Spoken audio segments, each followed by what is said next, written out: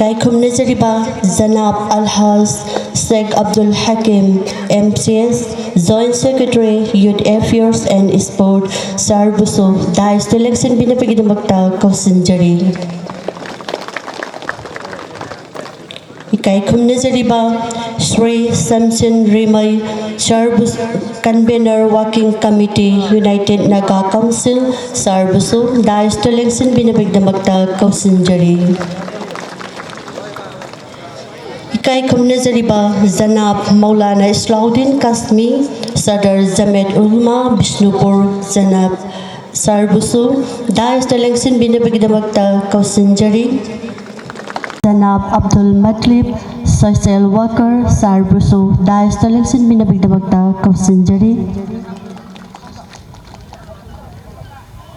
Tangda Kausinjari Kaikum Nazariba Sri Yumkhaibam Surjit Kumar Kuman Media Coordinator Coordinating Committee on Manipur Integrity Sarbusu Dais Election Binapigidamagta Kausinjari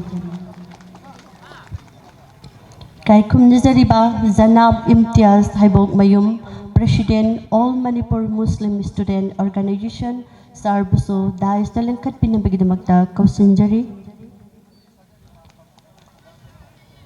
Amasung Kaikum Nazaribi Wahengbam Tanu Chanu President Manipur Youth and Student Union Madam Buso Dais Election Binapigidamagta Kausinjari Lengsin Biraksi Madam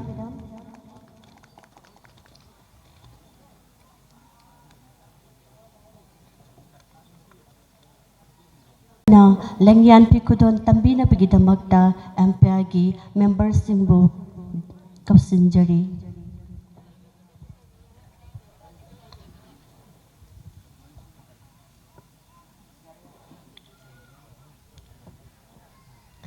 Ngasigi Thauram Masigi Dignitaries Singda Lengyan Pikudon Tambinapigidamagta Kausinjari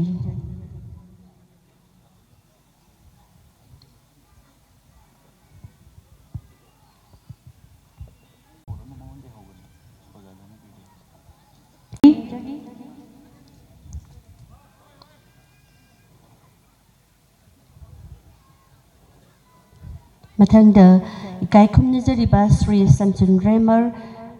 Convener Working Committee United Naga Council Sargidamagta Lengyan Pikudon Tambi Mathangda Kaikum Nazariba Zanab Maulana Islauddin Kasmi Sadar Jamet Ulma Bishnupur Sargidamagta Lengyan Pikudon Tambinapigidamagta Kamhanjari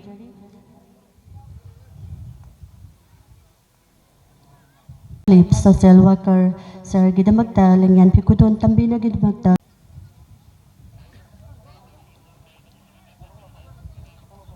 Mathangda Kaikum Nazariba Sri Yumkhaibam Surjit Kumar Kuman Media Coordinator Coordinating Committee on Manipur Integrity Sargidamagta Lengyan Pikudon Tambinapigidamagta Kamhanjari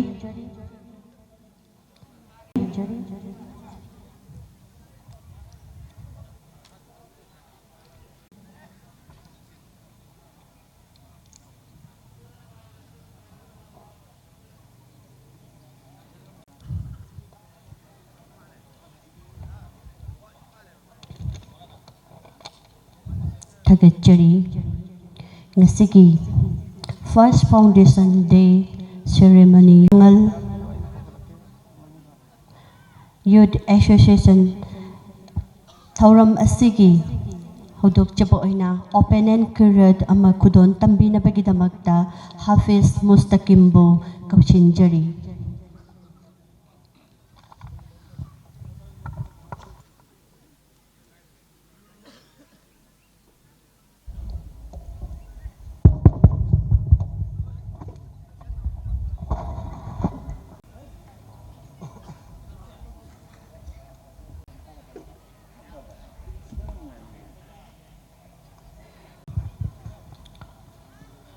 السلام عليكم ورحمة الله وبركاته الشيطان الرجيم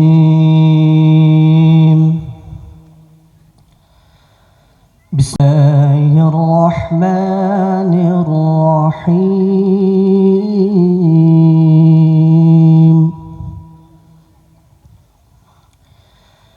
لله ما في السماوات وما في الأرض وإن تبدوا ما في أنفسكم أو تخفوه يحاسبكم به الله فيغفر لمن يشاء ويعذب من يشاء والله على كل شيء قدير.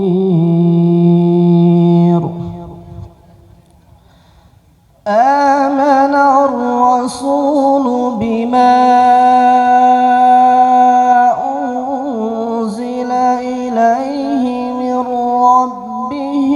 والمؤمنون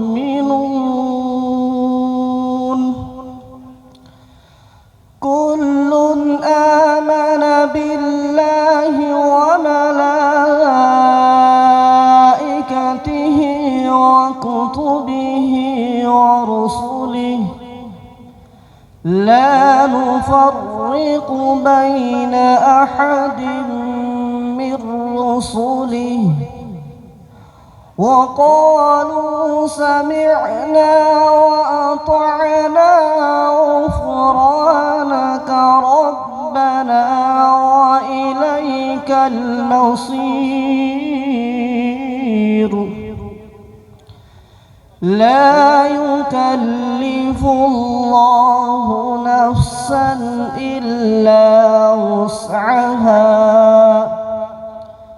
لها ما كسبت وعليها ما اكتسبت ربنا لا تؤاخذنا إن نسينا أو أخطأنا ربنا ولا تحمل علينا إصرا كما حملته على الذين من قبلنا ربنا ولا تحملنا ما لا طاقة لنا به واعف عنا واغفر لنا وارحمنا أنت مولانا فانصرنا على القوم الكافرين. صدق الله العظيم.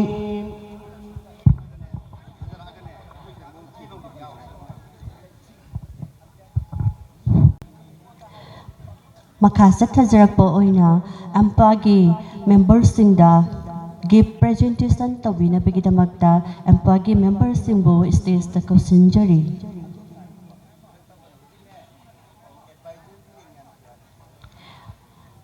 Nagpigani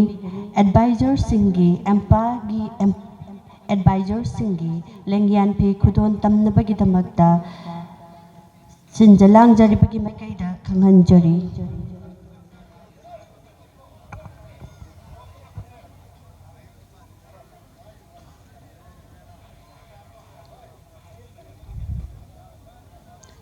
Saknairaba ampagi advisor singbo stage takta lengsin binar na begdamakta kanghanjari.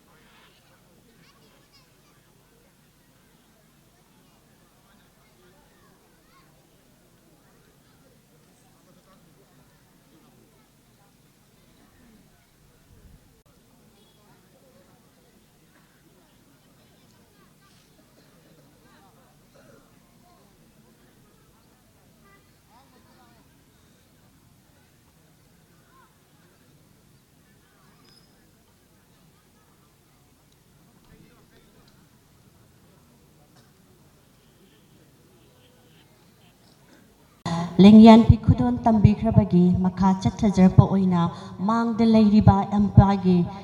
flag asibu hosting tawbinabagidamagta daista lengsin biriba ikai khumna jaribasingbu ngahaktang lengthokpinabagidamagta nolukchari.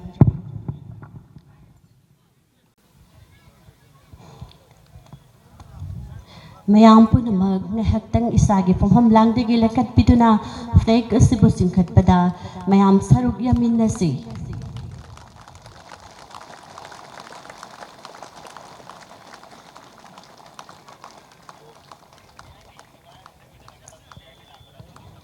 Thagachari ampagi fajaraba flag na firan singkat krabagi matungda mayam punamag isa-isagi from lang dalang sin binabagdamakta kanghanjari.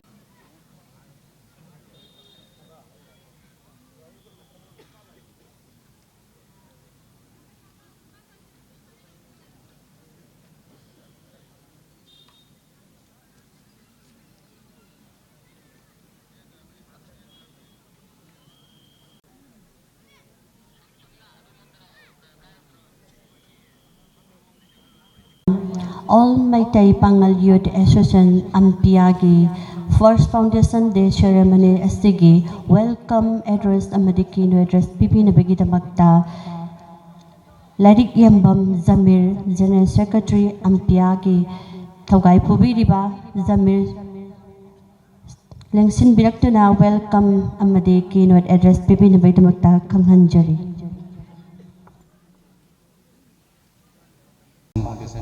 Desi kita makta pampam lang dalengsin biriba daski pampam lang dalengsin biriba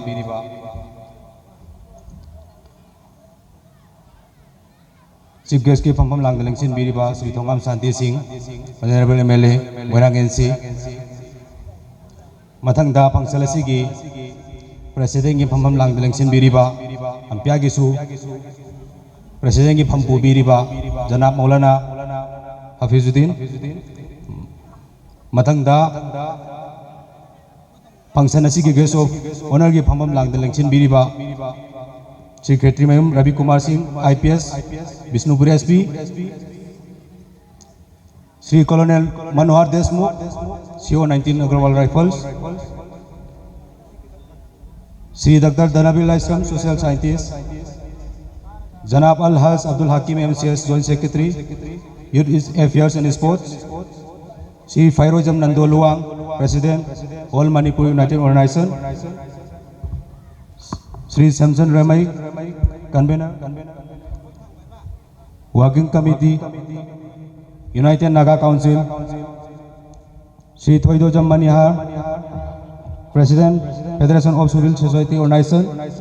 Janab Maulana Islauddin Kasmi Sadar Jamiatul Ulama Bishnupur Janab Abdul Matlib Social Worker Sri Yungkhaibam Sujit Kumar Kuman Media Coordinator Coordinating Committee on Manipur Integrity Janab Boboy Koribayum Former President Manipur Maitai Pangal Welfare Organization Janab Imtiaz Haibok Mayum President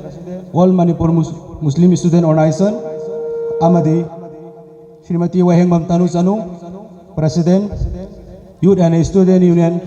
Mayampun Namaku Asigi Thoram Asida Taran Oksari Amadi Tobimal Utkangbot Makatarakuda Mangdelensin Biriba Special Invited Singh Kulasi ki ahalaman ulmai karam ima ibel satra naharol khwaipu namakpu nanai hakna ampiage mo senjaraga tawimal khangba utchabagaloina na taram noksari ngasi yaifaro banumi asida sinjariba ahanba foundation day asi empowering youth securing tomorrow haiba thimda angthoksabani masigi thimasina Ampiagi struggle unity progress haiba moto asibu yamna naksina reflect tawali masigi oiriba Manipur amadi Bharat ki phibam asida haugalakliba nahasingna laibak asibu semgat pada अचौब दायित्व लेरे हाइबो वफम असि वखलदा थमजरगा असिगी ceremony असि theme असिगा लोइना पांथोकसबनी मखा ताबा speaker सिंगनसु youth सिंगी दायित्व अमदी समाज असिदा लेरिबा अहोबो मयाम असिदा ngasi naha singna kari daita lofam thoki haibo wakhalon da yumpham oibo wafam thambirakani aigi telaba matam asida ampiana sahi asida thabak oina pangthok chakiba thabak thorum khara miyam gi mafamda thamjari ahan bada January 31 2024 amasung February 1 2 numit humni asida Ampiagi ahan boina youth leadership camp ama pangthok saki nurture youth responsible future haiba theme da haiba loina na manipur gi lengbi raktuna wafam kya thamki amasung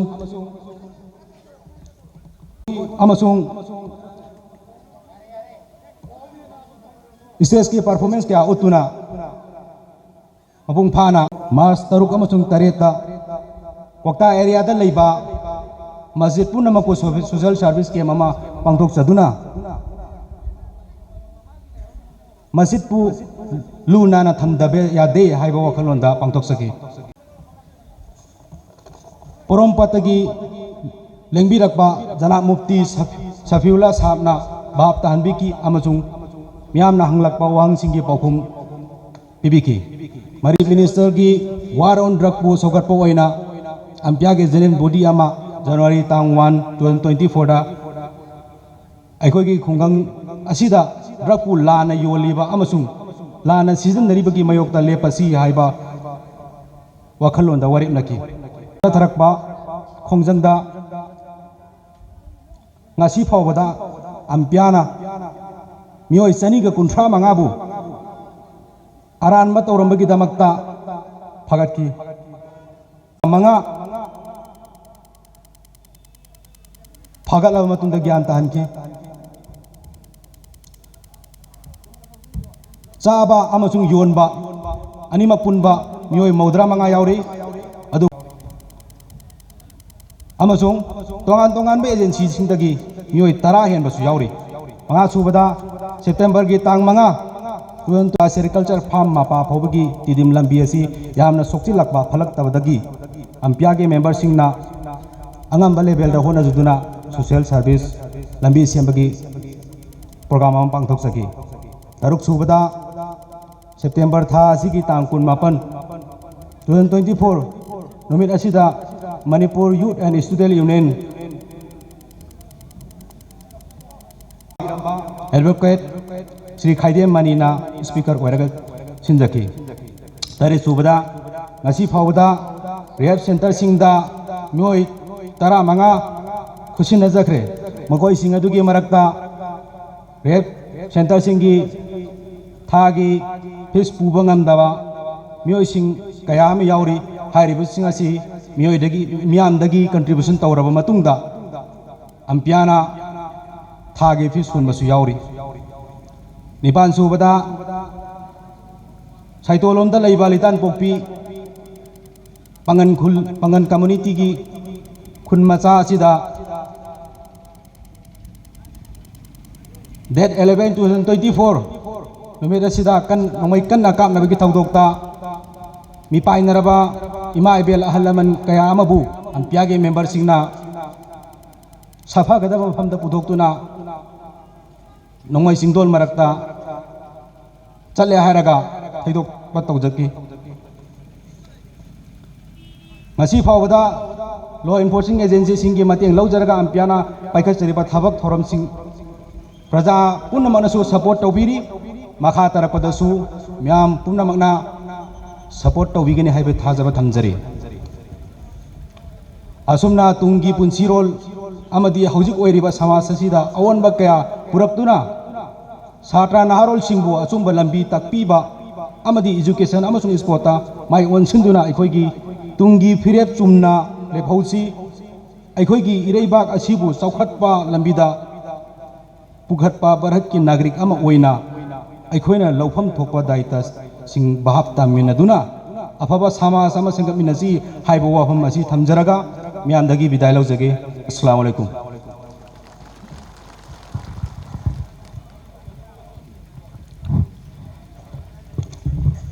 Thakachari Marakthadna ngasigi first foundation day ceremony ampiagi chief guest oina lembirakliba ikai khumnajariba honorable MLA Moirang AC Sri Thongam Santi Sarbu daista lengsin binabagidamakta nalukchari lengsin birakse sir.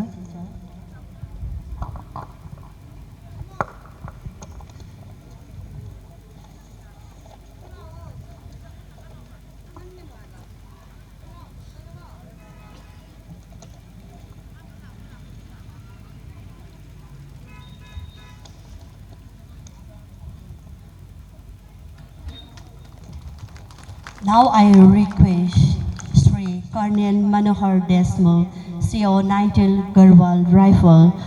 to kindly take the dais.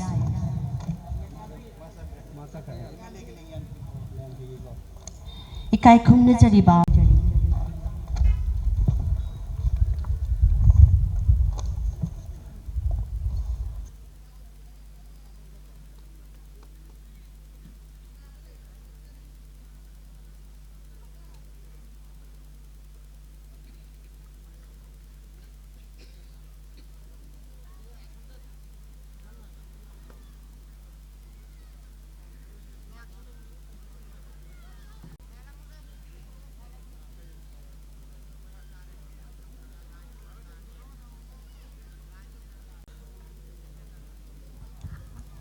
maka chathajarakpa oina ikai khumnajariba MD Nasir Khan LIC Convener Program Management Committee Sarbu wafam khara thambinabagidamakta kausinjari.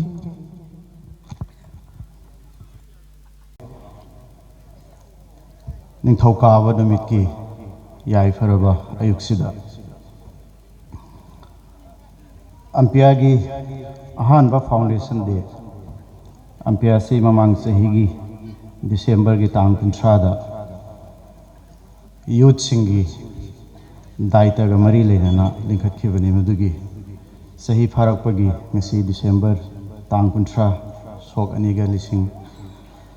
अनिगा कुनमरी ngasi की थौरमसिगा मरी लेना दायित्व लिंखत्पिरिबा अखोई ख्वाई पुनो पुलुसिंग बिरिबा honourable MLA Shri Thongam शांति Singh chief guest की form लांगदलिंग सिंबिरिबा function असिगी president की form लांगदलिंग सिंबिरिबा जनाब मौलाना हाफिजुद्दीन अम्पिया की सु प्रेसिडेंट ओबिरिबा मथंगदा ओजा धनवीर लाइसरा मयामना खौरांग नांगाइरिबा आईगी याम तेंतक पावफम से थंब हेक लोइबगा ओजा धनवीर वांगंबिगनी मयाम ओजा धनवीर की असिन बखरा लेबनिना मयामना खौरांग नांगाइरिबा ओजागी याम मरोय वफम सिंसु अदुम ताबा फंबिरगनी मथंगदा Shri Samson Remmei convener working committee united Naga council जनाब मौलाना इस्लाउद्दीन कासमी सदर जमीयत उलमा बिष्णुपुर जनाब Abdul Matlib social worker Shri Yumkhaibam Surjit Kumar Khuman media coordinator coordinating committee on Manipur integrity Shrimati Wahengbam Tanuchanu president Manipur youth and students union अमदी अतई होजिफावा लेंसन बिरक्ट्रीबा दाइस्ता फंबीगदबा मरोइबा पुनमको इकाई खुनबोचरी लोइना मांग लेंसन बिरिबा खुंगंगसिगे हलमन सिंह सोशल वर्कर सिंह मरा पाइबी गेमा सिंह ओलिमा सिंह सात्र नहारोल ओजा पुनमक इकाई खुनबोचरी ngasiगी अम्पियागी फाउंडेशन डी एसिदा थमजरीबा थीम नहासिंगी दायित्वगा यामना मरी लेनबा empowering youth securing tomorrow haiba theme asiga mari leinana tongan tongan ba speaker sing su maro e wofam thambirakani ngasigi leiriba samaj sida koigi satra naharol sing orakliba phibam se yamna sokchin graba asigi tanja sida akoi kari tawbatai akoina ima leibak sida leiriba sarkar amadi lusingba sing sina akoi gi damakta kari tawrakadori haibado ngairaga leibagi mahuta iramdam sida pokpa naha moina ima leibak ki damakta shagi damakta samaj sigi damakta kari tawfam thoi haiba wakhanda khallaga ampiagi kokta khungang sidagi maruina yam graba naharol samari samnga tholaga aikoina tawfam thokpa daita makai akoi pangthoga ima leibak si saukhatpa leibak ama purakna bo hona bada koi daita lauragani haina chongthorakpa naharol singdugi team amani all maitei pangal youth association hairise ngasigi program siga mari leirana hojik manipur da leiriba situation siga tentakpa ampia amadi kwata da leiriba shesho mayam olmai sing ahlaman mayam punamakna lawjakiba daita amadi hujik oiriba situation sida koina kari to fam thoi haiba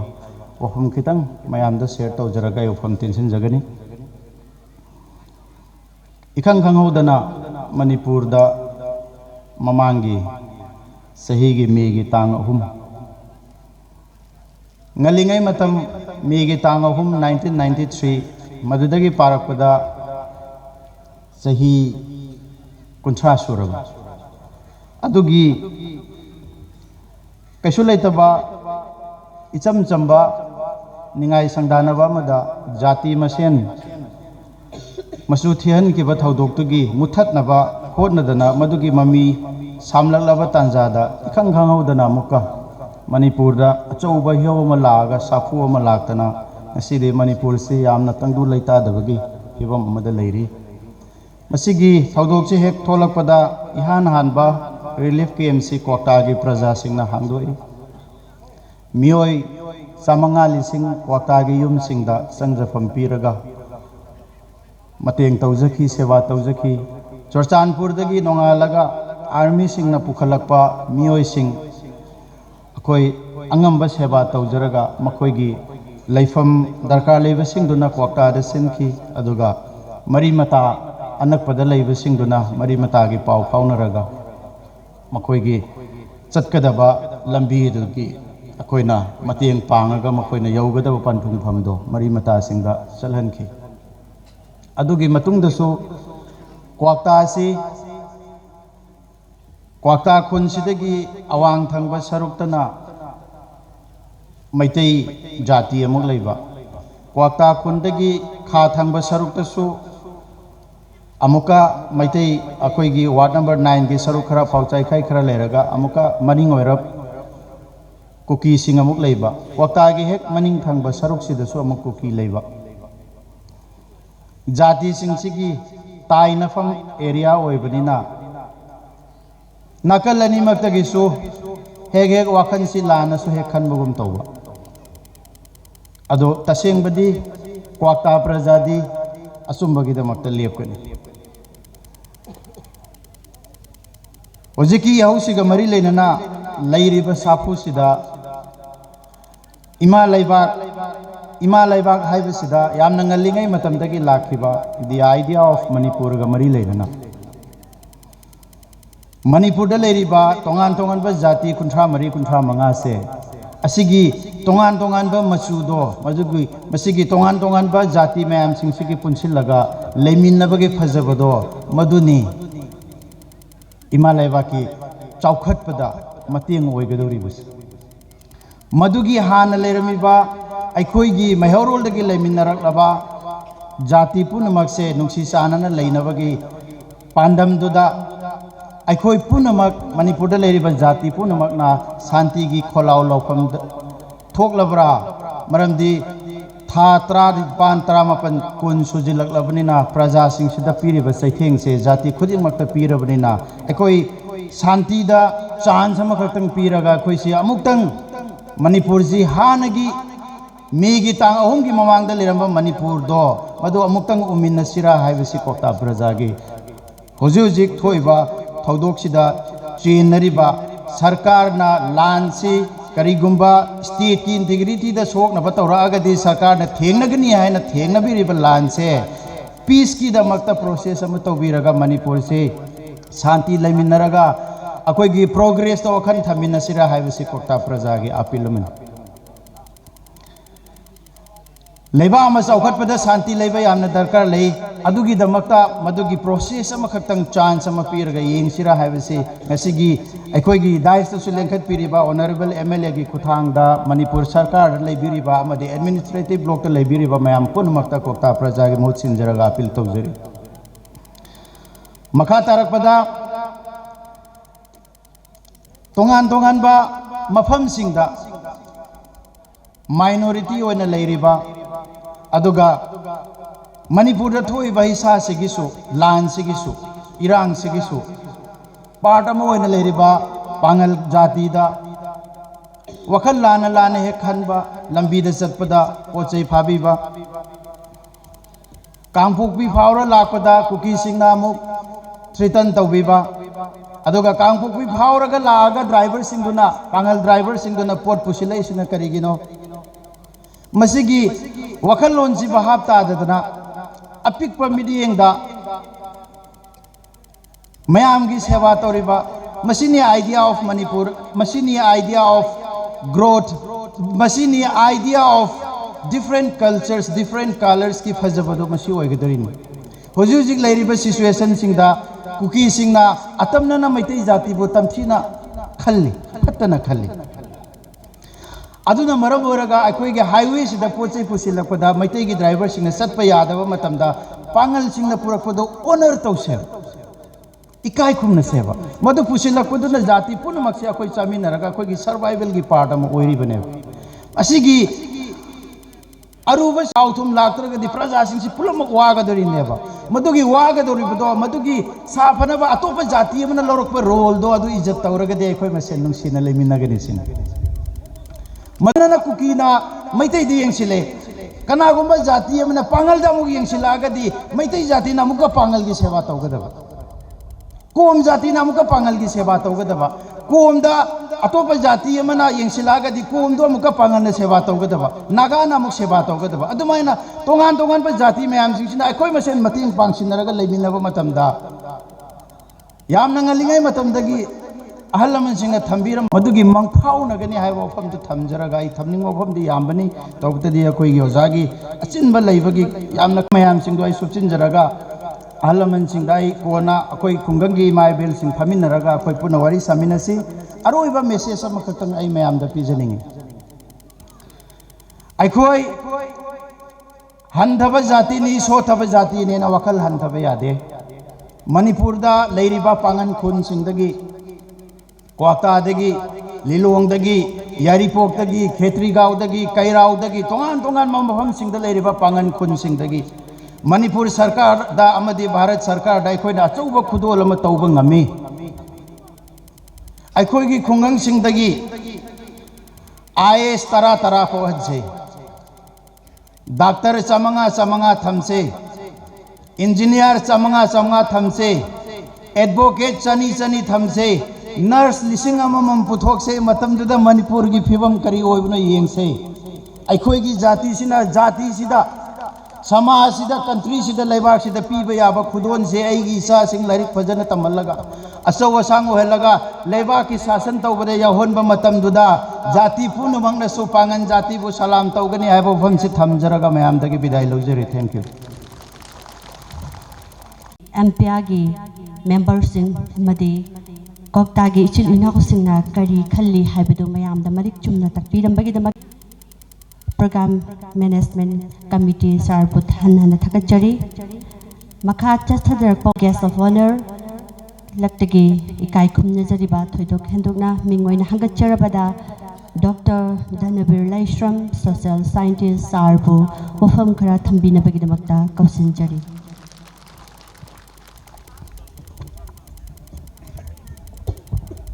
मई लेना लेंसिन बिरिबा Ikai Khumnazaraba Chief Guest Sri Thongam Shanti Singh, Honorable MLA Moirang AC Ikai Khumnazari, Loinana President AMPYA Ampia Janab Maulana Habizuddin Handaksi Mama Duna Machani Pa Inkhalak Padu Manak Lephallaga Chempak Sida Chini Khara Hapaga Yomaga Pibako Aduga Panek Machetu Kudang the Kibire Mata Paraba Machagi Marai Baktuda Manam Namagane Imagi Ningting Lan Chatlu Nangi Kunjanga U Nangi Naripanga U Naramdam Nga Oidana Mamitagi Mapi Chadum Taraga Bidai Pibase Handak Uni Atai Matamdu Ugide Manipur Giko Halak Pasuyawi Halak Tapasuyawi Pik Kraba Angang Macha Mayam Sina Relief Camp Ki Numidang Mama the Ningai Tobuse Ima Akoi Bukaram Kanda Yum the Handuino Akoi Bukaram Kanda Yum the Handuino Mama Pakum Pibangam Deko Mitagi Pi Tabanatana Karapukak Chawa Machana Mayum May Taba Ugraba Dunane Ima Akoi Yum Salungam Gidro Nam Gidro Ningai Toboko Aduju Pakum Pibangam De Mamagi Mamitagi Mapi Tabanatana Mayam na Kambiga Devase Mahidane Yuzu Mahini Tangi Kuizu Mahini Tangi Suhizu Mahini Tangi Sangomzu Mahini Tangi Kwai Digi Tangba Mahise Mitagi Taba Pizine Pidi Tamuigi Wakat Yawe Ningba Kaibagi Wakat Yawe Ningba Tungdabagi Wakat Yawe Pen the Bagi Wakat Yawe Mina Otpi Nabibagi Wakat Yawe Bapizi Aduna Matung Tabadadi Maitei Pangal Manipur le Minerva Kanglup Sing Zigin Naha Sing Sina Youth Sing Sina Manipur da Amona Anova Milu Dagi Pi Tan Dana Base Nakogi Diet Tanina An with the Tamza Gable Maramdi Landi Soy the Lepki An Balanzao Lepki Anis Balanzao Lepki Lan Budi Tambangam de Ahum Subalanzao Tolpasui Israel Gi Matakta Hosik Saudi Arabia Ga Aduga Akogi Iran ga Pullaga Tingnani Muhairi Sidadi Israel Karaparak Tarniko Syria Luxin Re American Vichang Sanjin Banina Sizu Lem na Toy Ukraine ga Russia ga Lan Tingnari Bangladesh da Hosik Pakistan Gi Bomb Mayam Pusalaga Lakre Aduna Amu Silguri Gi Mangak Manbuji da Kaido Work to Lukhangde Asob Dana China na Mu Airport Arunachal Pradesh Gong Lawadam Savloy Som Dana Mu Russia do Junta Board Kan Dawya de Sibai Loy Thara ni Haire China na Mu Mogi project me Amu Sang na Sibai Thajalani Haire Akoi ga Taina Badal River Laloba me Amjina Maroma Kan Gibuna America na Mateng Tap Tai Pangamina Military Junta Muk Sangan Bangamdre Kainom di Taudurim Adubu Amoiro Landi Soidan Lepkini Lan Lepkama Matunda Kaidogadagi Akogi Nahas in Sikaidohan Sige Hibase I wonder Yam concern with Jay and a Sidoina A Tamzagi Hosik Tabi Greco Kapi Bapun Sima Yamzi Ningbakai Bapun Sima Yamzi Tung Taba Punsiro the Kari token is to Kang Dripse Aduna Kogi Nasing Di Punsize Yam Kupna Kang Daviade Maiti Pangalisi now sing said Yam na Tangba Manipur Imagi Physical and Oirambani Oyal Ningi Oikisiko Matamama Maitei na Low Ubada Kogi Sumnagi Yot na Tauraga Sum Ubasidagi Langol Paidana Ling Dana Kotana Anova Low Patap Putopuse Kazi Singnani aduna kaji part aina khongman gi mamang da part achom lei do ada agriculture gi training pibam ni kayam chawgraba contribution no kaji sing ko adagi di 1913 da maitai pangam sing ne thobal lan ne ma to budu hojita khoi inaw ga khoi ni wari sanar mim ni kana go bana paning azu robert reid ki lai ta pabi ai ai gi larik ama political participation in manipur habi da pabi ai ka sigi luching mase atip chawu ko ngasi history yang sina kanam ta pandaban thamning di mamangi punsirol da idea of manipur da maitai pangan singna maitai gi mateng pangba maitai na maitai pangan sing mateng pangba tampak ta puna lemina bagi nusinabadu kayam wang na leram ge do ngasi di sum kaithak pa manba madi udaba nate ko sini khoina section ga dabase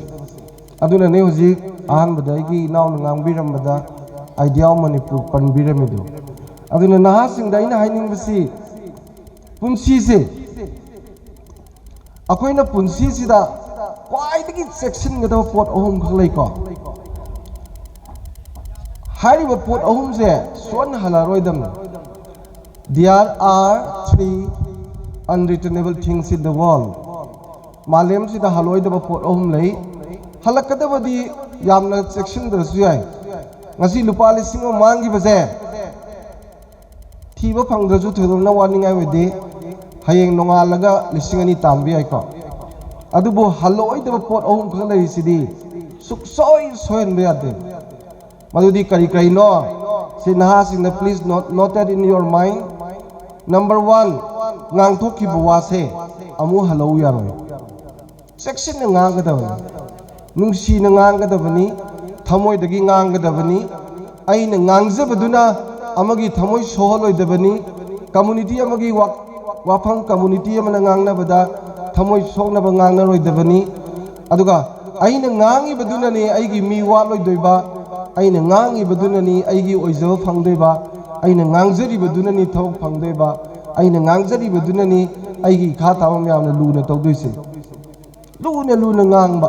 phata phajana ngangba ima ipa sing maru mapang sing ngangna bada nungsi na ngangba thamoi dagi ko sima ani subada haloi daba amana matam di ngarang do punsi da haloi punsi sida ngarang ai bangarang do halaroi damni aduna ngasi ji haugrani dana halaroi haloi do matam jidine sumang mangaloi do aina tumba hogalam daida naha singna ngasi ai kari kari tawjige nam laptop yu plan ama to no magi ko mado loina mak tok yu loina mak tawrbo lor kana tumgo yare ko ngasi di ngasi habi numi se ai gi woijaba laujare ko aina fajan tumbi go no ala je dum tawbiyo adumaina naha mi ala sum tawbuduna hayeng hainabi oina puji chupa tawradi manipur will be the golden peacock in the world malim de manipur sanagi wahong oigadam masima ahum subada punsi life se akoina khangdabagi wani mioi bagi punsi se masing thiba ngamdangai pokhiba mayam masing thiba ngamdangai sigiba mayam sida akoi noi pukpa yawbu nati handaki mapoksi loiredana amu halaroi dharma kharadadi halakani hai ko ai di thaje jade ko halo oi amuk tang pop mapok ni amuk tang ticket phangaga prithibi da lakpani kanana pok pagi ticket pi imana ticket pi aduna ni nang na phatna yam na pin na batorsu palem imagi khomlang namagi laman singmangam di hais anu punsi se tang mapok ni hana ju pokte matong da ju poi da banina ne yam ijat leina फजब चिंजाक चारगा फजब वाखन खल्लगा फजब लमचत साजत चेलगा अतांग मी अमा ओइरगा पोकपा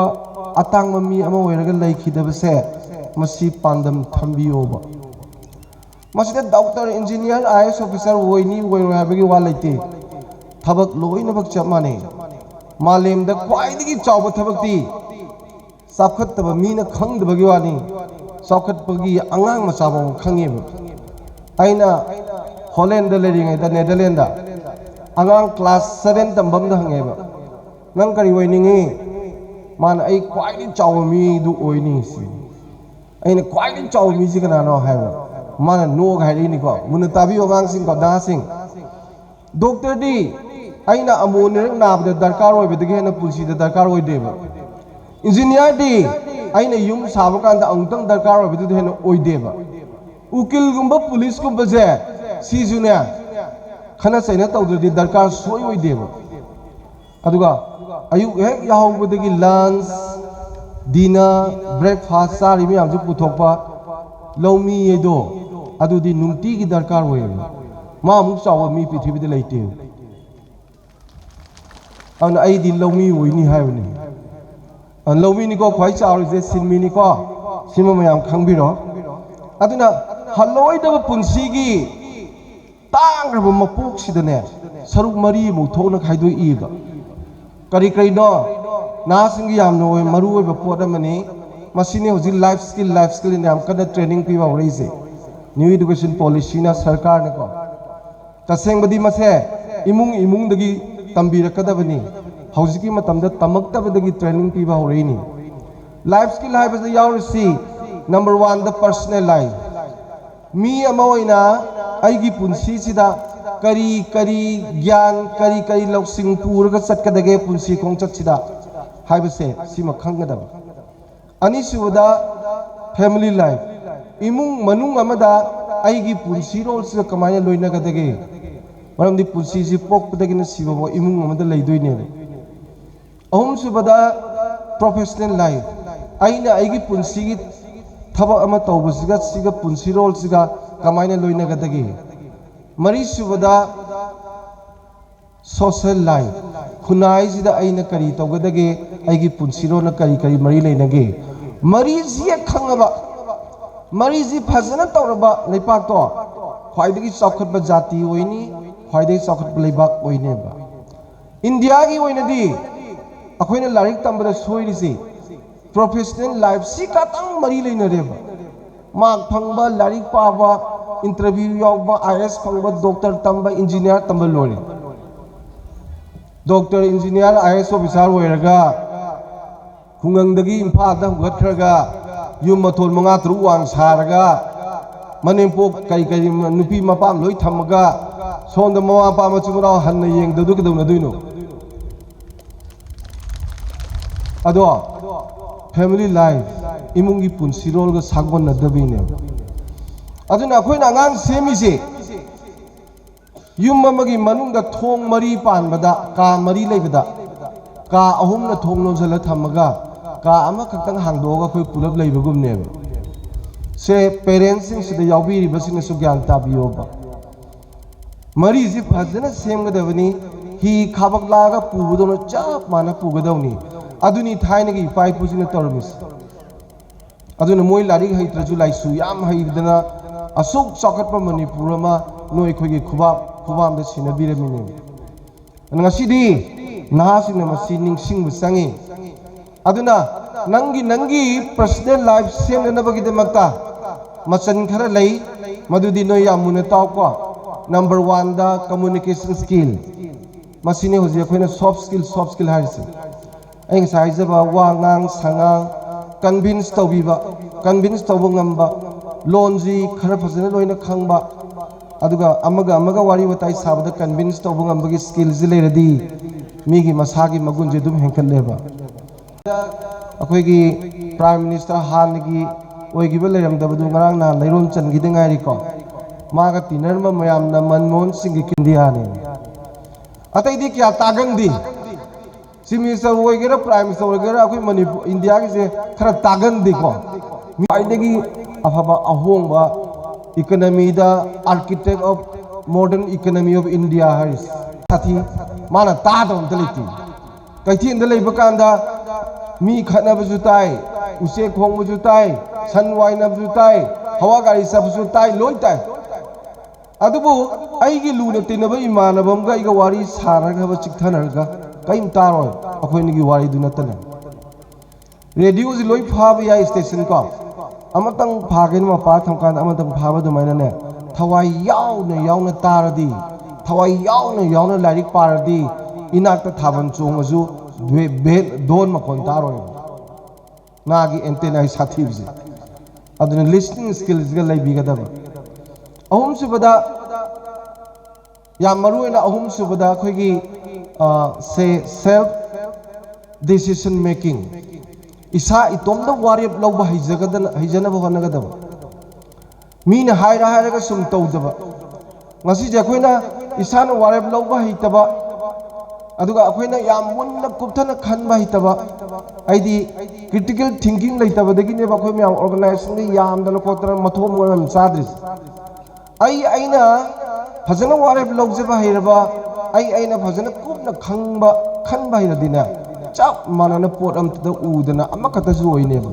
self decision making aduga maru oigraba critical thinking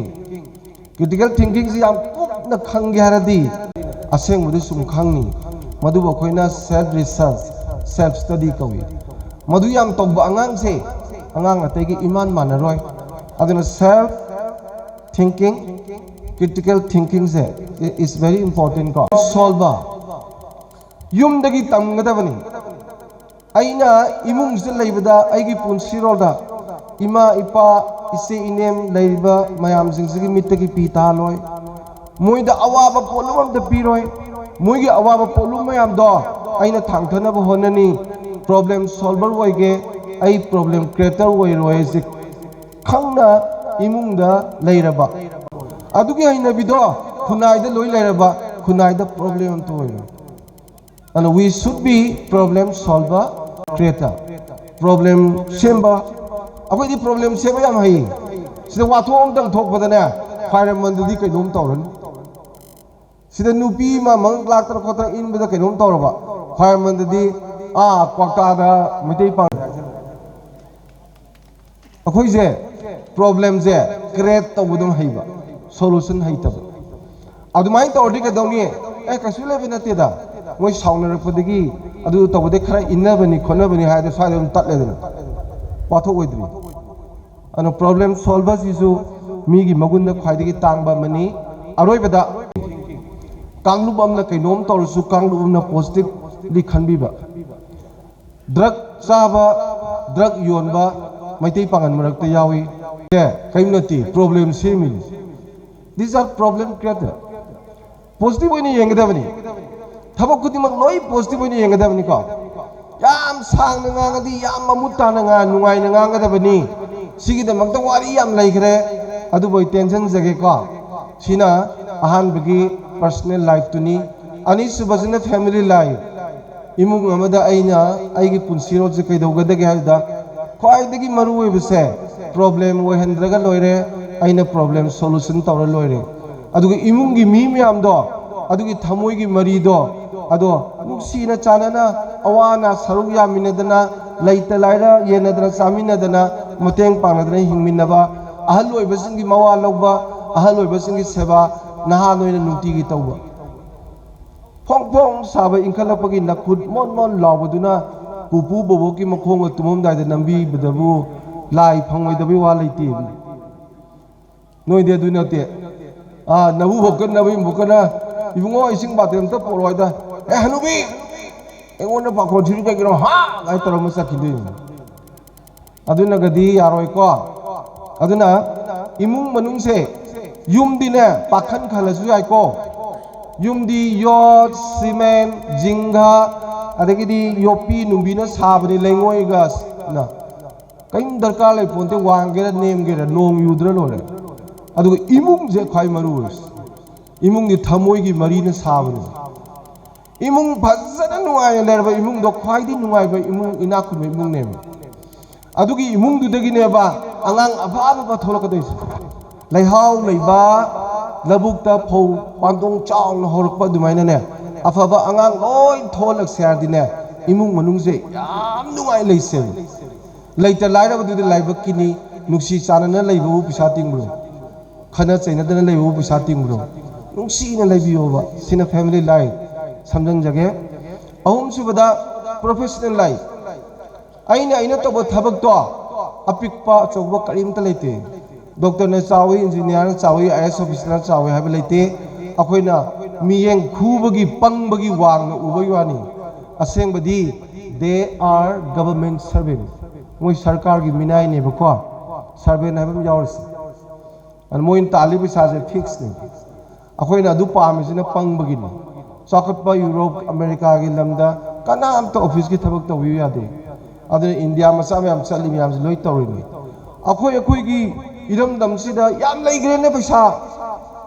खलु Dubai ने सरकार की चौकरी तानबगी अखोइना लौ योंथोकपाने मयाम कैनोम हाइजगे को लाकदोइबा आंगांग सिंसिना हयेंग ग्यान ताव मतंग मणिपुर इना कुनबजि मणिपुर इना कुन लम लेरोइदम हौजी पुगरी तौदना nga योइसिदा nga सिंग nga योपगी महता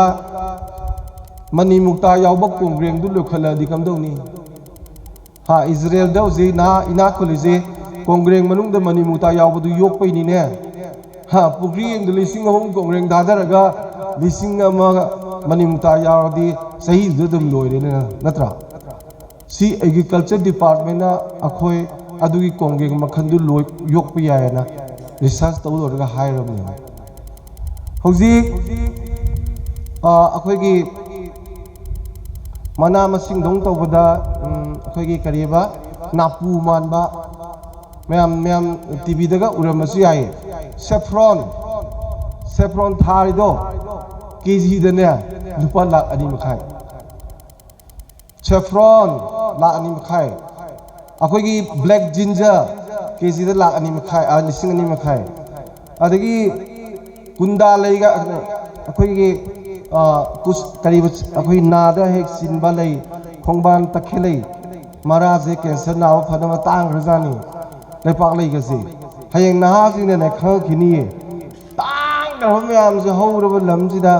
लाइररिसे आंगांग सिंसिना सिगुमबजिदा पैसा पाइनिंगबगी थबक तौदबगी एंटरप्रेन्योरशिप की वाखन ममा पाना ओजाना पीदबैने पिरखिनी नुआइरखिनी खोनी की जासी में तोक तबमता लेत्रे चांदेल द यूरेनियम मोरेदा तांग प्लेटिनियम अदगिदी तमिलोंग द थोइबा थाव जु सही सोम चिंथोकलो राइन सुशानपुर ग जिरी ग द चिंथोकसु याय को हौजि सि मयाम चंद्रमनि चिंथोम बर खंग पोंते अखोय मयाम ने याद द चिंथो हंदबनि अदुबु अदुद नतना ममांगी उखुल जिदा लैरिबा क्रोमाइन अदगी सेन अखोगी करीबा अखोगी लाइमस्टोन क्वाइ फबा क्वालिटी अदो मनुंगसिदा ग्रीन मार्बल स्टार कापदु इंटरनेशनल मार्केट तांग्रबदु पिनै लोरदबनि लैरिसका सनाबुक लेरमदोइनी 2011 दा जियोलॉजिकल सर्वे ऑफ इंडिया ने सर्वे तबदा फंग पोनिसे हाइजरिजी हाइजन मनते मोइना पुथोपदने सरुक अहम तपै अनि खतनी मोइना सर्वे तबिस अमा वालिमनि सनाजु फंगमदोइनी निंथि तुरेन सना खोलगबु निंथि गे हबो मणिपुर सना लेरमोद्रो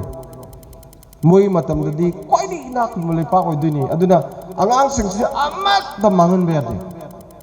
मागी प्रोफेशन अपा अपा चलन बियो नंगी इंटरेस्ट नमदना चलन बिगनु आइगी अपामदुगा आंगांगी पोटेंशियलिटी दुगा मानद्रगदि आंगांग सेमबदा आइगी इंटरेस्ट नमगा चलन बिगनु आंगांग लोई मांग सिना प्रोफेशनल लाइफ अदुगा आइना तौरिबा थबक तो आइना तोलब लिसिंग याखै सारदी लिसिंग उफुगी थबक तौ तारे पुंग 10 दा कागदबदो 5 दा का तारे पुंग 5 दा हनगदबदो 5 मखाय दा हन तारे मणिपुर की थबक तौरी म्याम जे स्वाइ लोई तौरदी माना मतम हेलिबा थबक तौरमी म्याम दो अहेनबा पैसा दो लेपाक ता कादोइनेबा मसिबु गांधी जीना ब्रेड लेबर थियरी कवे इंडिया दा कनाम चनदि फजराबा पृथ्वी दा क्वाइदि फजरु थियरी ने ब्रेड लेबर थियरी सिगिसी आइना तौरिबा थबक तो दा कंट्रीब्यूशन पिरमदी सोशल खुनायु चौखने लेपाक जु चौखने अखोइगी ने पुंग 10 दा कादो 13 दा चलनी पुंग 5 दा हनगदा दा 3 मखाय सखनी थाम दा इना लिसिंग याखै फंगिसे मोयगिदि तोलब लिसिंग 10 मुक्तगी ने थबक तोरमसे लिसिंग 13 जे पॉकेट मारी बग समाने मासे साइकिल हुरान फुरकाउ चपदि मियाम चंग फुरी इबुई कायद्र खंगदे साइकिल हुराम दि योलग लिसिंग 1 मंगाय सिके सिले नत्रा अदुना तब हुरान जि याम लई चाव चाव हुरान अदो गांधी जी की ब्रेड लेबर थी ने सुया यादव पोट अमने अदुमाइना आइना आइगी प्रोफेशन दु थबक फजन तौरबा हुरान सिंधी तौद्रबा खुनाई सिदा आइना सा अकोन मेगी हाइजगिबा आइगी सोशल लाइफ तो खुनाई दु क्याम चावकदगी एमबियोबो आइना खुनाई गी ngamजबाइबु खुनाई गी खरा आइना तौजे वजा वरसु अंगांग सिंजी मांगदनबा कुपसेन सेनदना चारिबो तोलबदुगी मथकता अंगांग सिंजी केयर लौदन लाइक ताकपिदना तौरगदी माना चारिबो तोलबदुगी मथकता भारी दे हेन पैसा तानबगुमने मसे अखोई तौगम थोई अदो खुनाई गा आइगन लेमिनरी मरी सिदा खुनाई गी फनबसु ऑलवेज खनबिरगदी खुनाई दिजम चाहतकनी अदुगा वेल्थ एंड वेलफेयर आइना आइना पैसा तानब मतमदा खुनाई जिना मांगदबरी तालोइदम आइना नंबर 4 योनबदा युम वांग साब याय कार अनो नो तोंग याय लौ मयाम लेब याय पाखंग मसा मसा मयाम उई उइदना HIV AIDS नारगा सिरि मयाम जी खुनाई ददी वेलफेयर पीदेब आइना वेल पाइजरसु को अन वेल्थ एंड वेलफेयर अनिसी सोशल लाइफ ता कोइना ऑलवेज खनगदबनी अन मसिदी नांग आक्ता पुल्लगा कामदा पुंग अनि हुम वारी साब याम नुंगाइबा पोटनी मयाम तिनबसिददी याम सांगना ngaमसु नुआइत्रे अयामबना समजले लोइसनजरपदा आइना थमजनिंगबसि खोइगी प्रमाण अमतंग तौजरगा लोइसनजरगे अखोई इसिंग लाटपने अयु यु पुथोगा नुपी मयाम लेंबी रैसि खंगनी लाई खोरमबजे इसिंग नुंती पुथोपने अदुगा इसिंग दुना करी हाय लोइदि हंगदबा आइगी इसा इसुदु तंबीदबा ताकपीदबा को इसिंग जे सिदगी अचौबो परा मतमजे मैतै पांगमजे मैतै निना को मैतै गी इ यावरमिना हजितबु जाजात कौनरमनी थायनि मामगा इबाइगा नतन कयं कौना पोदेबा हा using money हाइजे थायनि mama इबाइ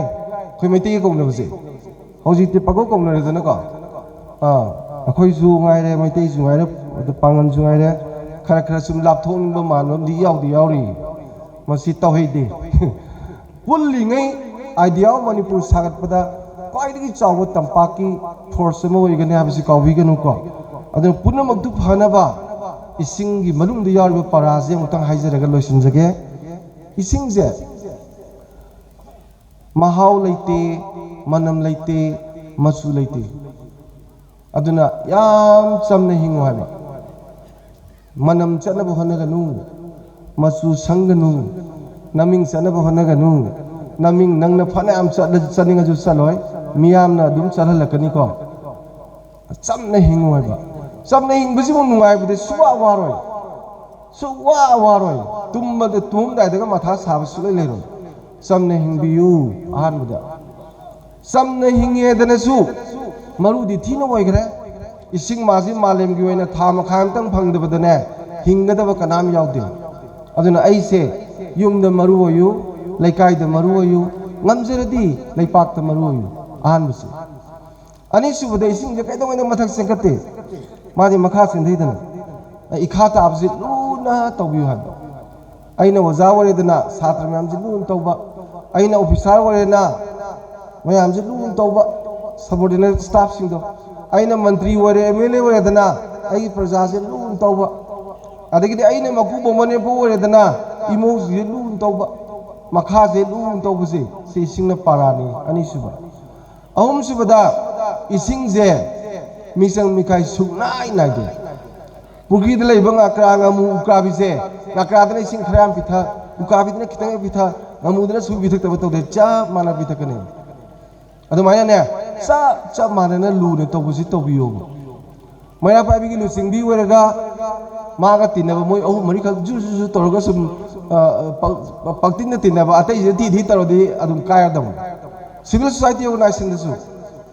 adagi leiga akpesu aina mi khara khara lu jum toroga tai de di toroba nung tharai je de ne cha manana lu na tawbuse equity line da yumpham moi buse ising dagi para tamgadabani aduga aroi bada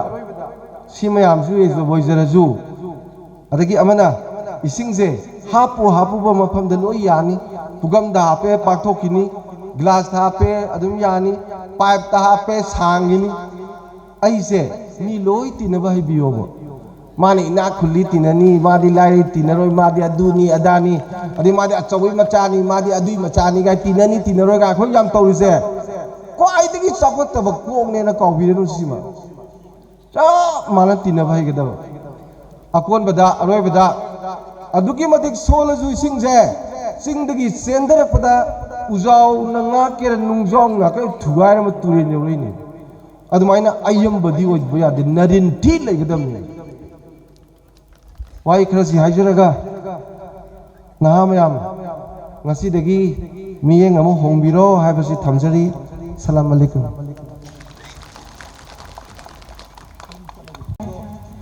yamna fajaraba sida hidak oiraba wahai kaya miyamda thambirambagidamagta ikai khumnajariba sir Dr. Dhanabir Laishram social scientist sir bohan hana thagachari marak thatna ikai khumnajariba Sri Thaidingjam Manihar President Federations of Civil Society Organization Sarbo Dais Talengkat pinabagidamagta kanghanjari lengsin biraksi sir Federations of Civil Society Organization gi President gi thawai pubiriba Sri Thaidingjam Manihar Sarbo Dais Talengkat pinabagidamagta nalukjari Mathangda kausinjari kai khumnajariba Janab Imtiaz Haibok Mayum President on Manipur Muslim Student Organization Sarbuso Dais Talengkat pinabagidamagta kausinjari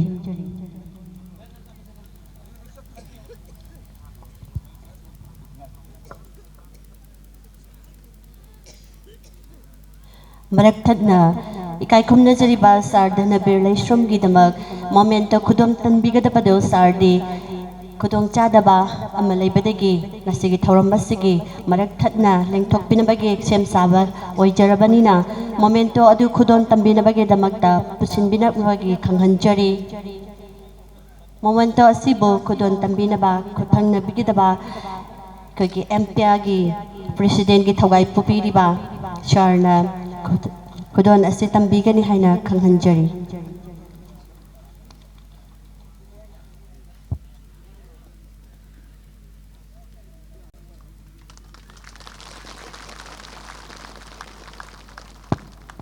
Jengbam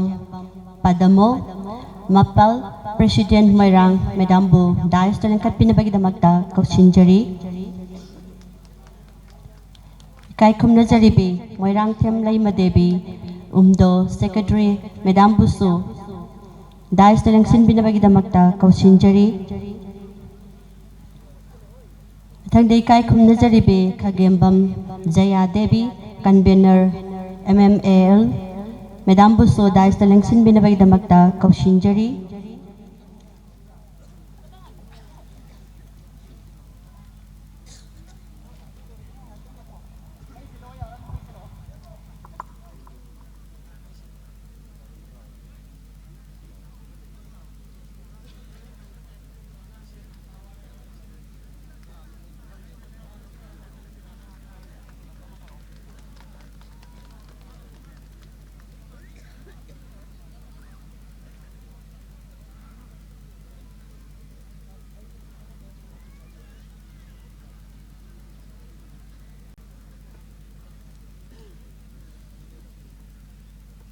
Ngasidi aikogi MPA gi President na nasigi thoramasigi chief guest ke pham langda lengsin biniba lojage Daba ikai khumnajariba M Dinasir Khan Convener Program Management Committee Sarbo kausinjari MPA gi makai dege honorable MLA Sri Thongam Santi tamai loina pajaroi me noiba kaino khaktang yamaroi ba point tara khaktang yauba memorandum amakak ampian thorang tu jagani ahan bada election matam daso yamna ngang nakiba akoigi safe drinking water se kwakta gi praja gi yumthong khuding makta pibiyo haiba ahan ba famni ani subada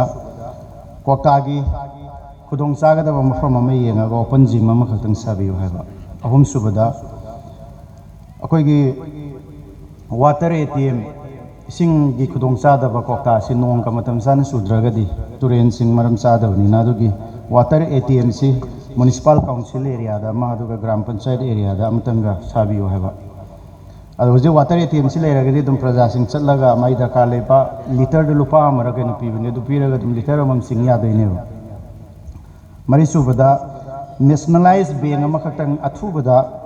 thambiyo haibagi awfam ne duga bank gi process tawringai da ATM amakatang akoi kokta praja sing si paisa lathol lawsin gi yamna problem oi bani na ATM amakatang kha thuna tawbiyo na manga subada koi gi sanaroi sing akoi na nisa gi mayok te sum sanction ba doga nisa saro mi sing dogi alternative adoga youth sing si masa phana leina bagi football ground achobani su leire si mathakta akoi gi turf football turf stadium amakatanga tamone arrange to biraga di do yamna kana gani mayamda puning thogot pu oigani hena turf ground amakatanga thamjari taruk subada akoi gi kokta sidi lau singubuna akoi gi maroi ba sinpham oibanina akoi gi pedi and wetland irrigation system se akoi labuk sing sida ising pina ba do ga inkol sing akoi gi pochai thari sing se asida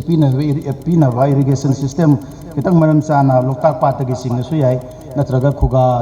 turin di sing su yai madum tang to biraga di kokta se saukhat pada yamna mateng oigani haina khanjaraga amtiana di ufam da thamjabane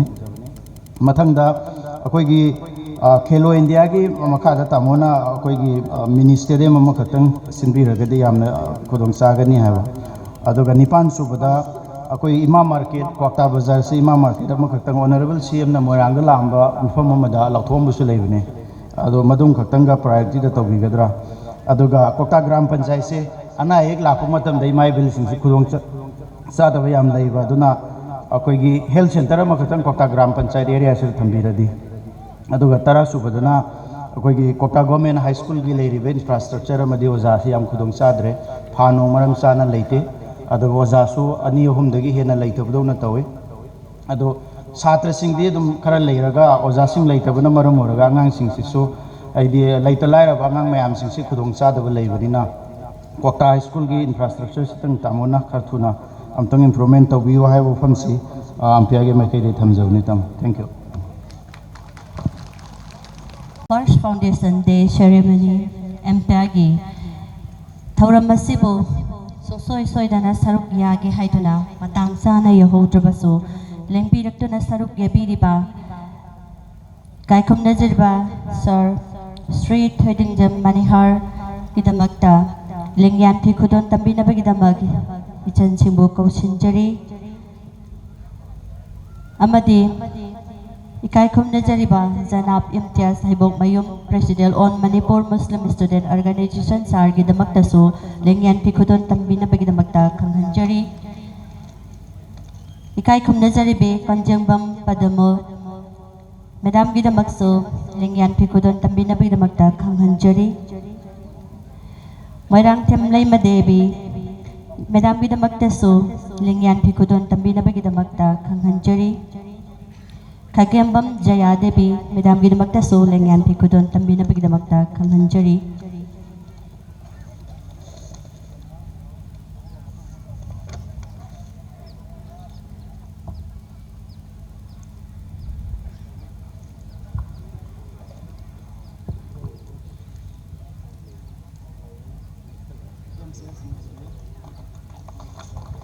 Thagachari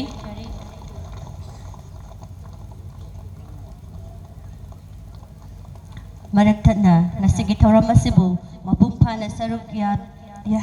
yajage haiduna matang chana lengbiraktrabasu lengsinbirakliba kaikumna jariba Janab Alhaj Sheikh Abdul Hakim MCS Joint Secretary Youth Affairs and Sport Sarbusu Dais the lengsin binabagidamakta kausinjari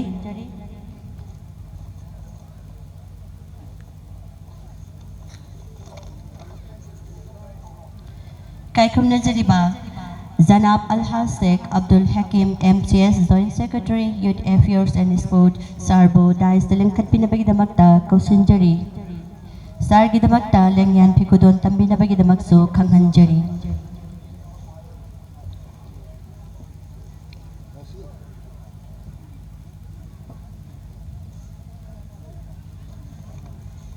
Nasigi thauram masida ikai khumnajaba utjaba oina lengyan phi khudon tambina bagidamata ikai khumnajabe ikai khumnajaraba kayabo stage ta kausinjana bagi tanja adu lojage hanbada kauthokjari Muhammad Mafijuddin akibo Vice President gi thugai poibiriba sarbu stage ta lengkhat pina bagidamata khanghanjari Muhammad Hanif Khan akibo General Secretary Sarbuso stage ta lengkhat pina bagidamata khanghanjari Umar Nangyay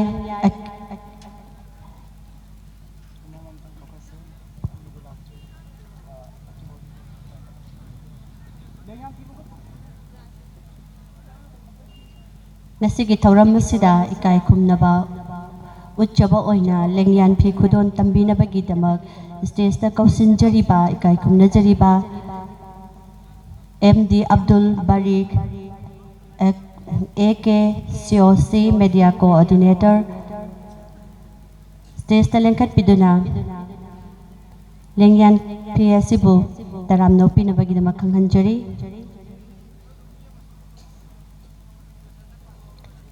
MD Abdul Barik kai khumna jariba MV Kalam Anjuman Gift President gi thawai pubiriba Maulana Busu stage thakta kausinjari kai khumna jaribi AC Thocho UNC Secretary Women's Committee UNC Madam Busu stage lengsin binabag damakta khanghanjari Amar Thaudam Arambai Tengolgi ikai khumna jaribasu stage ta lengkhat pinabag damakta khanghanjari Amar Thaudam Arambai Tengol Commander Bisnupur District ki thawai pupiriba sarbusu stage ta lengkhat pinabag damakta khanghanjari kai khumna jariba SM Ibocha Coordinating Committee Secretary Konuma Charbusu stage ta lengkhat piraktuna lengyan pikudon tambi pasibu taramno pinabidamakta khanghanjari ta lengkhat biduna lengyan pet asibu taramno pinabidamakta khanghanjari lengyan pikudon tambi gadaba ikai khumna jariba Ampiagi President gi thawai pubiriba Janab Maulana Hafizuddin Sarna lengyan phi asibu khudon tambina baidamakta khanghanjari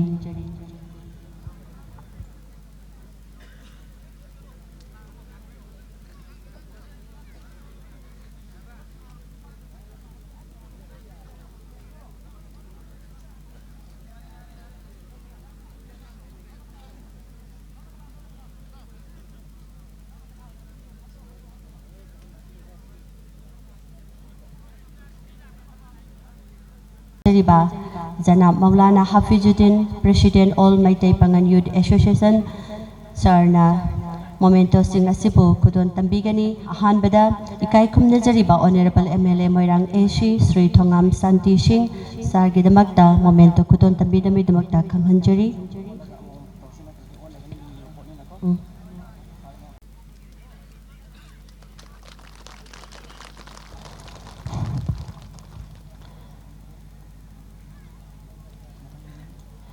Mathangda kausinjari momento asibu khudon tambina bagi ikai khumna jariba Sri Samson Ramai Convener Working Committee United Naga Council sargi damakta momento khudon tambina bagi damakta khanghanjari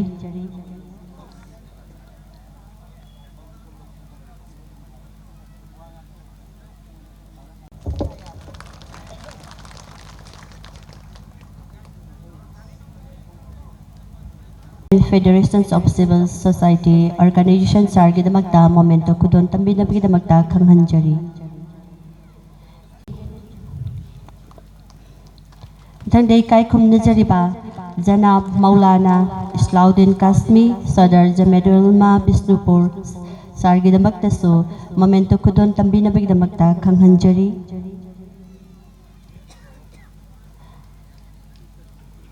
Tangda kausinjari Zanab Abdul Matlib Social Worker Sargi Damakta so Memento Kodon Tambina Big Damakta Kanganjari Tangda Ikai Kumnajari Ba Sri Yumkaibam Surjit Kumar Kuman Media Coordinator Coordinating Committee on Manipur Integrity Sargi Damakta so Memento Kodon Tambina Big Damakta Kanganjari Tangday kay kumnajariba wayang bam tanu chanu Madam Gidamagtaso Khan Convener Program Management Committee Sar Gidamagtaso Memento Kodon Tambinabay Damagta Kanghanjari Tangday kay kumnajariba Zamir Khan Lerik Yambam General Secretary Ampiagi Tawgay Pupiriba Sar Gidamagtaso Memento Kodon Tambinabay Damagta Kanghanjari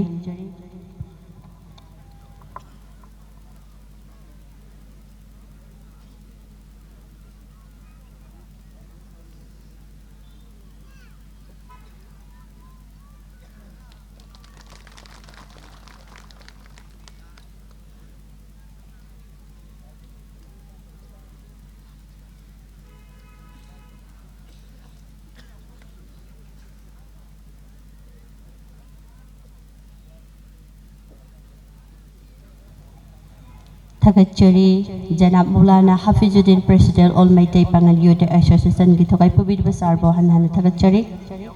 Abdul Hakim MCS Joint Secretary Youth Affairs and Sport Ki Togay Pubid Basar Gidamagta Memento Kodon Tambina Bigdamag Kanghanjari Kodon Tambiga Dabal Janab Maulana Hafizuddin President Ampia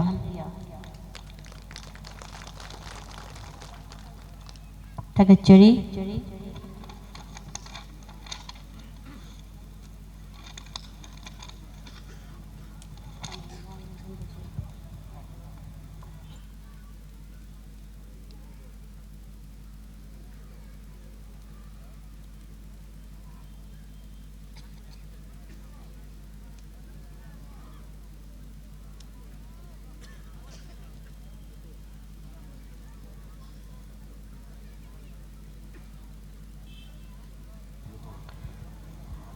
Maka Sakta Jarakpa Oina Ikai Kumnajaribe Waheng Bam Tanu Chanu President Manipur Youth and Student Union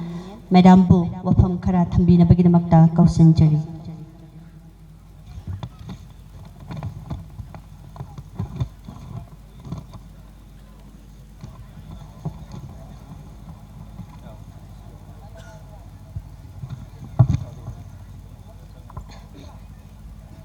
Firstly, I welcome Honorable Chief Guest, President, Guest of Honors, Itang Labam Nikup, Singliam Laba, Yam na Tazadana, Suk Yam Gani Haba Kaludaba,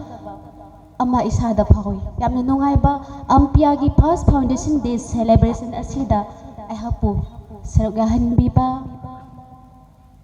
Tamoy da Wakal la Pauropa, Wai Kardang, Pondok Sabagi Ayaba, Bibiriba, Ampia ang naawang magtakta kay kumnaba utchari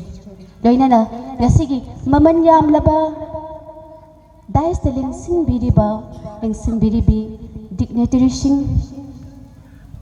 taka bada loiroi daba yam na atuk ikay kumnaba dara mawat laga daba ay nusizara ba oza sing puno mapuso hanhanay kay kumnazari loina na mang daling simbiriba tungan-tungan ba mapam kaya dagi leng birak liba ipahipal imaiben ibung ipwa isi indon mapang kay pun mapusu ikay kumnazari loina na live stream gi kuthangda mingta biriba khide mapusu ikay kumna ba utsheri ahang na wahi kadang thamjaba asida soiki lan ki biarabasu nak biheraba miyam na ngapinaba ahang na haizari we know that youths are pillar of the society. Nahasing nga sina ako'y gitong yubil o kadori ba nahasing nga sige youth sing nga si ako'y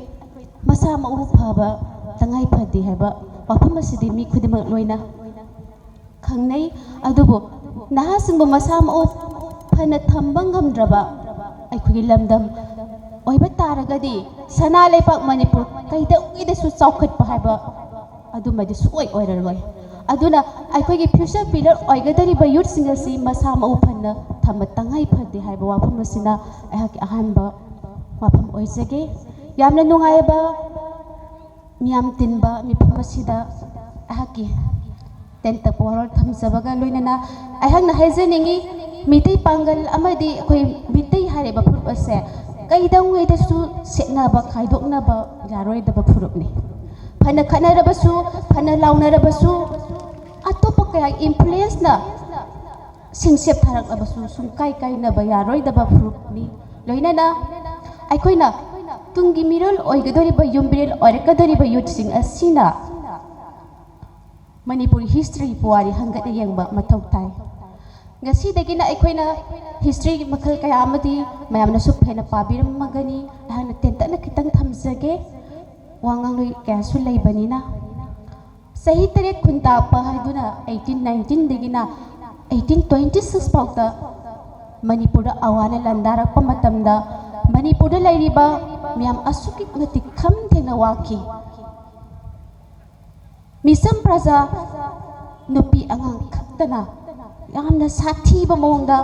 ꯃꯣꯔꯣꯛ ꯊꯥꯗꯨꯅ ꯀꯥ ꯑꯃꯗ ꯍꯣꯏꯖꯤꯜꯂꯒ ꯅꯨꯄꯤꯁꯤꯡ ꯍꯥꯠꯈꯤꯕ ꯅꯨꯄꯥꯁꯤꯡꯅ ꯈꯨꯕꯥꯛꯇ ꯌꯥꯏꯔꯤꯅ ꯂꯦꯡꯉꯒ ꯐꯥꯗꯅ ꯁꯂꯨꯛ ꯍꯣꯏꯕꯒꯨꯝ ꯍꯣꯏꯔꯒ ꯑꯋꯥ ꯇꯥꯅ ꯃꯤꯅꯥꯏ ꯕꯣꯗꯤꯒꯨꯝ ꯊꯝꯈꯤꯕ ꯑꯗꯨꯒꯨꯝꯂꯕ ꯑꯋꯥꯅ ꯃꯅꯤꯄꯨꯔꯕꯨ ꯂꯥꯟꯗꯥꯔꯛꯄ ꯃꯇꯝ ꯑꯗꯨꯗ ꯑꯩꯈꯣꯏꯒꯤ ꯂꯝꯗꯝ ꯑꯁꯤꯗ ꯂꯥꯟꯃꯤ ꯁꯪꯂꯨꯞ ꯂꯤꯡꯈꯠꯇꯕ ꯌꯥꯗꯦ ꯈꯟꯗꯨꯅ ꯑꯩꯈꯣꯏꯒꯤ ꯂꯝꯗꯝ ꯑꯁꯤꯒꯤ ꯅꯤꯡꯊꯧ ꯑꯣꯏꯈꯤꯕ ꯒꯝꯚꯤꯔ ꯁꯤꯡ ꯃꯍꯥꯔꯥꯖ ꯃꯌꯥꯝꯅꯁꯨ ꯍꯦꯟꯅ ꯈꯪꯕꯤꯔꯝꯒꯅꯤ ꯒꯝꯚꯤꯔ ꯁꯤꯡ ꯃꯍꯥꯔꯥꯖꯅ ꯂꯥꯟꯃꯤ ꯁꯪꯂꯨꯞ ꯑꯃꯈꯛ ꯂꯤꯡꯈꯠꯈꯤ ꯂꯥꯟꯃꯤ ꯇꯦꯡꯒꯣꯜ ꯑꯗꯨꯒꯤ ꯃꯃꯤꯡ ꯃꯅꯤꯄꯨꯔ ꯂꯦꯚꯤ ꯀꯧꯏ ꯍꯥꯏꯔꯤꯕ ꯂꯥꯟꯃꯤ ꯇꯦꯡꯒꯣꯜ ꯑꯗꯨꯗ ꯂꯥꯟꯃꯤ ꯑꯣꯏꯈꯤꯕꯁꯤꯡ ꯑꯗꯨ ꯃꯤꯇꯩ ꯈꯛꯇ ꯅꯠꯇꯦ ꯑꯩꯈꯣꯏꯒꯤ ꯃꯤꯇꯩ ꯄꯥꯡꯒꯜ ꯏꯆꯤꯟ ꯏꯅꯥꯎꯁꯤꯡꯁꯨ ꯌꯥꯎꯈꯤ ꯑꯗꯨꯒꯨꯝꯂꯕ ꯍꯤꯁꯇ꯭ꯔꯤ ꯑꯩꯈꯣꯏꯒꯤ ꯄꯨꯋꯥꯔꯤꯗ ꯇꯠꯅ ꯊꯥꯅꯕ ꯌꯥꯔꯣꯏꯗꯕ ꯑꯗꯨꯒꯨꯝꯂꯕ ꯍꯤꯁꯇ꯭ꯔꯤ ꯂꯩꯔꯕ ꯃꯩꯇꯩ ꯑꯃꯗꯤ ꯃꯤꯇꯩ ꯄꯥꯡꯒꯜꯁꯤꯡꯒꯤ ꯃꯔꯛꯇ ꯀꯅꯥꯒꯨꯝꯕꯅ ꯁꯤꯡꯁꯦꯞ ꯊꯥꯔꯛꯄ ꯃꯇꯨꯡ ꯃꯅꯥꯎ ꯑꯃꯨꯛ ꯇꯧꯕꯤꯔꯛꯀꯅꯨ ꯑꯃꯗꯤ ꯐꯦꯁꯕꯨꯛꯀꯤ ꯑꯩꯈꯣꯏ ꯀꯤꯄꯦꯠ ꯋꯥꯔꯤꯌꯔ ꯍꯥꯏꯖꯕ ꯇꯥꯔꯦ ꯀꯌꯥꯅ ꯌꯥꯝꯅ ꯐꯖꯗꯕ ꯋꯥꯍꯩ ꯋꯥꯇꯥ ꯁꯤꯖꯤꯟꯅꯗꯨꯅ ꯃꯤꯇꯩ ꯑꯃꯗꯤ ꯃꯤꯇꯩ ꯄꯥꯡꯒꯜꯒꯤ ꯃꯔꯛꯇ ꯁꯤꯡꯁꯦꯞ ꯊꯥꯅꯕ ꯍꯣꯠꯅꯕ ꯈꯨꯗꯛꯇ ꯂꯦꯞꯄꯤꯌꯨ ꯍꯥꯏꯗꯨꯅ ꯑꯩꯍꯥꯛꯀꯤ ꯑꯩꯈꯣꯏꯒꯤ ꯏꯆꯤꯟ ꯏꯅꯥꯎꯁꯤꯡꯗ ꯊꯝꯖꯒꯦ ꯂꯣꯏꯅꯅ ꯃꯅꯤꯄꯨꯔ ꯍꯥꯏꯕꯁꯤ ꯆꯤꯡ ꯇꯝ ꯍꯥꯏꯅ ꯈꯥꯏꯔꯤꯕ ꯉꯁꯤ ꯆꯤꯡ ꯑꯃꯗꯤ ꯇꯝ ꯑꯁꯤ इंटरकनेक्टेड होइबा सुंकाई काइनबा यारोइदबा अदुगुमलबा मफमनी जियो पॉलिटिक्स दा अदुगा जियो हिस्ट्री दा सिंग तमसे खाइदोकनबा यारोइदबा सिंग तमसिबु कइदौगे हाइबदा सेपरेट एडमिनिस्ट्रेशन पामलिबा कुकी नार्को टेररिस्ट ना लांदादुना सही अनि फाजिलकलबा गसी फावदा मितै पांगलगे सिनाउसिंगना आइखोगी निगोल मसा ब्रिगेड थौना फना गसी थोलि इरांग असिदा हिंसा असिदा मितैगी दमकता आइखोई लेडी हाइदुना थौना फना उपिरबा हिस्ट्री ना आइखोगी मयक लारबा खुदम अदु मखाना सथरपा से तौफम थोपा ड्यूटी नि खला थोपिरेबा इसिनाउसिंग मितै पांगल इसिनाउसिंग थागसरी लोइना ना तोंगान तोंगान बा आइखोगी नोमदा संगदबा यादबा पोलम सिंग सेंग थाव थुम सिनी मखल का इंसांग मखल सिंग अनाले संगे पोलम सिंग लाइबा आइखोगी खायो सिंग पोरकलिबा ड्राइवर सिंग से मिदै पागल इसिनाउ सिंगनी आइखोइना काउथोपा सुमदि मखोइबु थौना हापा हाइबसे आइखोइगिदि तंगाइ फदबा वाफम अमसु मिदै इसिनाउ सिंगदा लै हैना थमसके तोंगान तोंगान बा हिरम कयादा आइखोइ अवाना दा मतेंग पांगलिबा सिंगदा लैरिबा आइखोइगी नागा इसिलिनाउ सिंगसु आइखोइगिदि थादोकनबा यारोइदबा फुरुप कांगलुप कया अमा लैरिबा लमदम असिगी आइखोइगी मणिपुर हारगा मैतै खतगी नागा खतगी मितै पांगल खतगी नक्ते मणिपुर हारगा फुरुप मसा मसा इथनिक ग्रुप कया लैरिबा सिगिसु मणिपुरनी मणिपुर बु थुगाइना बसिंगना पाहाइबसे फुरुप कांगलुप सब मानरगा यादि हाइना चंगसिनबा मतमदो थेंगमलबनी आइखोइ खुदिमगना मणिपुर के अपुम सक्तम कनबा हाइबसे तंगाइ फदे मणिपुर के अपुम सक्तम ngaप कनबदा तोंगान तंगबा फुरुपसिंगसु सौगटपियु लोइनाना आइना सुम खनजबदा आइखोइगी नहा अमदि महैरोइसिंगस आइना खनजबदादि सब मानबा कोइल अमगुमने खनजैबा आइखोइ करि हाइतारे during the student life, one should try to be the best with the understanding of what he or she had learned only. If the students are well educated,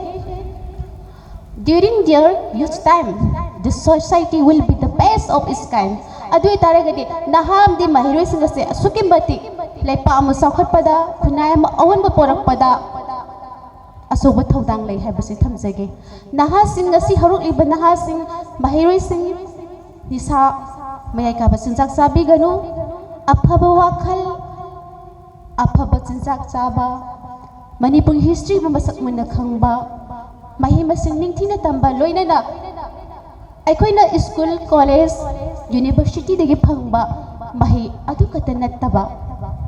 societies dagi miyam dagi phangba lawsing aikoina khangnaba hotnaba haibase tungi youth or kadoriba aigi khathaba younger brothers sisters sing da thamsage Manipur gi history masak khangna khong thanglaga irei pakidamakta aikoi Manipur kanna ba khongjang sangsiminasi ngasi ma akhoi asok ke matik sahi ani phajilaklaba matam asida kuki na ko terrorist na meite sinda landarapada mi bu makak tana hatlaba sibilan misang kaya hat pade he doctor yum kaya mai tharaklaba awalan gi mathangda amuk awaba saiteng haibadi thaiba taragadi ngasi thokliba thongdok sing asi oi betai hai ai wakhal khanjai asigum laba tanja sida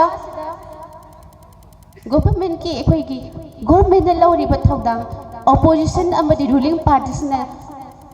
lo khangi khangde adu ada na mari puit ge na dana sum leiba se miam ekhoi di asukki matik laibuk thibani ba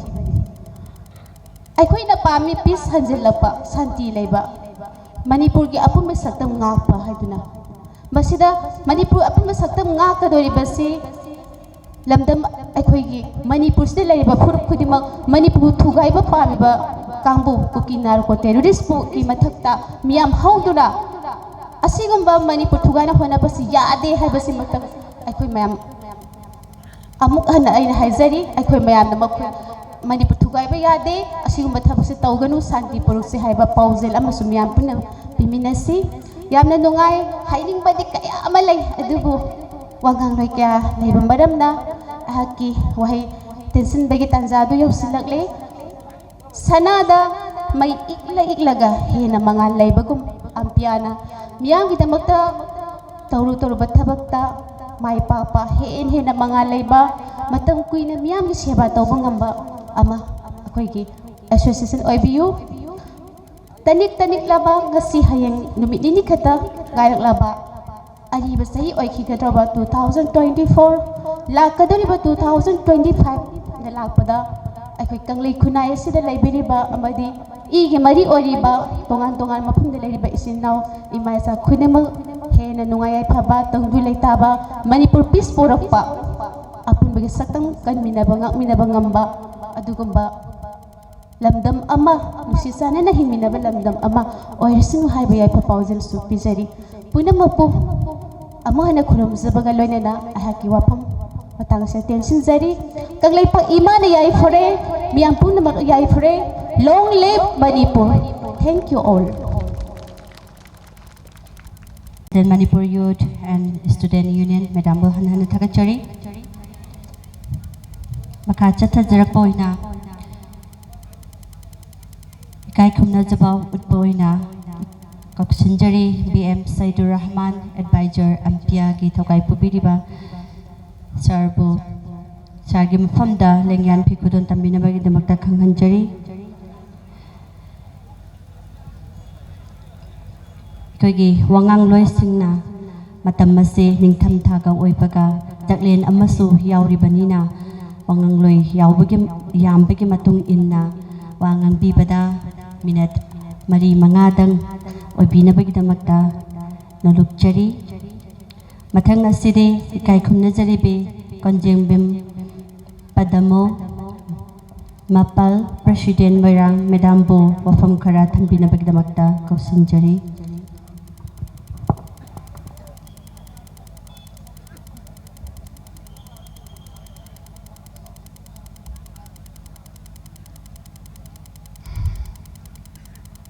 ngasi asigum laba yai paraba numit asida mampiagi ahanba mapokumon numit asigi mayai gi tanggol lengsin biriba thoidok hendok na tongan na sak tak sarudragasu pumna makpu aina kok nun ikai kun jari loina na ngasigi thauram asida lengbi da iba tongan ba community gi leadership loina na civil society organization singi representative sing maira paibi imai bi sing pumna makuso aina kok noni kai kunbo ochari aduga thoido hendok na lamdam sigi nungsi jarabai pai ful imai vel sakar na harul pumna makuso kok noni kai kunbo ochari ai thoidong na matam laujaroi ba ahum sigi matang sidang thamjage lamdam sida lairiba lamdam sida me thabagi thokiba landu da khwaidagi ihan hana awaba mayok nagiba adugumba maitai isilinau ipa isa punamakna sursanpurda sada thakna numit kayani thawai dabu hingadi haiduna makoi gi thawai kanjabham yaba jaga sing lairaba matungda ihan hana adugumba maitai singduna lakpa matamda khwaidagi ihan hana awaba mayok naraga satak chakham naraba adugumba maitai community sing sadum mama hoitusu sara amata oiragasu khwaidagi hana pizabiba okpigibado ngasi laibiriba koktagi praja sing paipal ngakana hangana maitaina hangide ai isamakna sakini matamduda aduki matik sauna lairiba mampya amade jaga sida lairiba civil society organization imai bel sing ipai pol sing ponna mangna law ke ba daita do ai koi maitai community na kaubam thokte haiba wafam sini thamjaningi ba yamna nungsina matamduda manglam saki puari khangudraga su ningsingakpada ai thamoida atuki matik ai ge loina jarakpa ai ge isanupa hojikna kokomigi media court mitar oina laibiriba isanupa sujin lamjingaga ai khoi mayamna lakpa matamda adugumba maitai pangal silinau singna loramba daita do ai khoi puari sida kaufam thokte haiba wafam duni thamjaningi ba ngasi phausu lauri ngasi kokta da lairiba maitai panganna masida palloina ngamda taragadi ai khoi moirang kari oirakani thangna ba jaga kari oirakani habase ai khoi na kaufade aduna maram oraga kari gumba matamda ai khoi gi maitai community dagi aduga maitai pangal community sing dagi isa singi marakta kari gumba nungai taba thodo kaya udaba sunate mama ama oina maram di yung thangna lairiba wamin nariba pumna maksina maram oiraga mama ama oirubanina angaw su isani afaba su isani nisa saba su isani habigi wakal nonda ngasi dais na lengsin biraba sangnaraba oza sing kaya mampiagi adugumba civil society organization mayamgi aduga lairiba municipal council gi adugumba leaders sing mayam khana tanaraga matam gi oiba problem mayam do solution tawraga laksani bani adubo ngasi number 2 da thamjaning ba wafam de ai khoi maitai pangal amadi ai khoi maitai community puari da mayak sayang na la idana laigraba adugumba kainaba yadaba furup amakakni loina na iramdam manipur asigi layhouse da poksaba layhouse da saudaba ai khoi wakhalon manaba ai khoi ngasi gi hairiba mifam asigi khudong chaba laujaraga amuk hena sesinna aikhoi iramdam manipur se ngak taba yade kandaba yade haiba wakhalon dusu thaminasi haiba wakhalon thamjari loinana singda laiba aikhoi gi wakhalon manajaba aikhoi ga loinaraga sachaba maitai panghal maitai amadi aikhoi ga loinana satminaba pumnama kusu ngase haiba numisidagi amuk hena achetpa mari ama thambaga loinana iramdam manipur asigi ngamkhai kanminasi ngamkhai ngapinasi haiba wakhan thamjari loinana ani suba point da aikhoi hauji iramdam manipur asigi ngamkhai di lengdana laigani aikhoi lambi hauji mangi aba si karana hanjinga dauri bano karamba matamda aikhoi handok dauri bano haibase aikhoi gi iramdam manipur sida poksaba inam manipur sida saujaba pongna mangna amat to oibagi wakhalon duda apun bagi sakti duna aikhoi kanminaga doineba adubo laibak thibadi hauji context di yengjaba matamda mama oibi kayana mama oibi assembly salakaba maya mama aikhoi na uri masigi wakhal se thadok minasi lusingba pamba yamakpa masagi phireb laitaba adugumba masing yamakpana aikhoi gi iramdam manipur ase tanik thamna da hapa isingum lairaba matam sin karigi thamoi nabano karigi asaram tanabano madu thadoksi Napoleon monarch na hairamba afaba amang nama pio prithvi joy tauge haibado adugumba mama do aikoi oiminasi lusingba pamagadi oibio matung injage apun manas Saktini apun mana thiang nagada bani apun ba mayam dugi matung injage haidana aikhoi Bisnupur district mamal masa singi mama apun balu siarme nama oina aina thamjari mo sinjaraga loina na moirang kendra apun ba maira paibi imaluk mampil gi president ma oina aina promise taujari punsan bio apun badugi matung innabagi damakta aikoina sem sadana laijare haiba wakhlon ngasigi sabada thamjari ngasigi mayam punbagi khudong chaban laujaraga punbiu masoi taba ngasi central government amadi manipur state government laina u phangi ngasi ma aikoi se aikoi gi pangal thangna hanthana na bagi damakta machet tana na bagi taurakpagi sarau langsida aikoi iramdam manipur se kanminna se haiba taragadi madugi langda thugadabado wakhalon do thadopiu thubiganu aikoi apunba oina lekminna si loinana ahum suba poinda ngasi isa singi marakta iramdam iraibak manipur kandaba yade haina thokpira aga kari gumba matamda I masen gi oiba nasinanaw gi oiba marakta kari gi damakta problem masa create tawraga mama singbu wahan banoba adugi wakhan si thadok piyo isa singna aikoi na ngasi tungi lambi na sangauraba mangi lambi na tela aba aikoi na iramdam manipur kanba upai nate somna khaki ngasi ikhang hudana lakhiba lal asina maram oirakanda isa sing nisha sabasu apabasu phatabasu asonbasu akanbasu loina magna iramdam ngaktaba yade haina thogla aga ngasi iramdam gi damakta adugumba mirot kumda thengnadana laiba mayam se mama mu aina appreciate tawi thagalli laiba kanbang lambasu oyo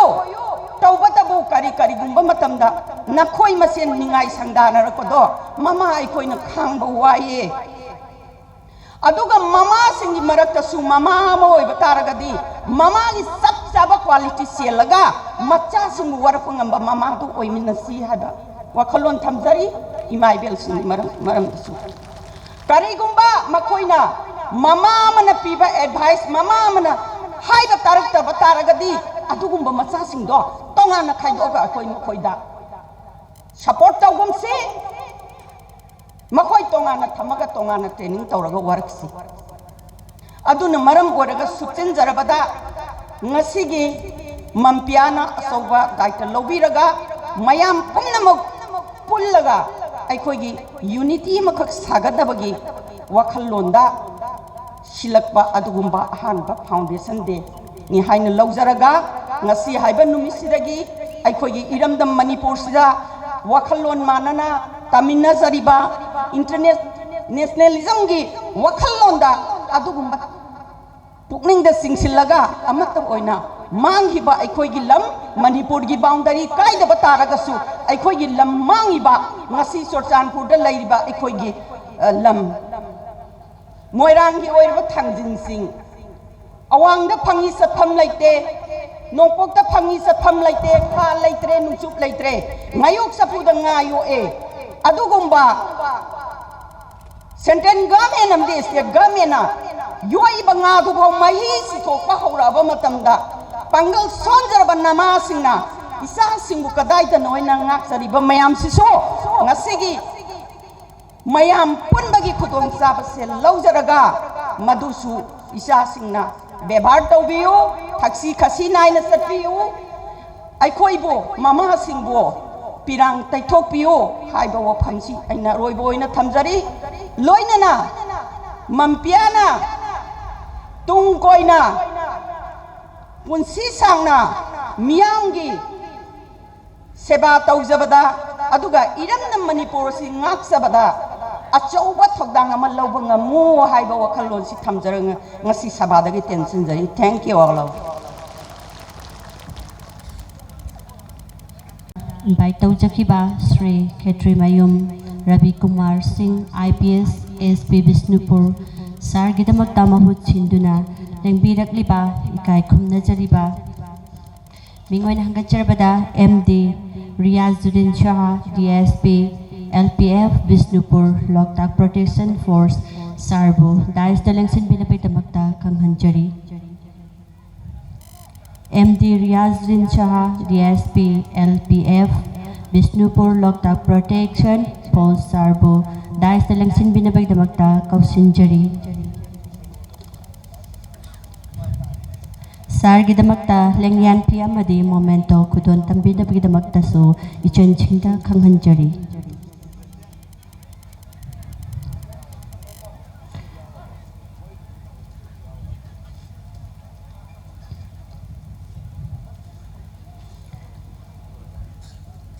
maka chasadar pa oina ikai khumnaba utchaba oina kausinjari BM Sahidur Rahman Advisor Ampia Sargidamakta lengyan pikudon tambinabidamakta stage the Kausinjari KS Minhazuddin Secretary TA YV Lilong Sargidamakta so lengyan pikudon tambinabidamakta Sarbo stage the lengchin binabidamakta Kausinjari Kaikum Nazariba Rafizuddin BYPA President Porayang B Sargidamakta so lengyan pikudon tambinabidamakta stage the Kausinjari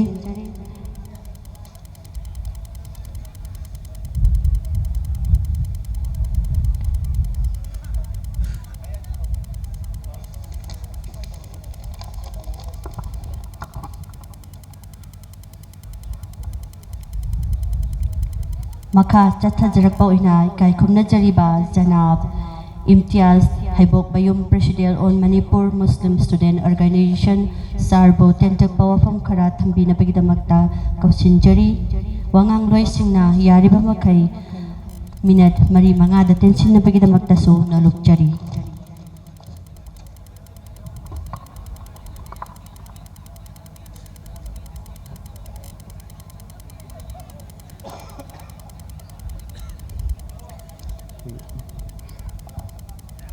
Assalamualaikum. Ngasi ampiana simnuna ahanba foundation day pangthokpagi thoram asida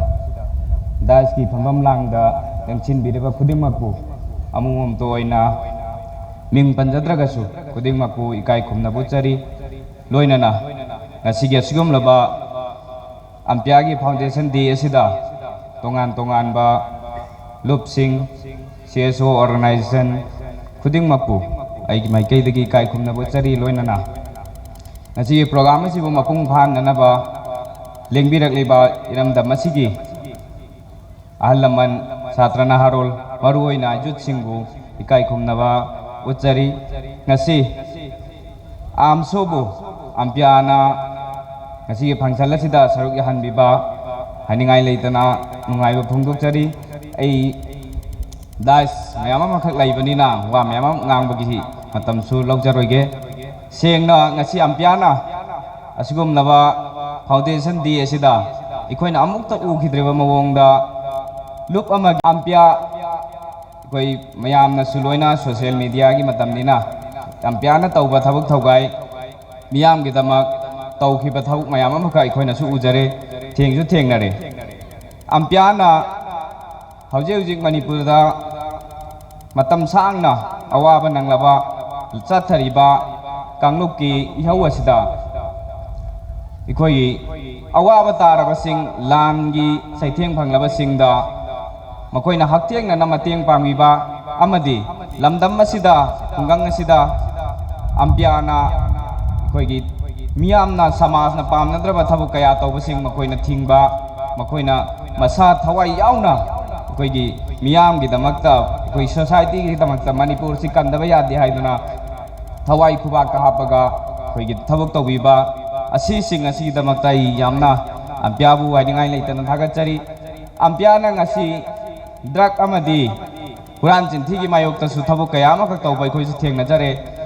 matang si daina panjaning base khoi manipur da hoji hoji kho ibesi drug kal khoi gi community singa he ko chen bagi mami ma ta ba phangjaba asigum ba any community oisunu pangal oiro atopa mitai silinau community sing do aduga khoi gi naga gi oro any atopa community sing dagi nisa yonba nisa karba tauba nisa chaba huran chidi tauba se adumak thoe laiba ikone chunai khangna raba ngaktan hairiba nisa yonba nisa na paisa ta laga nisa degi lakho income duna ai yum mathon wangna sagani society sida ai paisa paibani paisa paibagi nimi lai haibana society sida makhoi na tawning mawang torok matamda any koigi lairiba organization community society mayam sina kana ama phone ma hairibi individual da support tawbu leiteba community da su tawbu leiteba tawbu he ekoi pangal hairiba community sa dak oiro nisa oiro hairiba polam si he napchin na tusin na chatpa mayam na si line sida puna na bhona ba sa ekoi ge manipur da khundamine riba tongan ba furup sing na su koi pangal hairiba community sina dak ta he na ekoi ge drug si pam na season na ba society khoi gi pangan society na yaraga third drug ka ba se to han bagi mangong u ba se masi ubi da na ba haiduna ngasi gi function la sida miyam da haijari khoi gi pangan gi muslim gi law da so drug haiba policy totally ban ni masa gi manangai nungai na ba hona ba da miyam da chaitheng pire ba sing sidi community ama khakta na te lai ba khoi manipur da khundana mina riba community khuding makna hairiba nisa karbar tauba huran chinthi tauba singa do matam chana maru thenga makhoi singa do musatpa darkar ni aikoi mi community ama khakna natragana koi government khakna taugani haiba leite aikoi miyam punna kholoina na chanmin naraga hairiba nisa gi polam tauriba singje aikoi lantheng min na si makhoi bo aikoi na warak min na che ba famji thamjari aduga ngasi aina koi dak om di hen ai jagre ai di lop koi satra gi organization ni all Manipur Muslim Student Organization na koi gi Manipur gi any issue Manipur da matam gi lak koi irang sing amadi Manipur gi any community amada ai koi maru oina pangan da lakwa koi gi problem sing satra da lakwa problem sing adu gi damak tai koi lai jabani matam gi matung inai koi thabuk so dum taujai mateng pang ba ya ba sing koi hona jai aduga mafam lamdam masida lairiba youth singna wakhan tabigadabse ampiana ngasi lamdam masi chawkhatnanaba manipur asi chawkhatnanaba honabada ampiana thawai khubak ta hapaga tholak liba sumaina mafam asida lairiba youth khuding magnasu aikoi punna sokminaraga nisa gumba phattaba lami sidagi lapthoga laik laisu phajana maram chana tammaga aikoi gi लाइरिक हाइदरगदी लाइरिक याउद्रगदी society में सेमदा अदुगी मतिक यामना सोतन लेहोगनी मरुइना अखोय lyric से मफाचन्ना तमगा youth अमा ओइरिङै मतम अखोयना तौबा याबा मासी थबकसिंग तौबा अदुगा मखा तरकु पुन्सिदसु अखोयगी सोसाइटी की कानगदबा अफबा थबकसिंग अदु तौननबा होनमिन चियारगा ngasiगी तिनबिरिबा मियाम अमदी अखोयगी आमचाबो आइबु इनवाइट तौबिरके नमका हाइनिङाइ लेतन थागत फंगे अस्सलाम वालेकुम चानबगी तंजा यौसिलकदौरे मपुंग फाना थौरम असे यौमिनखिसि हाइजबगा लोइनना मखा चथजकपोइना कौशिनजरी गायखुमनजरिबे मैरांथेम लैमदेबी UWDO मेदामबो वफम खरा तिंतप वफम खरा थंबिनबगिदमक्ता कौशिनजरी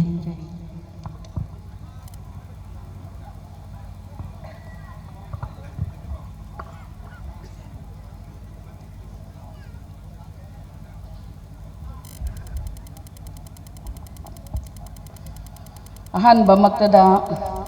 ngasiगी mayagi phampam langda lengsinbiriba mingoina mamamtang oina panjadragasu aigi kaka sing loina honorable MLA loina lengbiraiba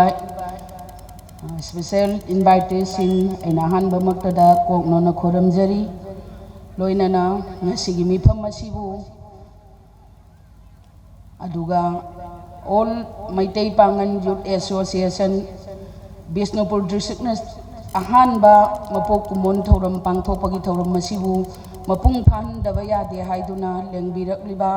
आइगी Meitei पांगलगी चेलिक्वा सिंग इमाइबेल सिंग लोइनाना मैतैगी इमाइबेल चेलिक्वा सिंग पुनमकपुसु आइना कोकनोना खुरमजरी अम्पिया साफोंगलकपा बिष्णुपुर डिस्ट्रिक्ट मरुओइना कोकताना अहेनबा रिक्स फोंदोकचबा सही 2023 दा कोकताना लिट तौरगा अम्पिया साफोंगलकपसी ख्वाइदगी हेना नुंगाइबा फोंदोकपा सहीने हाइना आइना कुकी नार्को टेररिस्ट सिंगना लाल हौरकपदगी अखोइगे कोकतादा लैरिबा मैतै पांगलगी इपा इचा सिंह इचिलिक्वा सिंह लोइनना प्रजा खुदिंगमंगना अम्पिया साफोंदबा यादेना साफोंगलकपसी ख्वाइदगी हेना अखोइगी तुंगदा इनखलइबा तुंगी युम्बिरे लोइगदबा इचा सिंगिदमक्तदी इनाउ सिंगिदमक्तदी मपुना पिबिरकपा ऑर्गेनाइजेशन अमनी हाइना आइना अहानबा मक्तदा थमजनिंगी लोइनना अम्पियाना साफोंगलकपा अहानबा मिकुप्ता आई मैतै अमोइना अम्पिया करीनो हाइबा खंगदे ममिंगदी ताई करीगिदमक पांगनगा ख्वाइदगी मैतै पांगनगा लंबी नकनबा अदुगा मैतै पांगली पाइचा सिंग इमाइबेल सिंगना फाउरगा सत्पा मरुओइबा लंबी अमदा आइगी मैरा संगदो लैबना मरम ओइरकंदा अम्पियासी याम तोइना ताई मतमदुदा अम्पियासी याम लाना आई मैरा संगसिदा फमिन्नबा मियाम खरदगी याम लान उरकांदा अम्पियासिबु मराई चाइदबा याबा मवोंदा ngangbirami अखोई सुखंगदबनिना मदो मतम खर थाजरुरेबा तसेंगना मखाइरगा अइना ngasi मयामना स्टेजदा वही खरदोइसु हाइननबगी खुदोंग चाबा पिबिरिबा अइसे अइना पोक्चबा इचादो सुम चारेबा ngasi कनागुंबा ममाना मचाना नंबर 4 चाबा गुली चाबदा लोटलगा थंबा ममादो आई ओइनिंगदेबा आइदी आइने हे पोक्चबा इचा नुपा तोंबसी सुम चाबदगी आरामबाई यूनिट अमदा आइना सिन्नजरकांदा आइगी इचादो कनबगी खुदोंग चाबा लौजैयबा आइगी इचादो मपुंसी कल्ले कनाना मतेंग पांगगा आइगी आरामबाईगी इचा सिंगना मतेंग पांगगा आरामबाई बिष्णुपुर डिस्ट्रिक्ट की कमांडर आइगिचा अमर की मखादा लैबा मचा मनाव सिंगना तौरकांदा अइन हे पोक्चबा इचादो ngasi कल्लकांदा आइगी तुंगी लंबी खर उबा फंगेबा हुजी अदुना मरम ओरगा अम्पियाना ngasi हौरकपा अम्पिया साफोंबा हौरकपा मतमदा मियामना लालना उरकांदा अम्पियाबु कैनो मोइना खललंबा कोकतो ngasi दी अम्पियाना लौरइबा थौदांग लोइनाना हिरम खुदिंगमक्ता अंपिया का पुन्ना चमिनरकपा हौरकपा मिकुप्तगिदी अंपिया कनानो खंगबा हौरए कोक्तादा लैबिरिबा कोक्तागी प्रजा इपा इपल इचलिक्वासिंग इचासिंग पुनमक्ना अखोई मैतै अमदी मैतै पांगल से कनागुंबा खरगी मिशन नमदा अखोई लोइना तुरकांदा अखोईगी इरमदम मणिपुर मैतै पांगल नमना तारगा लैजरिबा तंपाकी लमजे सोइदना मुनगदौरे हाइबा तंजादु खंगना कोक्ताना ngasi लीड तौरगा अंपिया लिंखतपिरगा ngasi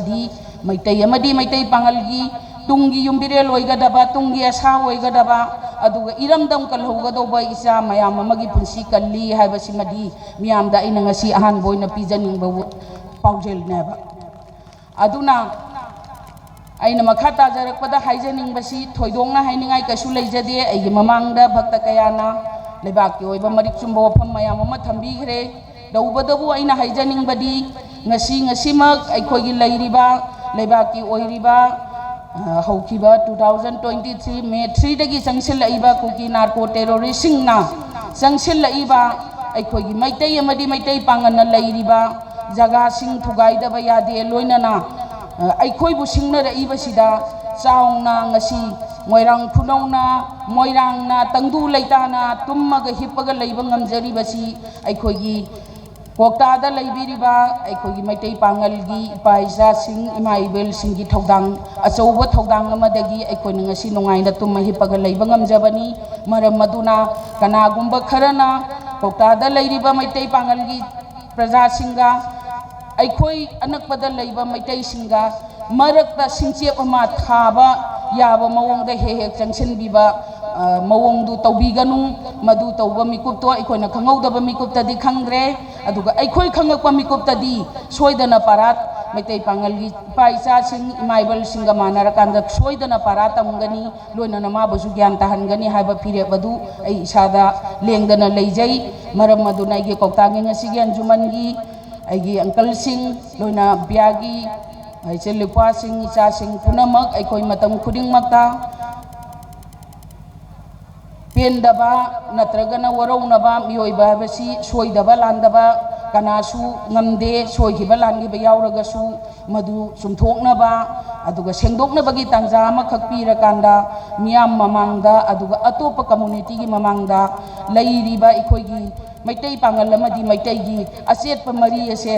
लापथोकनबा यादबा मरीने हाइबदुमसु खंगनमिनसे हाबा वफम अमतंग थमजरी लोना मखा तारकपदा यामना सांगनसु हाइजररोय ngasiगी मखा तारकपदा अंपियाना ngasi सिलिबा अहानबा अंपियागी मपोक कुमोन थौरम मसिदा मियामना सोजोक पिबिरिबा असिगुमना अंपियाना चंगसिलकपा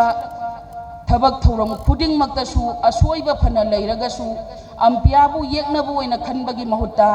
अंपियागा पुन्ना फमिनरगा भाब तानमिननाबा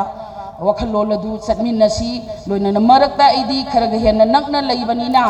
अंपियागी इचा सिंगदा नंगिबा अवाबा अंपियागी इचा सिंगदा नंगिबा खुदोंग चादबा मयाम मदु अइंगोंदा लोइना एदगी जेट फावर नॉलेज लैबनिना अदुकी मतिक नुंगाइतबा सेंटिमेंट ओइबा मिकुप मयाम अमा यावी अदुना कोक्तादा लैबिरिबा इगी प्रजा सिंह कोक्तागी मैतै पांगलगी पाइचा सिंह इमाइबेल सिंह पुनमक्ना मणिपुरदा लैरिबा मैतै पांगल ताबा जगह मयाम अमा लै अदु ओरगसु ngasiगी वारोन ड्रग की मतंगदा हेक चंगसिलकपा मतंगदा अैखोगी कोक्तागी किंग पिन सिंगसी हाना मुक्तंग थुगाइबियु अनकपना मांग थारकांदा अमुक्तंग कोक्तादा लैरिबा ड्रग किंग पिन सिंगसे अमंग थुगाइद्रगदी मणिपुरदा ड्रग की मखुनसी मुटपंग मरोय हाइबा वफम यामना तोइना थम्मी अदुबु ngasiदी अंपियाना अचौब थौदांग अमा लौरकांदा चही अमगा खरे हेनबसिदा चंगसिनबिराइबा खोंजंगसिना मरम ओरकांदा नोमदी कोक्ताबु अदुकी मतिक अवांगबा अरंगबा थाकता थंबा अदुगा निशागी मरमदा ममी तादबा अैखोगी कोक्ता हाइबदुमो ओहेनमिनसी हाबो वफमदु थमजरगा मियामदगी टेंशनजरी मक्ता नलुकचरी मथंगदा कौशिनजरी काइखुमनजरीबा Shri Yumkhaibam Surjit Kumar Khuman Media Coordinator, Coordinating Committee on Manipuri Integrity ꯁꯥꯔꯕꯨ ꯇꯦꯟꯇꯛꯄ ꯋꯥꯐꯝ ꯈꯔ ꯊꯝꯕꯤꯅꯕꯒꯤꯗꯃꯛꯇ ꯀꯧꯁꯤꯟꯖꯔꯤ.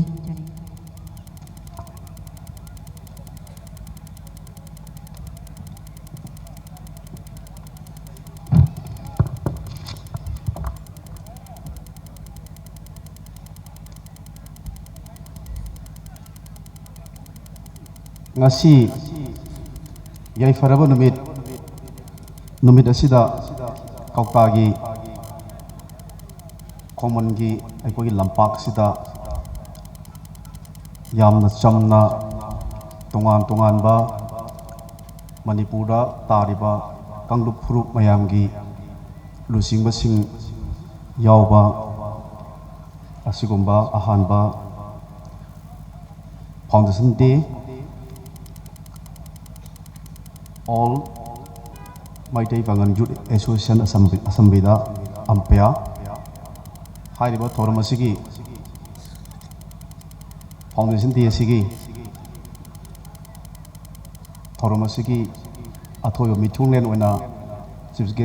Sivgeski Home Langda Dingshin Bidiba Amati Thoramasigi President gi Home Langda Dingshin Bidiba Lonana Tungan ba Lukayagi Lusingba Singna Thoramasigi Guest of Honor or Kipam Lang the Nation Biriba Loinana Tongan ba Manipuri Pamdi Lapiba Ikai Kunazariba Youth Sing Ahalaman Maru Opang Amadi Lukayagi Lusingba Sing Aduga Thoramasibu coverage the video media gi Sinau Sing Kwai Kiku Han Mukda Ikai Kunaba Uchari Nasai Koi Thoramasigi Hogdokoda Ekoi Thoramgi World PB Gibu Matamda Ekoi Civil Society Organization Mayamga Ampiaga Kusam Naraga Ekoi Hena Mapangan Kankan Abasu Koi Kona Minasi Aduga Hojik Tolak Liba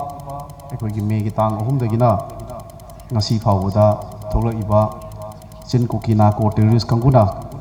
Maitei Miam da Landarak Pagi Awa Saiteng Kayam Asidasu Ampiana Lawi Bathodang Aduga Drug Kimatang da Soksilaba Idamdam Sigi Youth Sing Kananaba Drug Ki Mayokta Drugsi Aikoi Idamdam Sigi Laimai di Mutanana Honabada Lawi Bathodang Aduga ngasi maksimba foundation di si yamna wahan thok leiba manipur gi apun ba saktam idea of manipur gi wakhlon da lansigi red zone oiriba lansigi horkhom oigriba tubum bangla gi samnana leiriba kokta haiba khulsida apun ba manipur amagi wakhlon da tongan ba manipur gi Civil Society Organization Sing Danatana Aikoi Huzi Manipur Asawu Tudang Lobby Iba UNC gi United Naga Council gi Sinau Mayamasu Aikoi Pundana Aikoi gi Apunba Yo Khalon Sagatana Bagi Oiba Nungda Yana Fajaba Wakhalo Lamada Sinba Yana Mapung Oiba Yana Marik Shumba Wahan Thong Iba Gombo Foundation Day Wakani Hana Lose Adumadi Oraga Ampiada Aina Waham Katang Aikoi Hankatna Aikoi Kaminabu Uminaba Yabasi Karino Aragadi Huzik Toiba Lansi Huzik Toiba Irangsi Aikoi Kangi Aikoi Megi Tang Ahumdagi Hobani Adu Lansi Nahana Lucian Biabani Numari Mangani Lucian Biabadus Sang Trib Lansi Kaino Aikoi India Langang Sanabadu Puxi Wargi Mayek Sengba Wahan Tokto Nomono Magi Henjelkli Asumba Kanglu Pulto Sanaba Asumba Puxi Warsi Masidagi Aikoi Nantok Anabagi Masidagi Aikoi Ngaktoga Aikoina Ipana Ipuna Tamamba Manipurgi Apunba Saktam Manipurgi Apunba Ngamkai Atuga Tungan Purup Mayam Nuksi Chana Ledamba Atuba Saktam Da Madugi Porto Aikoi Manipur Leiba Aikoi Yellow Day Kundam Minerba Machimano Mayam Kusam Naraga Aikoi ꯑꯃꯠꯇ ꯑꯣꯏꯅ ꯊꯦꯡꯃꯤꯟꯅꯅꯕꯒꯤ ꯇꯥꯟꯖꯥꯗꯨ ꯈꯨꯠꯁꯝꯅꯔꯒ ꯂꯧꯔꯒꯗꯤ ꯍꯧꯖꯤꯛ India ꯂꯩꯉꯥꯛꯅ ꯁꯟꯅꯔꯤꯕ ꯄꯨꯛꯁꯤꯌꯣꯔ ꯑꯗꯨꯒ ꯃꯄꯥꯟꯗꯒꯤ ꯆꯪꯁꯤꯜꯂꯛꯄ ꯆꯤꯟ ꯀꯨꯀꯤ narco terrorist ꯀꯥꯡꯕꯨꯅ ꯂꯥꯟꯗꯥꯔꯛꯂꯤꯕ ꯑꯁꯤꯒꯨꯝꯕ ꯂꯥꯟ ꯃꯌꯥꯝꯁꯦ ꯑꯩꯈꯣꯏ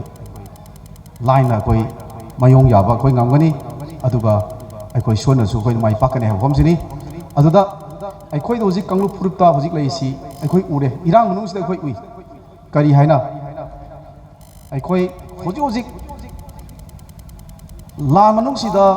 ꯃꯩꯇꯩꯒꯤ ꯀꯝꯃꯨꯅꯤꯇꯤ ꯈꯛꯇ ꯅꯠꯇꯦ ꯍꯧꯖꯤꯛ ꯑꯋꯥ ꯆꯩꯊꯦꯡ ꯅꯪꯉꯤꯁꯦ ꯑꯗꯨꯒ ꯑꯩꯈꯣꯏ ꯅ꯭ꯌꯨꯇ꯭ꯔꯦꯟꯗ ꯂꯩꯕꯅꯤ ꯑꯩꯈꯣꯏ ꯂꯥꯟ ꯌꯥꯎꯗꯕꯅꯦꯅ ꯂꯩꯕꯤꯔꯤꯕ ꯀꯥꯡꯂꯨꯞ ꯐꯨꯔꯨꯞ ꯃꯌꯥꯝꯁꯨ ꯅꯥꯀꯜ ꯑꯅꯤꯒꯤ ꯃꯔꯛꯁꯤꯗ ꯁꯤꯕ ꯅꯥꯕ ꯁꯣꯛꯄ ꯄꯟꯕ ꯃꯌꯥꯝ ꯑꯃꯈꯛ ꯌꯥꯎꯔꯦ ꯑꯗꯨ ꯃꯁꯤ ꯌꯥꯝ ꯂꯥꯏꯕꯛ ꯊꯤꯕꯅꯤ ꯑꯗꯨꯒ ꯃꯁꯤꯒꯤ ꯑꯣꯏꯕ ꯑꯩꯈꯣꯏ ꯅ꯭ꯌꯨꯇ꯭ꯔꯦꯟꯗ ꯂꯩꯕꯅꯤ ꯍꯥꯏꯗꯅ ꯑꯩꯈꯣꯏ ꯂꯩꯖꯔꯤꯕ ꯑꯩꯈꯣꯏꯗ ꯑꯁꯣꯛ ꯑꯄꯟ ꯂꯩꯕꯁꯤꯒꯤ ꯃꯔꯛꯇ ꯁꯣꯛꯏ ꯃꯔꯛꯁꯤꯗ ꯑꯩꯈꯣꯏꯒꯤ ꯆꯤꯡ ꯑꯃꯗꯤ ꯇꯝꯗ ꯂꯩꯔꯤꯕ ꯇꯣꯉꯥꯟ ꯇꯣꯉꯥꯟꯕ ꯐꯨꯔꯨꯞꯁꯤꯡꯒꯤ ꯈꯨꯗꯝ ꯑꯣꯏꯅ ꯃꯩꯇꯩꯒꯤ ꯂꯝ ꯍꯦꯟꯕ ꯃꯤꯑꯣꯏ ꯑꯃꯅ ꯑꯩꯈꯣꯏ ꯀꯔꯤꯒꯨꯝꯕ ꯃꯥꯅ ꯂꯝ ꯍꯦꯜꯂꯨꯕꯗꯒꯤ ꯑꯩꯈꯣꯏꯗ ꯌꯨꯅꯥꯏꯇꯦꯠ ꯅꯥꯒꯥ ꯀꯥꯎꯟꯁꯤꯜꯗ ꯌꯥꯎꯔꯤꯕ ꯇꯣꯉꯥꯟꯕ ꯐꯨꯔꯨꯞ ꯑꯃꯗ ꯄꯥꯔꯁꯣꯅꯦꯜ ꯑꯣꯏꯅ ꯈꯟꯅꯕ ꯃꯗꯨꯗ ꯑꯩꯈꯣꯏꯒꯤ ꯅꯥꯒꯥꯒ ꯃꯩꯇꯩꯒ ꯍꯦꯛꯇ ꯑꯩꯈꯣꯏꯒꯤ ꯊꯣꯛꯅꯕ ꯂꯥꯟ ꯍꯦꯛꯇ ꯑꯣꯏꯅꯅꯕ ꯍꯣꯠꯅꯕ ꯃꯩꯇꯩꯒ ꯄꯥꯉꯜꯒꯤ ꯃꯔꯛꯇ ꯃꯣꯏ ꯃꯃꯥꯟꯅꯕ ꯇꯤꯟꯅꯕꯗꯒꯤ ꯅꯠꯇ꯭ꯔꯒ ꯀꯔꯤꯒꯨꯝꯕ ꯈꯔ ꯇꯧꯕꯗꯒꯤ ꯑꯩꯈꯣꯏ ꯈꯠꯅ ꯆꯩꯅꯕ ꯌꯦꯡꯊꯤꯅꯕ ꯍꯦꯛ ꯊꯣꯛꯄꯗ ꯃꯗꯨꯗ ꯍꯦꯛꯇ ꯑꯗꯨꯒꯨꯝꯕ ꯉꯁꯥꯏ ꯈꯠꯅ ꯆꯩꯅꯔꯤꯕ ꯁꯣꯏꯕꯗꯨꯅ ꯍꯦꯛꯇ ꯑꯩꯈꯣꯏꯒꯤ ꯃꯩꯇꯩꯒ ꯄꯥꯉꯜꯒꯤ ꯃꯔꯛꯇ ꯍꯦꯛꯇ ꯃꯗꯨꯗ ꯑꯩꯈꯣꯏ ꯀꯥꯡꯂꯨꯞ ꯐꯨꯔꯨꯞ ꯅꯥꯏꯅꯅꯕꯒꯤ ꯍꯣꯠꯅꯕ ꯃꯁꯤ ꯑꯩꯈꯣꯏ ꯌꯥꯝ ꯇꯣꯏꯅ ꯑꯩꯈꯣই ꯃꯁꯤ ꯌꯥꯎꯗꯕ ꯅꯠꯇꯦ ꯃꯁꯤ ꯑꯩꯈꯣꯏ ꯎꯗꯕ ꯅꯠꯇꯦ ꯃꯁꯤꯅ ꯃꯔꯝ ꯑꯣꯏꯔꯒ ꯑꯩꯈꯣই ꯃꯁꯦꯜꯒꯤ ꯃꯔꯛꯇ ꯄꯨꯟꯁꯤꯜꯂꯒ ꯑꯩꯈꯣꯏꯅ ꯄꯨꯟꯅ ꯑꯩꯈꯣꯏ ꯑꯁꯤꯒꯨꯝꯕ ꯃꯅꯤꯄꯨꯔ ꯊꯨꯒꯥꯏꯅꯕ ꯍꯣꯠꯅꯔꯤꯕ ꯀꯥꯡꯕꯨꯁꯤ ꯑꯩꯈꯣꯏꯅ ꯊꯦꯡꯅꯔꯒ ꯃꯈꯣꯏꯕꯨ ꯃꯅꯤꯄꯨꯔ ꯂꯩꯃꯥꯏꯗꯒꯤ ꯑꯁꯤꯒꯨꯝꯕ ꯃꯄꯥꯟꯗꯒꯤ ꯆꯪꯉꯛꯄ ꯆꯤꯟ ꯀꯨꯀꯤ ꯅꯥꯔꯀꯣ ꯇꯦꯔꯣꯔꯤꯁ ꯀꯥꯡꯕꯨꯁꯤꯡꯁꯤ ꯇꯥꯛꯊꯣꯛꯑꯒ ꯏꯄꯥꯅ ꯏꯄꯨꯅ ꯊꯝꯃꯝꯕ ꯃꯅꯤꯄꯨꯔꯒꯤ ꯑꯄꯨꯟꯕ ꯁꯛꯇꯝ ꯁꯥꯒꯠꯅꯅꯕ ꯍꯣꯠꯅꯕꯗ ꯑꯁꯤꯒꯨꯝꯕ ꯂꯝ ꯍꯦꯟꯕ ꯃꯤꯑꯣꯏ ꯀꯥꯡꯕꯨ ꯏꯟꯗꯤꯕꯤꯖꯨꯋꯦꯜ ꯑꯣꯏꯕ ꯃꯤꯑꯣꯏ ꯀꯥꯡꯕꯨ ꯈꯛꯇꯅ ꯃꯈꯣꯏꯒꯤ ꯑꯣꯏꯕ ꯇꯧꯅꯈꯤꯕ ꯊꯕꯛꯇꯨꯗ ꯀꯥꯡꯂꯨꯞ ꯐꯨꯔꯨꯞ ꯆꯤꯡꯁꯤꯟꯕꯒꯤ ꯑꯣꯏꯕ ꯄꯣꯠꯁꯦ ꯑꯝꯄꯤꯌꯥꯒꯨꯝꯕ ꯌꯥꯝꯅ ꯉꯁꯥꯏ ꯏꯆꯪ ꯊꯧꯕ ꯌꯥꯝꯅ ꯑꯩꯈꯣꯏꯒꯤ ꯈꯪ ꯍꯩꯔꯕ ꯃꯌꯥꯝꯅ ꯃꯁꯤ ꯃꯩꯇꯩꯒꯤꯗꯁꯨ ꯑꯗꯨꯒ ꯑꯩꯈꯣꯏꯒꯤ UNCꯅꯁꯨ ꯑꯗꯨꯒ ꯂꯩꯔꯤꯕ ꯑꯩꯈꯣꯏꯒꯤ ꯃꯩꯇꯩ ꯄꯥꯉꯜꯒꯤ ꯑꯦꯄꯦꯛꯁ ꯑꯣꯏꯅ ꯂꯩꯕꯤ ꯅꯪꯅ ꯇꯧꯔꯤꯗꯨꯅ ꯂꯥꯜꯂꯤ ꯅꯪ ꯇꯧꯔꯤ ꯆꯨꯝꯃꯤ ꯃꯇꯨꯡ ꯃꯅꯥꯎ ꯇꯧꯅꯕ ꯌꯥꯗꯦ ꯍꯥꯏꯅ ꯑꯩꯈꯣꯏ ꯑꯄꯨꯟꯕ ꯑꯣꯏꯅ ꯄꯣꯠꯇꯣ ꯊꯦꯡꯅꯃꯤꯟꯅꯕ ꯑꯃ ꯃꯊꯧ ꯇꯥꯏ ꯃꯗꯨ ꯀꯥꯡꯂꯨꯞ ꯐꯨꯔꯨꯞ ꯅꯥꯏꯕꯒꯤ ꯋꯥꯐꯝꯁꯤꯃ ꯑꯩꯈꯣꯏ ꯄꯨꯟꯅ UNCꯁꯨ ꯑꯗꯨꯒ ꯇꯣꯉꯥꯟꯕ ꯃꯩꯇꯩꯒꯤ ꯂꯩꯔꯤꯕ ꯀꯝꯃꯨꯅꯤꯇꯤ ꯃꯌꯥꯝꯁꯨ ꯑꯗꯨꯒ ꯂꯩꯔꯤꯕ ꯑꯩꯈꯣꯏꯒꯤ ꯃꯩꯇꯩ ꯄꯥꯉꯜꯒꯤ ꯂꯨꯞ ꯀꯌꯥꯅꯁꯨ ꯃꯁꯤ ꯑꯩꯈꯣই ꯀꯥꯡꯂꯨꯞ ꯐꯨꯔꯨꯞ ꯅꯥꯏꯗꯕ ꯃꯑꯣꯡꯗ ꯑꯃꯠꯇ ꯑꯩꯈꯣꯏ ꯃꯆꯤꯟ ꯃꯅꯥꯎ ꯑꯣꯏꯕꯒꯤ ꯂꯝꯍꯦꯟꯕ ꯑꯅꯤꯈꯛ ꯂꯩꯕꯅꯤ ꯃꯗꯨ ꯑꯩꯈꯣꯏ ꯋꯥꯔꯛꯄ ꯍꯥꯏꯕ ꯄꯣꯠꯇꯣ ꯄꯨꯟꯅ ꯈꯨꯠꯁꯝꯃꯤꯟꯅꯕ ꯍꯥꯏꯕꯁꯦ ꯃꯁꯤꯒꯤ ꯋꯥꯐꯝꯁꯤꯃ ꯑꯩ ꯊꯝꯖꯅꯤꯡꯉꯤ ꯗꯦꯟ ꯑꯗꯨꯒ ꯑꯃꯨꯛ ꯑꯩꯈꯣꯏꯗ ꯍꯧꯖꯤꯛ ꯌꯥꯝ ꯂꯨꯔꯤꯁꯤ ꯃꯅꯤꯄꯨꯔꯗ ꯊꯣꯛꯂꯤꯕ ꯑꯩꯈꯣꯏ ꯆꯤꯟ ꯀꯨꯀꯤ ꯅꯥꯔꯀꯣ ꯇꯦꯔꯣꯔꯤꯁ ꯀꯥꯡꯕꯨꯅ ꯑꯩꯈꯣꯏ ꯃꯩꯇꯩ ꯃꯤꯌꯥꯝꯗ ꯂꯥꯟꯗꯥꯔꯛꯂꯤꯕꯁꯦ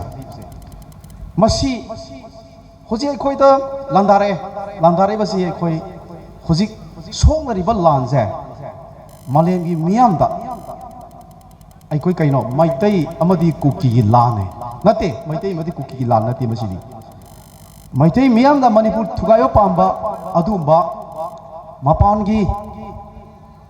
ꯆꯤꯟ ꯀꯨꯀꯤ ꯅꯥꯔꯀꯣ ꯇꯦꯔꯣꯔꯤꯁ ꯀꯥꯡꯕꯨꯅ ꯃꯗꯨꯗ ꯑꯩꯈꯣꯏꯗ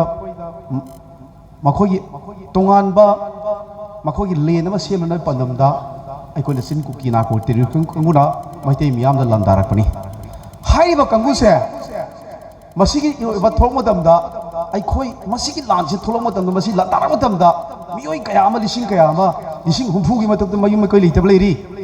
ꯌꯨꯝ ꯇꯨꯝꯅ ꯃꯩ ꯊꯥꯈꯤꯕ ꯃꯌꯥꯝ ꯀꯞꯄ ꯂꯥꯎꯕꯒꯤ ꯑꯩꯈꯣꯏꯒꯤ ꯌꯦꯡꯕꯤꯌꯨ ꯅꯕꯦꯝꯕꯔꯒꯤ ꯇꯥꯡ 18ꯗ ꯄꯤꯛꯏꯕ ꯑꯉꯥꯡ ꯃꯆꯥ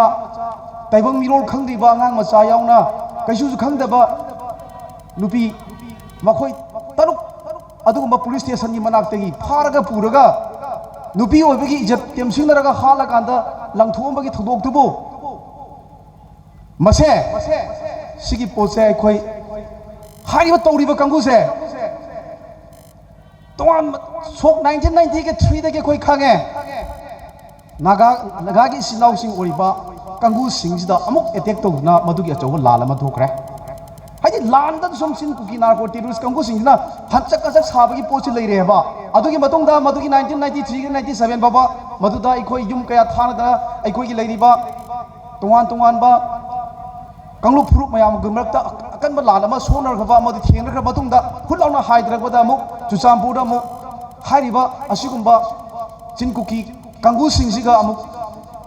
सोनबदगी अमु अखोई पाइथेगी सिनाउसिगा सोनबदगी 1997 दा अमु अदुसो परा अखोई मणिपुरदा साथीबा फिबम अमु ओइखरे हौजिना अमु कराइदा अखोई मैतैगी कनोसिदा अखोई कम्युनिटी सिदा अमु अखोई चिंगदा लेरिबा मैतैगी तोंगान तोंगान फुरुप मयाम दुई मोरेदगी चुचामपुरदगी तकथरतना ngasi अखोइदा लेरिबा मसिगे फिबम सिदा अखोई सुमा लानबा मथंगदी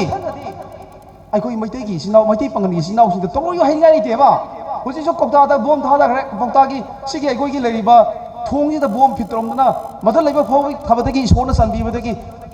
कौतागी इचम चमदबा मिचम मयाम सिहोदबा नथ्रो इंगो अदुता तमथी बोम थादरखबनी अदुगा अगस्त की तांग हौखिबा हंतकी सही सिगी मोरांग पंसांग लेकाय सिबोनी मरक्ता रॉकेट बोम थांजिलबा लेखरबनी अदुगा सेप्टेम्बर की तांग अमा कौटुक्ता अखोई ड्रोन बॉम्बिंग तौदना मी हाथ मिचम हाथिबा स्टेट फोर्स हाथिबा लेखरबनी अदुगा सेप्टेम्बर की तांग तरुक टोंगलौबी अमदी मोरांगदा रॉकेट बॉम्ब थाजिलबदगी मयुमदा नत्रगा अखोई मंगोंदा अरांगफम अमा सिबगी सोखिबा मयाम लेखरबनी सुगुम मयाम से मथंगदा सामानना मैतै पंगलदा अदुगा अखोई नागागी इसिनाउ सिंगदा अदुगा चिरुगीदा कोंगीदा मथंग मथंग तरोङै हाइबा लेतेबा मथंग मथंग तरुखिनिबा मखोइदी लान पामनिना मखोइगी ओइबा लेन अमा सेमनबा होनरपुनिना मदुदुसो अखोई लेइबा तोंगान तोंगान फुरुप मयामसिना अखोइदी न्यूट्रिएंट लेगद्राबा अदुदा थमजनिगिदी अखोई यलोंगोइदगी लेमिद्रबा मचिमनाउ ओइबा अखोई खुसमनरगा असिगुंबा चिन नाको टेररिस्ट कंगुसिंगसे मालेमदगी लाइमाइदा मुथतनबगी होनबगी ओइबा अदुगी वखलोंदा ngasi अखोई अपुलमगी ओइबा मचिमनाउ मयाम यलोंगोइदगी खुदारबा मयामसिगी ओइबा वखलोल अमदा ngasi अम्पियाना आइडिया ओ मणिपुरी वखलदो सगलगा तोंगान तोंगान कंगलु फुरुप मयाम यारोगा ngasi फाउंडेशन की देसे सिनमरी यामना वहन थोक लेबने लौजै अदुना अखोई हुजिक तुमिन अखोई न्यूट्रिएंट लेबम थोकते अदुना अखोई जे अचौबा ही अमदा अचौबा जहाज अमदा तोंगनी मैतै की कमुना कंगु खतना मैतै की कंगु मदि तोंगान तोंगान बा मैतै पंगल अमदि तोंगान तोंगान बा नागागी तोंगान तोंगान बा चिरुगी कोंगी न्यूट्रिएंट लेबि यामसी लोइना तोंगिनेबा अदो हारिबा मैतै खक्तना मदु हिदु कननबने होनरगा अतै म्याम न्यूट्रिएंट लेरगदी हिदु लुप मतम म्याम युप लुप याउदिनेबा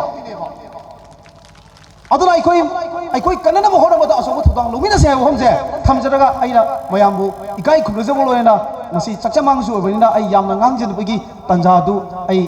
लौजनिंगमनि अदुबु मतमसि लेतबनि आई मतां साइ टेंजनजगे थैंक यू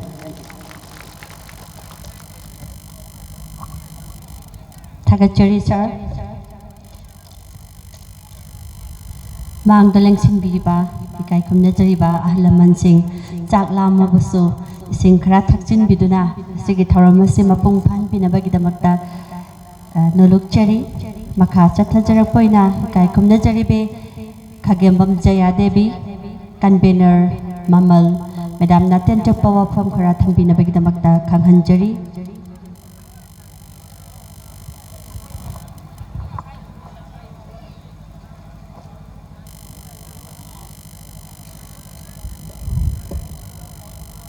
अहमबमक्तदा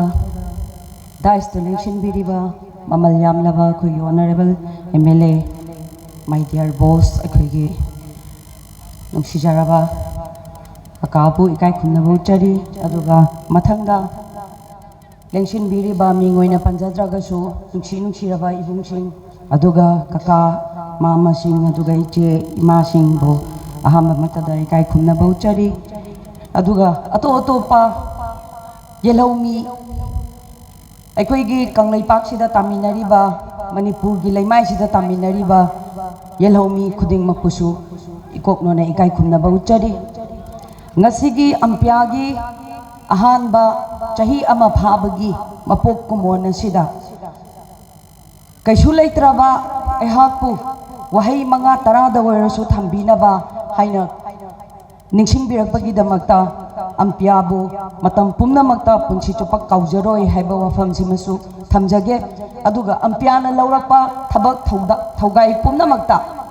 मांजिन थारगा अम्पियागिदमक्ता लेपचगनी हाइबा वफमसिमसु आई मफमसिमक्ता आई फोंदोकचरी अखोई मैतई से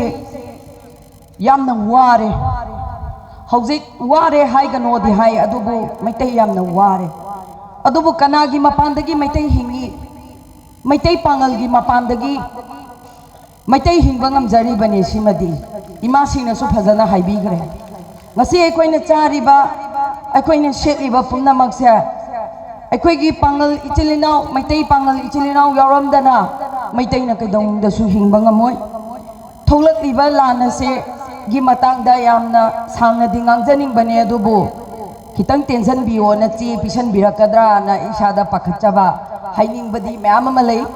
अखोइगी चिनाउ म्याम सिंजे उरगा कंगलई पाक्ता तामिनरिबा यलहौमी म्याम सिंजे उरगा पुकनिंगदा कपनिंगबा नुंसीबोय कइबोय लांगतकनबदो अखोइदा भावे नगा इचलिनाउ सिंग अदुगा मैतई पांगल इचलिनाउ सिंगा मैतई सिंगा पुलप फमिन्नदना इचिल इनाउ ओइबगी इमा इचा इपा इचा ओइबगी ngasi watanabagi tanja ama phangjabase Meitei चनुरा ama oina Meitei leima ama oina ai thamoi sengna ai pungning nungsiba phawi pumnamakpu taibang mapu alana chanbiba oisanu haiba wafamje maso ai thamjage hauji Meitei amadi kuki anigi marakta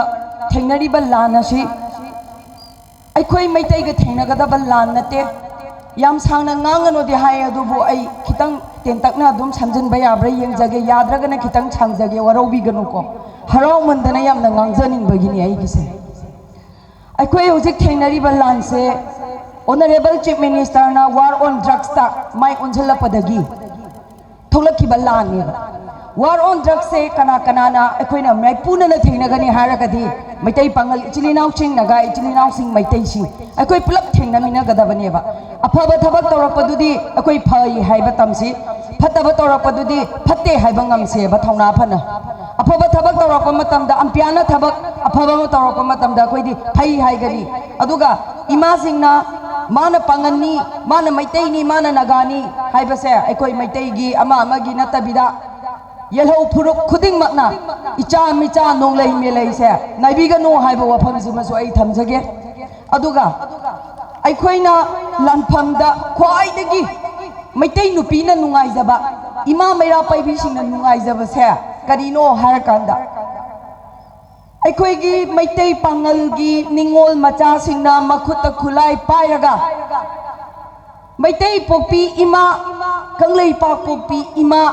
Meitei Pongal Poppy इमा से कनगनी हाइना मखुत खुलाई पाइरगा थोअगा साथेंग लांथेंगननी हाइना थोलकपा मतमदा मैतईगी मैरा पाइबी कनाना Meitei mama कनाना मखोइबु मनम नमदना मयाना चिकपीदना थागिबा यावगे अमता हाइबिउने अखोइना ख्वाइदगी पेंजाबदी मैतई पांगल चिलिनाउ मयाम सिंगसिना इचे इचल मैतई सिंगसे सोए अखोई इमा इचा सिंगसे सारे सोए असीबा यावरे अखोई लेरिए नखोइगी हाइना लाकपदो मित्तगी पीताबा खंगौदे होय मदुगी मतम दु खतनी अखोइना यंगजाबा अदुकी मतिक नुक्सिजै मैतई पांगल सिंग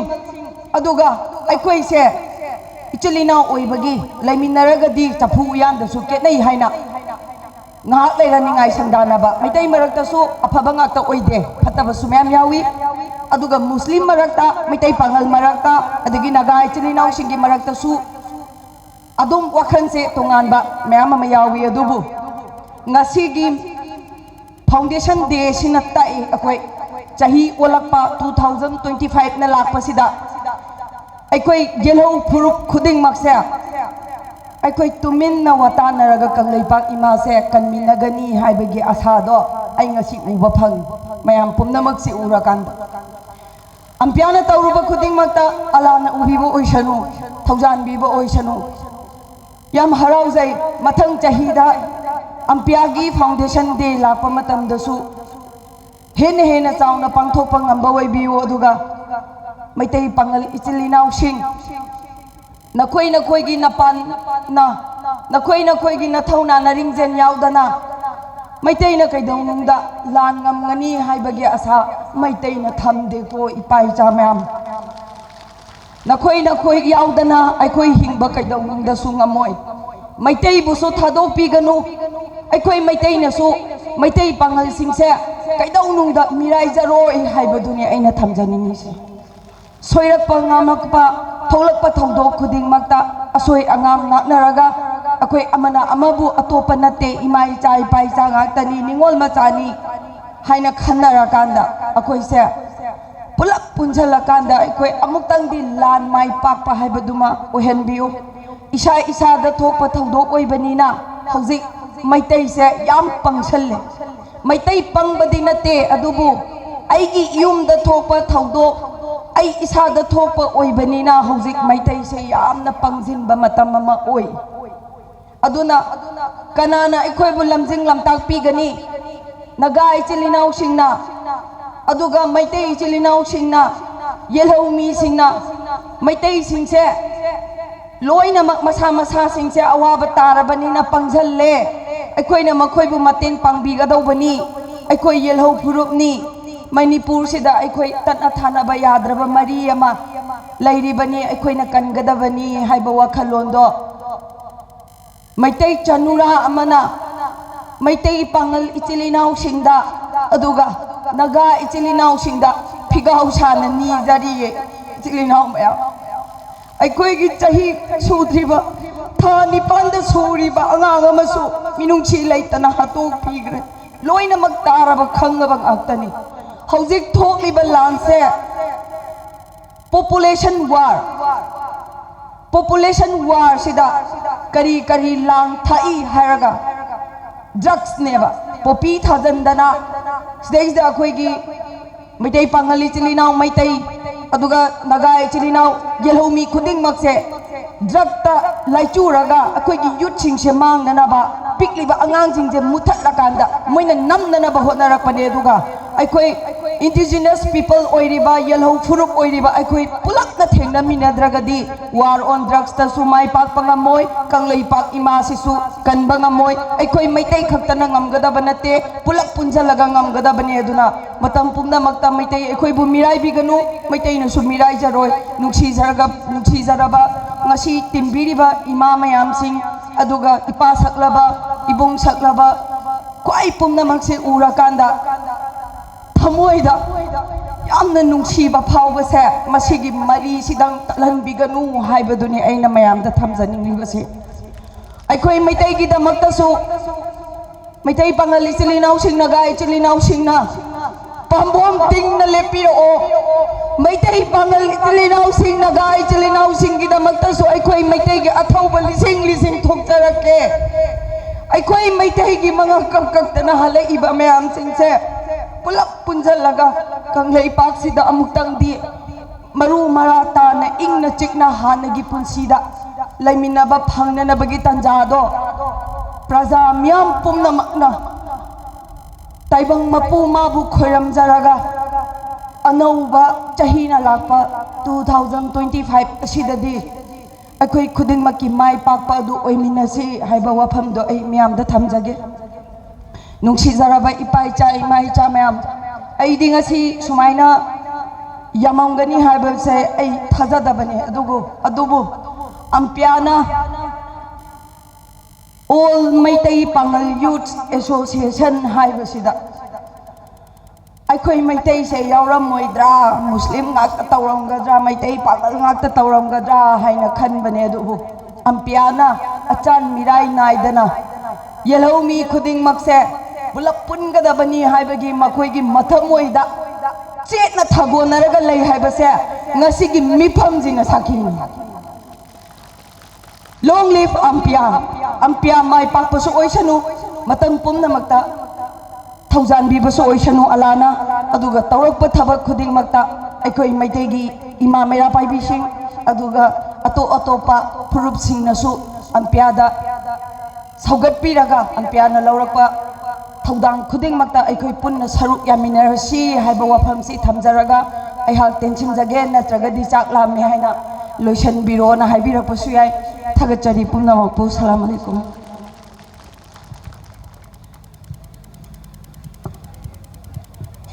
Takachari Madam, Ekoi Punna, Nungsi Janana, Imalebak Idamakta, Tamoy Sheng, Imalebak, Luk Daraba, Imalebak, Sibukan Minasi, Hybawapam Tambirami, Takachari Madam, Atagasdi Kaikumnajariba, Sri Tiding Jam Manihar, President, Federation of Civil Society Organization, Sarbo, Tentakawapam Karatambina Bidamakta, Kaushinjari.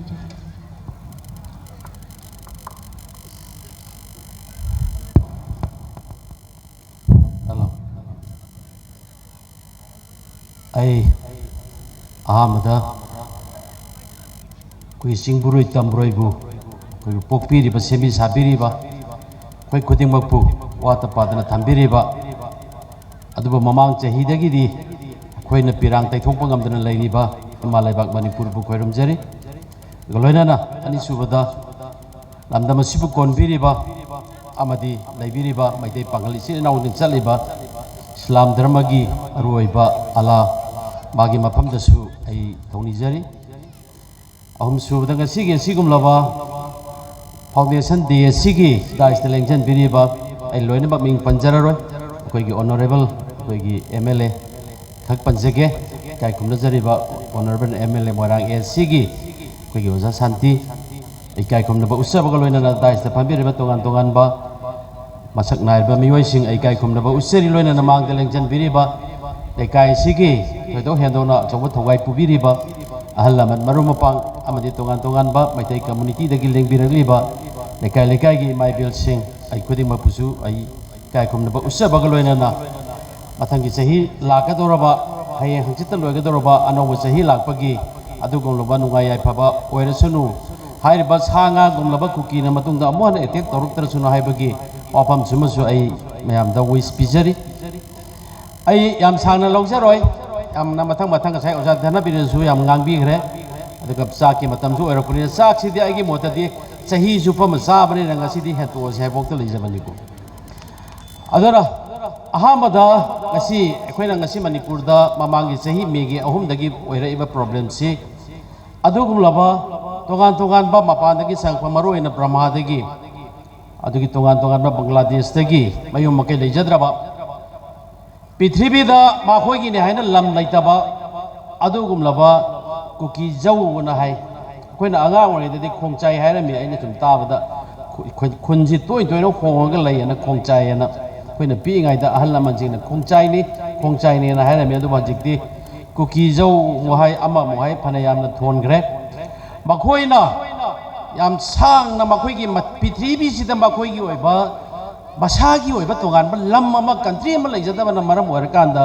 makoi gi lam ji sum ama katang kadai dagi no hu bani khangde lang bani khangde hat bani khangde low gi haidra sum khalak wa khanduna maram orakanda sahi yangkai humbugi mamang dagi Manipur sida khara ta sannarakanda Manipur ga Mizoram ga thangnari ba makoi na khare hena ta ba mafam sidagi lam ama lorkanda makoi gi kuki jau le na nam sem gi haiduna manglan je masi adugum laba Manipur da lai ba murkha hai batare khoi khwaidagi ana pangpa jati khoi na khangau dabo sina maram orakandani ko khoi awaba oigi se khoi na panghau hai badi ai pangali sini nau di ai thagachage ko pangali sini nau di nongwai mem loi lerame ayamana maitai gi kangbu sing se mamangi chahida khoi na nongwai di baganda mayum da sangba kada mobile phaba lerami gari lerami sana lerami loi lerami bandu am da lem nongwai am da leram de Sigi awabang oigi ba aduna aigi imana ba aigi BP oiba BM yai masahana amalai ma ga igena sigi kokta sida laga nongoi kita PBO nongoi PBO na yum singdi loi na maksang mani aduna hana su pangbira me akhoi na haibeda ki su pangbiduna akhoi gi sigada ba adugum la maitai community me am kan gi ba makon dung dang thopa kan masigi da makta ai kokta da leibiri ba halama maru ba ba khodi mapu ai khwaidagi hana thagacheri khwaidagi na nongai ba do ai phongtok chen Hausik lain ba problem se ekoi gi inau surjina su haira me India lengang na tau ne na ekoi gi honorable su yauri ai masigi mata da kasin thamjage ko hairi ba su si karmai na haurake karmai tok dran loisan ga de ge haiba se hausik aru ba mu oisan le ba ha na di irai lai अखोइने कुकी जिंग तकथोग यानी हेक्ट मखोइ जिंग तुम नहालग यानी है बगे वाखलों लेत्रेबा मखोइ की मतुंग दा कनागुबा अचौबा फोर्स अमा लेप लेरेबा नखोइ अखोइ लेको नखोइ के तौनिंग तौ नखोइ के अवाट पा अखोइने पीने है अदुगुम कनागुबा अमा लई है असी मिपुंग खुदिंगमना खंगबियोबा कुकी खदंग अदुगुम सागुमलब मकोक यादब जातीदुना सियौना स्टेज यौरकांदा अखोइदि एटेक तौरक हाइबसे मसी ngамोइदबसे मखोइगी मतुंगदा मखोइबु मोटिवेट तौबा मखोइबु इजनबा अमा लई हाइबसिमा अखोइ मयाम खंगमिनाजेबा हौसी अखोइना ममांगी चहीदगी हौरकपदगी मणिपुर की चीफ मिनिस्टर दा अखोइ क्यारक चाहिग्रे तोगान तोगान बा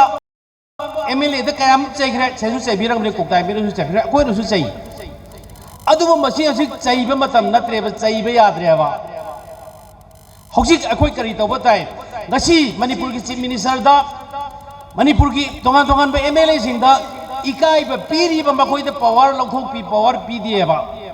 कनाना अदुगुमलबा इंडिया लेंगाकना मसे अखोइ नमदना मसी मुनगदबने हैबा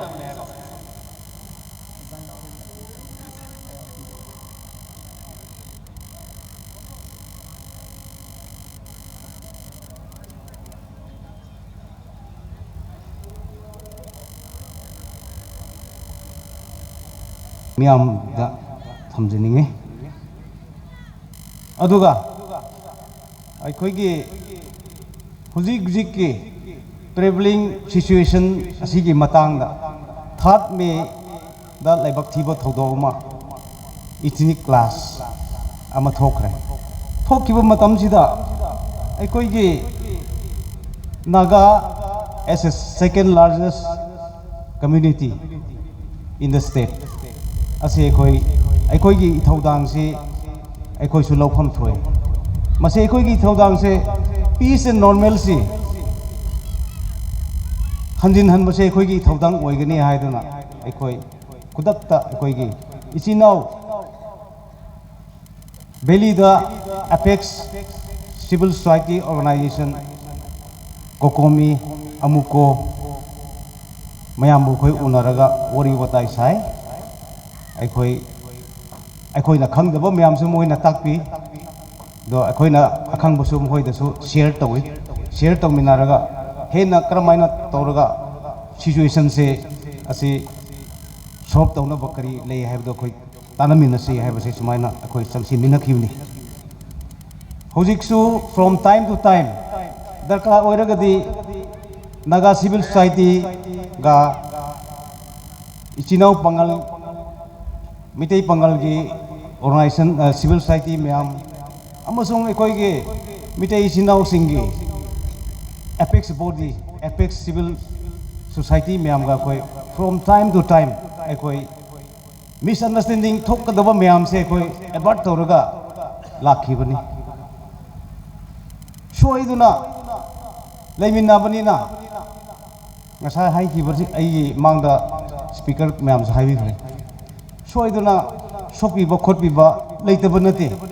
मदुना मरम ओइरगा कम्युनिटी अनि सिदा उखनाबा थोकनाबा इंकरेज तौबा मीसु लेतब नते मसिगुम मयाम लाकु मतम सिदा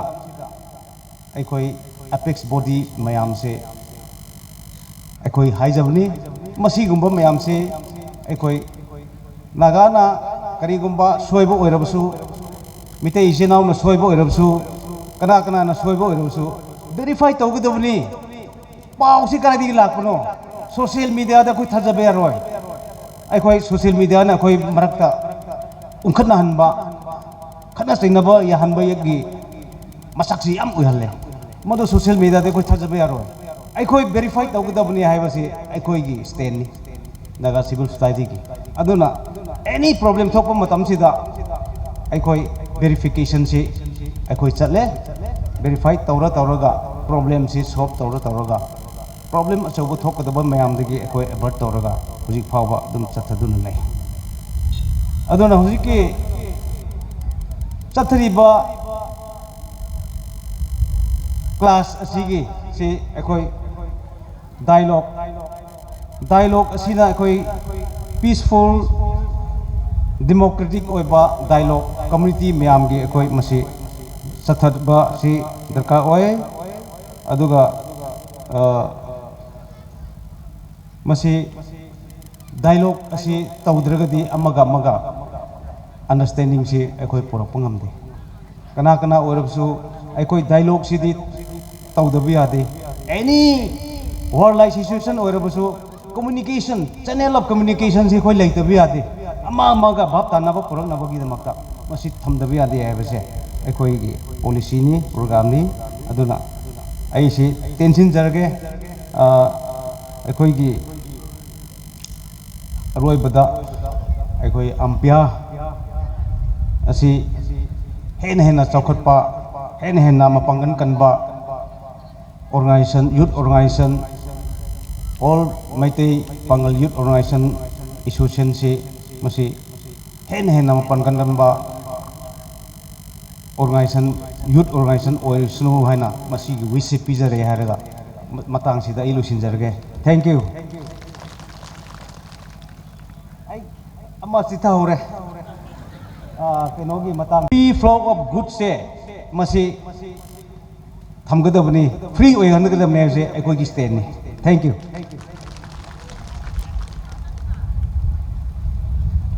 Thagachari sir, thank you so much. Mayam wari hai bakhangzai lusilak pagi tanja yausar lakadore marak thanna kai khumna jariba Janab Alhaj Sheikh Abdul Hakim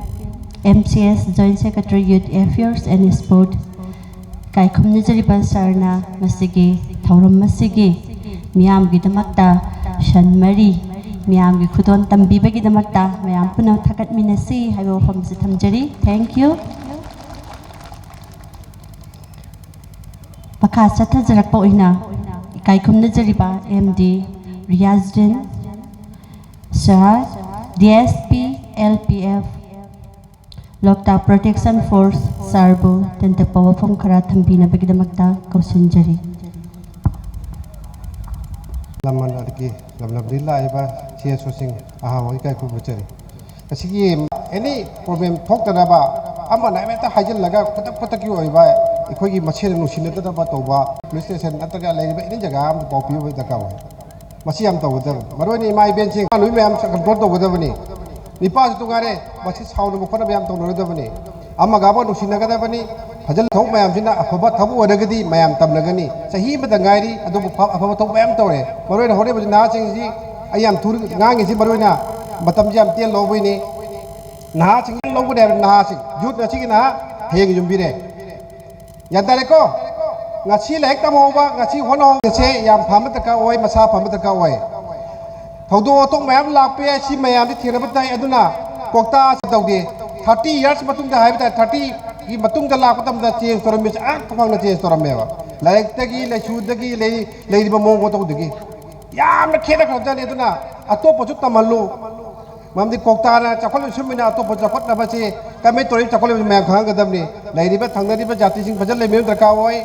eni jati sing da handang ma thok ki thok tu yam nuai te ai da tamna hai ba na te makha thok ta na hon na biu imai be jing yam tum ganu wadi wara mani aduga imai be jing ki yam dina icha sing phana ba hon na ba lekai ga na sing phana hon na bi imai be ge role yam lei masi ai matan te thank you all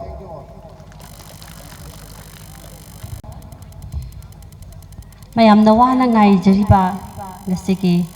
Tauramasiki Seges ki from Hamlang Daling Sin Biriba Ikai Kumna Jariba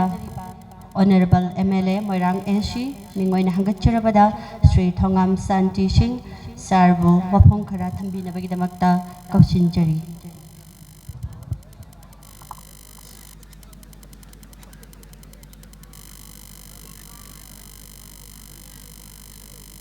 Tinbiriba mayam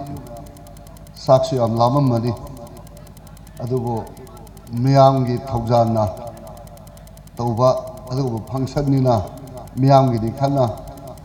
ai batam sang la lawjaroi maram di mamang da tawjari ngasigi all Meitei Pangal Youth Association ampia gi simlaba ahanba foundation day gi yam samna yam maruoida pangthokpa sigum function sigi dai the lengsin biriba manipur gi singtha lingai oiba mioi puno ko aina mumdang ming panjata su ꯑꯩꯒꯤ ꯃꯥꯏꯀꯩꯗꯒꯤ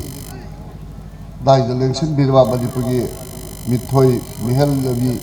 ꯄꯨꯝꯅꯃꯛꯄꯨ ꯏꯀꯥꯏ ꯈꯨꯝꯅꯕ ꯂꯣꯏꯅꯅ ꯅꯣꯡꯂꯨꯛꯄ ꯎꯠꯆꯔꯤ ꯑꯗꯨꯒ ꯂꯣꯏꯅꯅ ꯃꯥꯡꯗ ꯐꯝꯕꯤꯔꯤꯕ ꯉꯁꯤ ꯑꯝꯄꯤꯌꯥꯒꯤ ꯑꯍꯥꯟꯕ ꯐꯥꯎꯟꯗꯦꯁꯟꯕꯨ ꯃꯄꯨꯡ ꯐꯥꯍꯟꯕꯗ ꯅꯠꯇꯅ ꯑꯁꯥ ꯑꯃꯒ ꯂꯣꯏꯅꯅ ꯑꯝꯄꯤꯌꯥꯗ ꯊꯝꯃꯒ ꯂꯥꯛꯄꯤꯔꯤꯕ ꯃꯅꯤꯄꯨꯔꯒꯤ ꯃꯐꯝ ꯈꯨꯗꯤꯡꯃꯛꯇꯒꯤ ꯑꯗꯨꯒꯨꯝꯂꯕ ꯃꯤꯌꯥꯝ ꯄꯨꯝꯅꯃꯛꯄꯨꯁꯨ ꯑꯩꯒꯤ ꯃꯥꯏꯀꯩꯗꯒꯤ ꯏꯀꯥꯏ ꯈꯨꯝꯅꯕ ꯂꯣꯏꯅꯅ ꯅꯣꯡꯂꯨꯛꯄ ꯎꯠꯆꯔꯤ ꯑꯗꯨꯒ ꯂꯣꯏꯅꯅ ꯉꯁꯤꯒꯤ ꯁꯤꯒꯨꯝꯂꯕ ꯃꯅꯤꯄꯨꯔꯒꯤ ꯊꯧꯗꯣꯛ ꯋꯥꯊꯣꯛ ꯚꯥꯔꯠꯀꯤ ꯑꯁꯤꯒꯨꯝꯂꯕ ꯀꯌꯥꯕꯨ ꯑꯐ ꯐꯠꯇ ꯀꯥꯆꯤꯜ ꯀꯣꯌꯥ ꯌꯧꯅ ꯁꯟꯗꯣꯛꯄꯤꯒꯗꯧꯔꯤꯕ ꯄ꯭ꯔꯦꯁ ꯑꯃꯗꯤ ꯏꯂꯦꯛꯇ꯭ꯔꯣꯅꯤꯛ ꯃꯤडियाꯒꯤ ꯏꯆꯤꯜ ꯏꯅꯥꯎ ꯄꯨꯝꯅꯃꯛꯄꯨꯁꯨ ꯑꯩꯒꯤ ꯃꯥꯏꯀꯩꯗꯒꯤ ꯏꯀꯥꯏ ꯈꯨꯝꯅꯕ ꯂꯣꯏꯅ ꯎꯠꯆꯔꯤ ꯑꯗꯨꯅ ꯄꯨꯝꯅꯃꯛꯄꯨ ꯏꯀꯥꯏ ꯈꯨꯝꯅꯕ ꯎꯠꯆꯕꯒ ꯂꯣꯏꯅꯅ ꯑꯩ ꯉꯁꯤꯒꯤ ꯁꯤꯒꯨꯝꯂꯕ ꯑꯣꯜ ꯃꯩꯇꯩ ꯄꯥꯡꯒꯜ ꯌꯨꯠ ꯑꯦꯁꯣꯁꯤꯌꯦꯁꯟ ꯑꯝꯄꯤꯌꯥꯒꯤ ꯑꯍꯥꯟꯕ ꯐꯥꯎꯟꯗꯦꯁꯟꯁꯤ ꯎꯕꯗ ꯑꯩꯉꯣꯟꯗ ꯌꯥꯝꯅ ꯅꯨꯡꯉꯥꯏꯕ ꯑꯃꯈꯛ ꯐꯤꯜ ꯇꯧꯖꯩ ꯑꯗꯨꯕꯨ ꯅꯨꯡꯉꯥꯏꯕꯗꯨ ꯐꯤꯜ ꯇꯧꯕꯗ ꯑꯩꯅ ꯈꯤꯇꯪ ꯋꯥꯔꯧꯕ ꯑꯃꯁꯨ ꯌꯥꯎꯋꯦ ꯀꯔꯤꯒꯤꯅꯣꯗ ꯑꯝꯄꯤꯌꯥ ꯁꯦꯝꯕꯁꯦ ꯈꯤꯇꯪ ꯊꯦꯡꯃꯟꯈ꯭ꯔ ꯃꯥꯜꯂꯦ ꯑꯝꯄꯤꯌꯥꯁꯦ ꯈꯤꯇꯪ ꯉꯟꯅ ꯁꯦꯝꯕꯤꯔꯝꯃꯒꯗꯤ ꯌꯥꯝ ꯐꯔꯝꯒꯗ꯭ꯔꯥ ꯍꯥꯏꯅ ꯑꯩꯅ ꯈꯟꯖꯕꯗꯨꯅꯅꯦ ꯑꯩꯅ ꯋꯥꯔꯧꯖꯕ ꯑꯃ ꯌꯥꯎꯋꯦ ꯍꯥꯏꯁꯦ ꯑꯗꯨꯅ ꯑꯝꯄꯤꯌꯥꯒꯤ ꯁꯤꯒꯨꯝꯂꯕ ꯃꯔꯝꯗꯤ 20th centuryꯅ ꯂꯥꯛꯄꯗ ꯄ꯭ꯔꯤꯊꯤꯕꯤꯗ ꯌꯨꯠꯁꯤ 65% ꯄ꯭ꯔꯤꯊꯤꯕꯤꯁꯤ ꯌꯨꯠꯀꯤ ꯑꯗꯨꯒꯨꯝꯂꯕ ꯌꯨꯠꯅ ꯃꯁꯤꯡ ꯑꯣꯏꯔꯕꯅꯤ ꯑꯗꯨꯅ ꯄ꯭ꯔꯤꯊꯤꯕꯤꯁꯤ ꯑꯑꯣꯟꯕ ꯑꯃ ꯄꯣꯏꯔꯛꯀꯦꯗꯤ ꯌꯨꯠꯁꯤꯒꯤ ꯃꯈꯨꯠꯇ ꯂꯩꯔꯦ ꯍꯥꯏꯕꯁꯦ ꯄ꯭ꯔꯤꯊꯤꯕꯤꯗ ꯄꯨꯝꯅꯃꯛꯅ ꯉꯥꯡꯅꯔꯕ ꯀꯛꯄ ꯌꯥꯗꯕ ꯋꯥꯐꯝ ꯑꯃꯅꯦꯕ ꯁꯤꯒꯨꯝꯂꯕ ꯃꯇꯝꯁꯤꯗ ꯑꯝꯄꯤꯌꯥ ꯆꯣꯡꯊꯣꯔꯛꯑꯒ ꯁꯦꯝꯃꯛꯄꯁꯦ ꯈ꯭ꯋꯥꯏꯗꯒꯤ ꯃꯇꯝ ꯆꯥꯔꯦ ꯈ꯭ꯋꯥꯏꯗꯒꯤ ꯁꯦꯝꯕꯒꯤ ꯗꯔꯀꯥꯔꯁꯨ ꯑꯣꯏꯔꯦ ꯍꯥꯏꯕꯗꯨꯅꯤ ꯑꯗꯨꯅ मधु खंगना अंपिया सेमक्पसे अदुकी मतिक नुंगाई अदुना अंपिया सेमक्पगी मतुगिना अंपिया लुमाइगोदा मेमोइदम मंगसी सबमिट तौबिबसे अदुकी मतिक नुंगाइबा मेमोइदमनी अदु मेमोइदम सिगी पीरिबा डिमांड 10 सिदगी अइदा करी करी तौगदगे अदुदी अइ होरे अरोइबदा हाइजरगे अदुला अदु हाइदिगाइ ममांगदा अइ ngasi अंपिया आहलो फाउंडेशन सिगी मतंगदा वइ वफमनी अदुगी मथक्ता अइ ओजामनि हाना ngasiगी सरकार सिदा ऑनरेबल चीफ मिनिस्टर ना तौबा याबा क्या तौदबगी मदुइदा मगोंदा अरोलबा अमखना फाजिलगा थंबदो प्रजा मयाम चंगलगा लौरगा अखोई चीफ मिनिस्टर बु मपागन हापसी अदुगदा अथुबा तब शांति पोरकने हायबा याम फजो मागी पॉइंट अइ यामना एप्रिशिएट तोई अदुना अखोई इमा इबेल लगतगी मेरा पाइबी इमा सिना गांगबीखिबा मुस्लिम इजनाउ सिगी हंदकी लांसिदा लौरिबा थौदान सिंथादबिरबा मधु मयामदो कावबा यारोदो गातनी अइदा थमजनी वफमदे अखोई इमोशन द सककुमसी करीगिदमता ngasi कुकी नाको टेरोरिस्ट सिंगना अदुगुंबा टेरोरिस्ट सिंगदुना अखोई मई इंगना तपना लेजरिबा मणिपुरदा करीगे लान तारइनो मखोइदा करीगे वरौगदोरिनो अइदा हंगिबो वाहंगदि मखोइदा मदो येलो बी ओइदा लेराबा कुकी सिंगदुदा नते टेरोरिस्ट नाको टेरोरिस्ट सिंग इलीगल माइग्रेंट सिंगदुदा ने अइना हंगिबिसे करीगिदमता लोबा border fencing tausi FMR chanhangumsi adiriza forest kansi popi thaba kansi toksi popi adhakba toksi drug ki makolo hengumsi haiba asida moila khoida saudu se kai barongino asi kaktani sarkar sida hairiba sarkar sida lawriba thawdang se asida khoida moila warodu si baru kai gilo masi awdam munna khanbiyoba अखोई emotion द सकुमजे कई बथाबा बतरबलाइदा अखोई emotion न मांग थारगदी कई गुम तो कोई सक्सेस हो यारो मदु फजन खंधरगा कोई समिनसी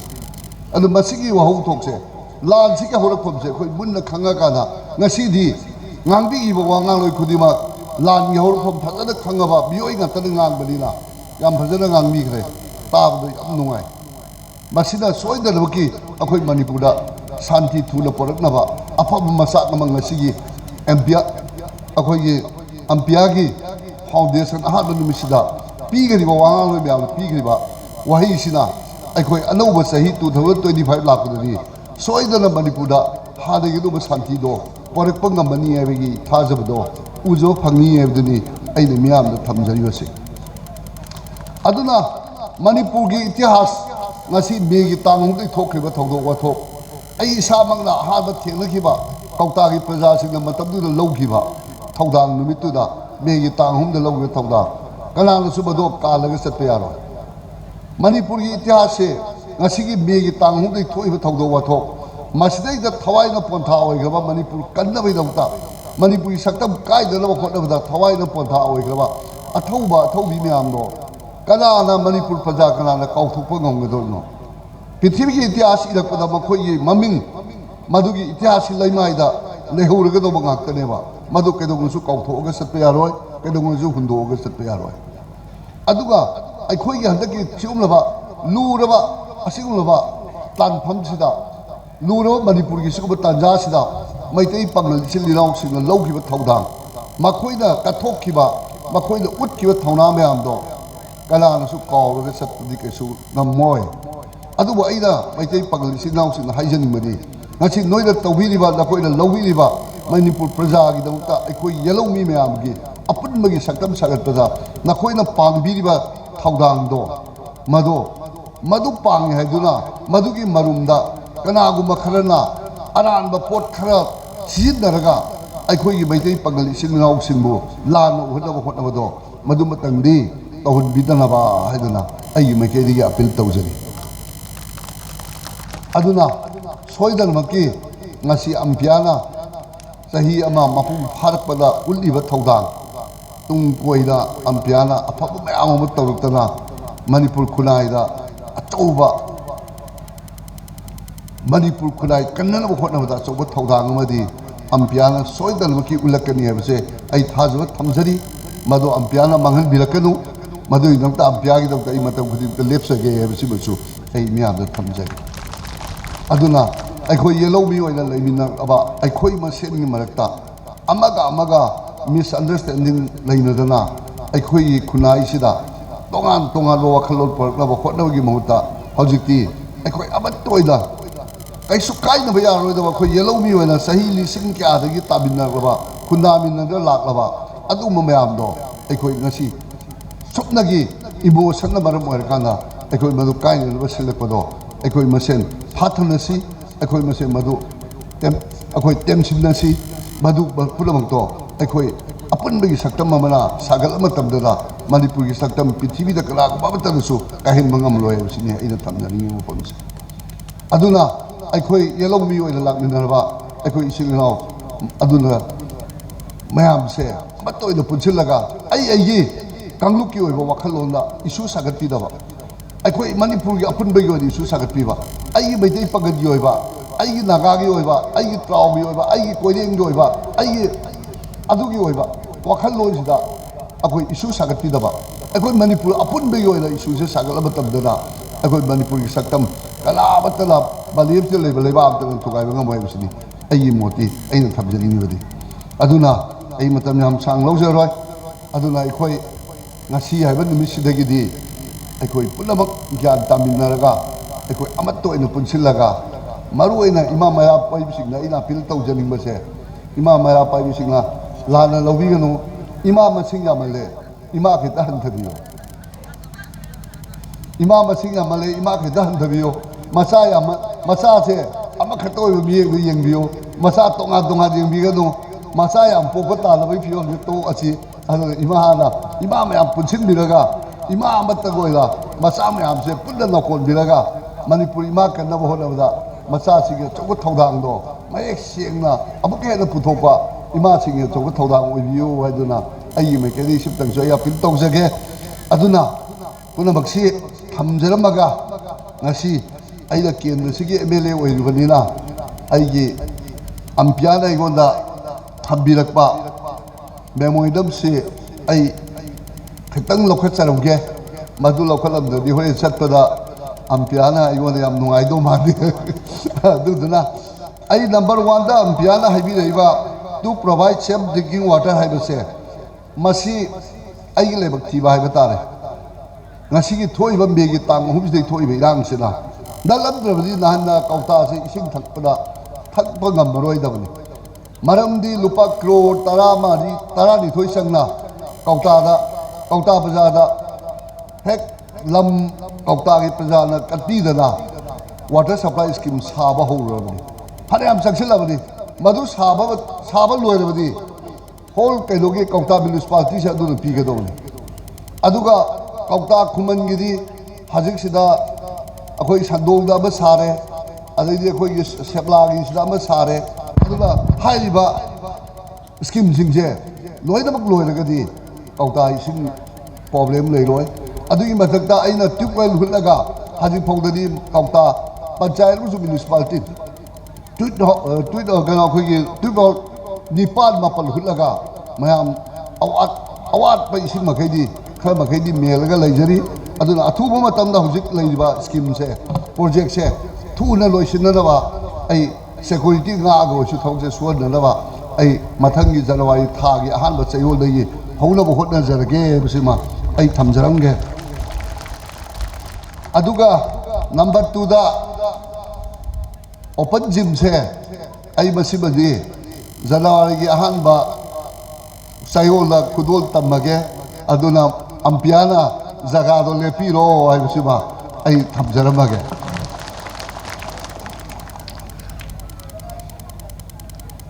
अदुगा ATM बुट हांगबसे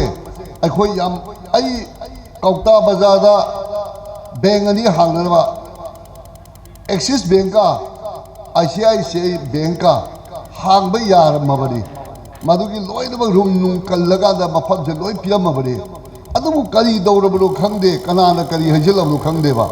लोइनबक कागा से रिजर्व तौददा मोय भारागा गांगलब लोइरबदी बैंक हांगबगी ATM हांगबगी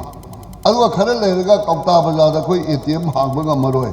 अदुदा बैंक हांगबगा मरोयना मधुगी अचौबा बोयदा बैंक ना इगोना अकनबा थितब तौरेबा अदुबा आई अमुक हन्ना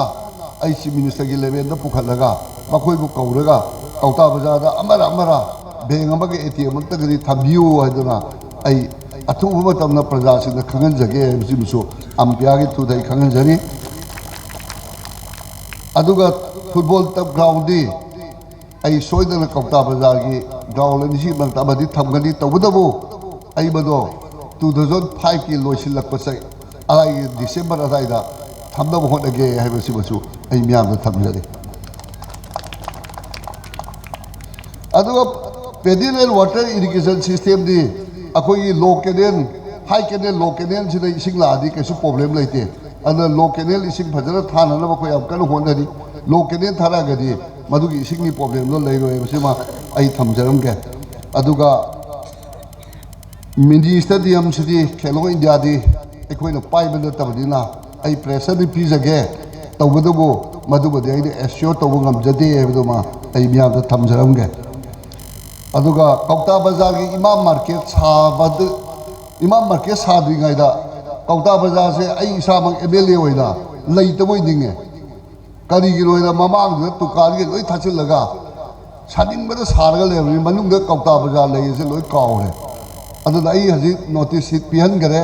ममांग तुकार मरी थुगाइदनो मतम थाम मतम पिगरे मधु थुगाइरा मतुंदा कौता बाजार दो फजना मयाम दो उहलगा कौता बाजार लेइबदो खंगल मतुंदा अखोई इमाम मार्केट साबगी वखलोदो अमुक पुखत मिनसी ये वफम जमा ई थमजरंगे अदुगा ग्राम पंचायत हेल्थ सेक्टर बा अखोई सब सेंटर बा थमनबा प्रपोजल से अभजन लेरे अदुगु लेबक थीबदी अईगी ममांग दा करंबा MLA सिंगी पेरेटा रोंगली इंफॉर्मेशन खर पिरमने करी लोइदा कौता खुमन से कौता ग्राम पंचायत से पॉपुलेशन से मी लिसिंग तरेट का क्या लो दुगत लेयर पिरमनेबा अदुना हेल्थ सेंटर हांगबे यादबा अदुना कोई जेबु इखनरे नौना फजना कनो पिहल्ले SDO DC की थ्रू द पिहल्ले अदुना कौता ग्राम पंचायत पॉपुलेशन से 23,000 अया अदाइद लई अदुना मसी अदुना हेल्थ सेक्टर ब थू न पीब दरकार ओइरेला अखोय याम फजना इखनरे अदुना मसीदी आई सोइदना फंगबा यायना आई म्याम द थमजरंगे अदुगा इंप्रूवमेंट ऑफ इंफ्रास्ट्रक्चर कौता गवर्नमेंट हाई स्कूल लेबक थीबनी मानदी कौता गवर्नमेंट हाई स्कूल लेनो फम जे हायर सेकेंडरी अपग्रेड तौरे हजे हायर सेकेंडरी अपग्रेड तौबसे सानिगाई मफम लेतेबा हजे वाओड अनी लेदी यूम सानिगाई लेते हाना साबो थुगाई दो मंगारेबा अदो काई सादोइनोबा अदुना उपाय लेतेना आई कौता प्रजा सिन्नग्रे नान डेवलपमेंट कमिटी दा कौता हाई स्कूल जे अथुबा मतमना मफम ओंथोसी अदुकाना सारसी कौता डिसीजन लौरोइना मधुदा ngalda कौता जो डिसीजन पीगम दे सही फारे को अदुना कौता हाई स्कूल सुमाय सुम लेगी ताबा अदु नोइना याम थुना डिसीजन पिराबा नुमित हा नुमित 13 वाली दा डिसीजन पिराबा नुमित 13 वाली दे तो होमदोगा साबा होरे अदुमा कौता मिया दा सिनजरमगे waffle जुवाई थमजरमगे अदुना ngasi aiba ampiagi singlaba foundation ahanba foundation numisdagi lakadabe 2025 se ngasi ngangbi khiba wangang loi singna pibi khiba basan me ado tabiraga manipur gi praja pudamana madugi wakhal lo sapsana khanbiro matungda aikhoi amatto ina punsilaga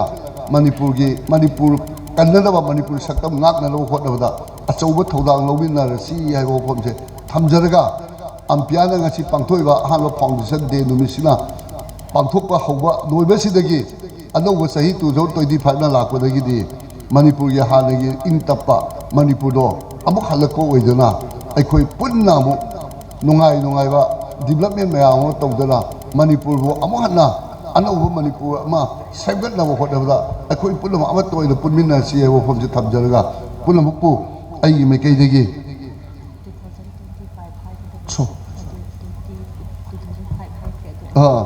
sorry ai hajiki do anouba sahi lakpa jo 2025 hai ge do ni 2005 hai ge do asoi do ngapi gani ana 2025 da lakpa dagi akoi manipur ya hana ing tam ba saktam do halaktana akoi amu hana development da bai onsin dana manipur se anouba manipur ma sembada akoi punamak thaudang yamin na si ai wo khom se thamjaraga punamak tagi amuka nei kai khono loina no postari manipuri bana joy wari ai wo khom se thamjai Thongam Santi Singh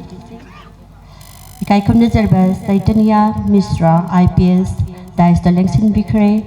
Ikai Kumna Uchari thank you sir Matanga City program se Lusilakadore Mayam Wabira Paso Naktang Mayam Wada Pasaraga Ekoki Nasigi program function Asibu Mapung Pan Binabagi Hana Nolukchari Matanga City Kai Kumna Jariba Janab Maulana Hafizuddin President All Maitai Pangal Youth Association gi thawai pubiriba sarbu wafamkra thambina bagi damakta kausinjari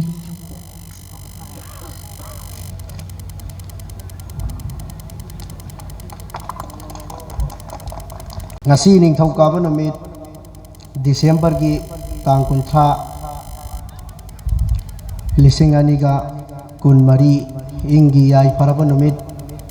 asida pangthok jariba ampya gi ahanba foundation day asigi damakta dais da phambi nabagi hai jarubada achin ba matam kaya kaithok piduna lengsin birakliba chief guest ki phampham langda lengsin biriba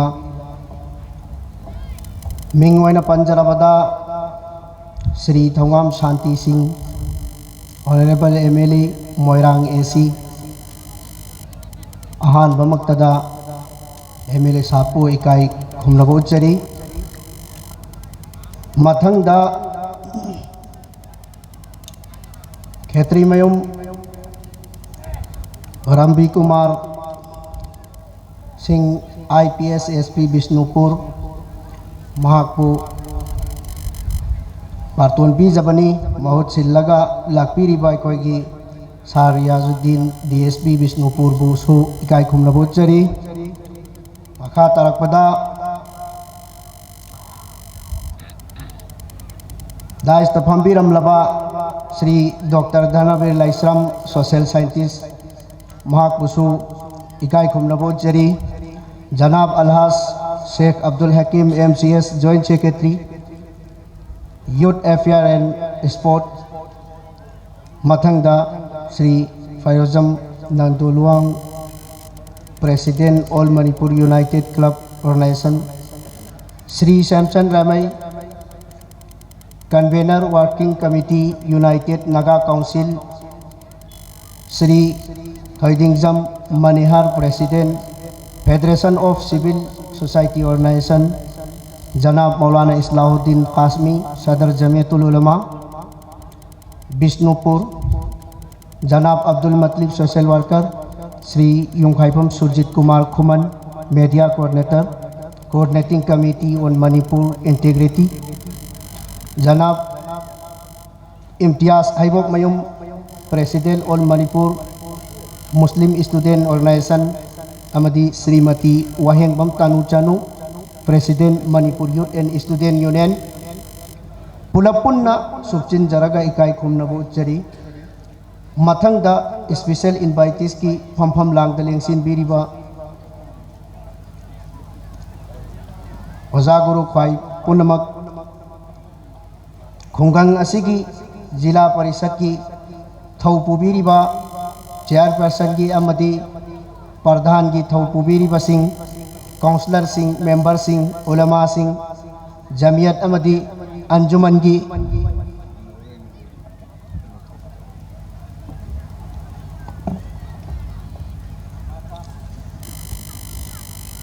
ay marakthada amyagi myam kaloda amyagi mayam da ngasi sibiriba foundation de sida ay yamna di mateng pangning bani adu ai lebak thi bai tare ai mungda awala kha tabdu da bar boraga ai yamna di pangjaro ana ai lupa lising ang kai gatang myam gi sida saruk ya jarum ge da ai myam thamjal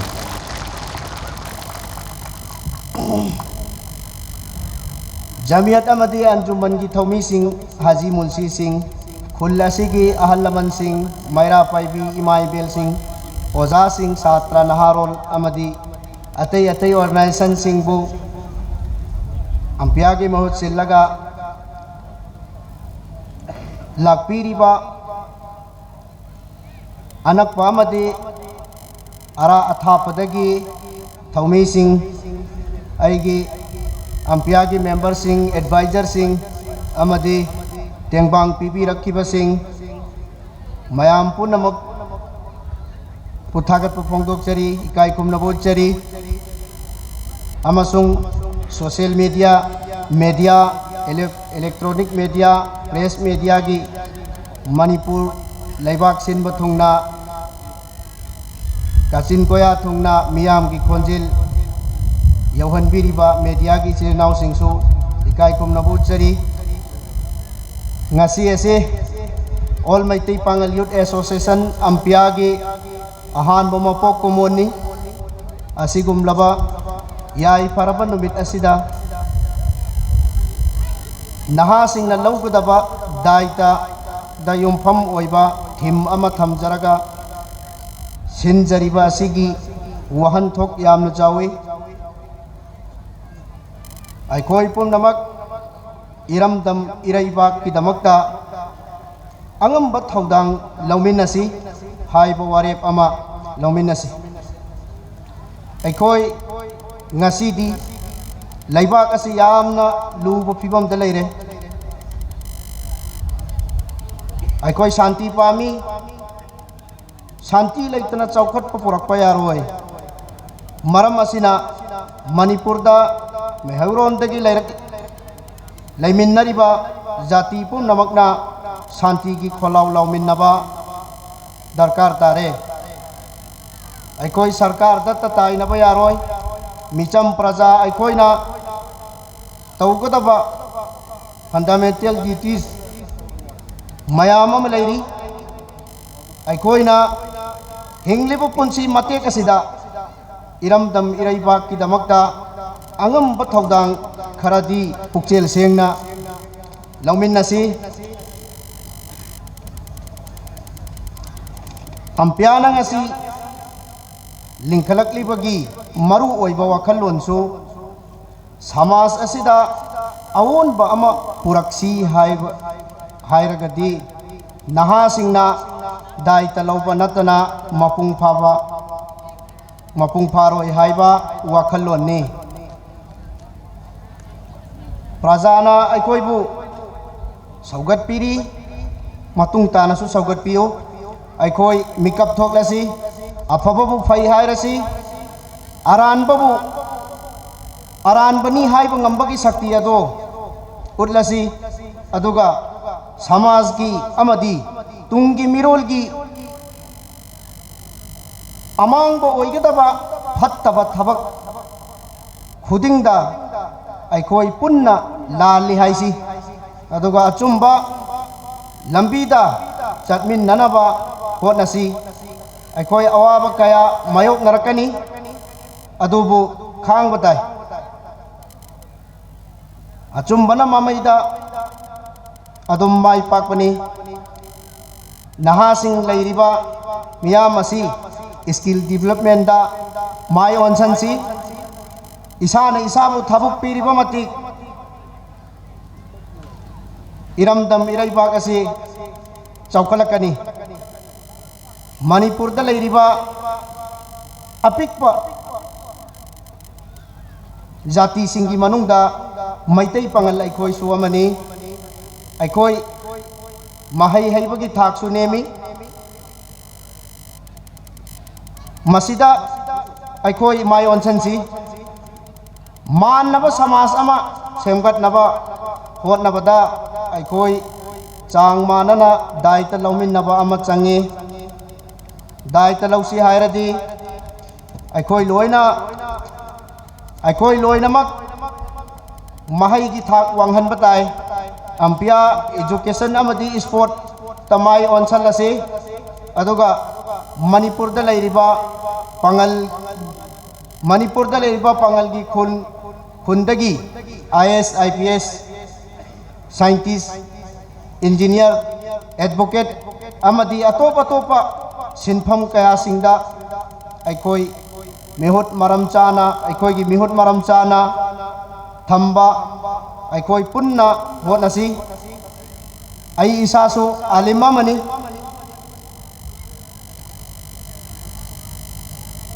अदुना आलिम उलमा तमहल्लिबा मदरसा की पुंसीदा थाजल्लिबा आलिम उलमा तमहल्लिबा मामा मपा ओइबसिंग दसु आइगी माइकैदगी खंगन जनिंगबा मना मदरसा सिंह तमहल्लिबा आंगांग सिंह अदो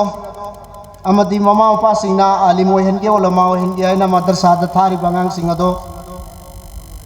general education दसु खरा माई ओनसेलहनसी अदुगा मखोइना आलिम की कोर्स लोरक्पा मतमदा मैट्रिक के एग्जाम थाहनसी सी पुनमक्सी खन्नरगा लोइना तौबे याय अदुगा मखा तरकपदा एग्जाम थाहनख्रबा मतुंगदा लैरिबा नीट की इंजीनियर की अतोप अतोपा सिनफम म्याम लैरी मसीबु हेंदोक तोदोना खंगबा अखोगी ओजा गुरु कया मरुमसु अखोगी कोक्ता असिदा लैरी मखोई म्याम गा तानरगा हाइरिबा आलिम उलमा सिंगनसु इरमदम मणिपुर असि चौखटपदा अमदी अखोगी इरैकाई इजाति असि चौखटपदा सरुक यासी अदुगा वार ऑन ड्रग की सपोर्ट तौबदा अखोई अम्पिया मपुंग फाना दुम थौदांग लौरी अखोई नंगासी फौबदा कोक्ता असी लाइबक थीबनी नहन अखोई की ऑनरेबल CM ना मफम खरा ड्रग जोन बगी लाउथोकपा कांदा अखोई कोक्ता सु पन बताई अदुबु कोक्ता दा अम्पिया की मतेंगदगी अखोई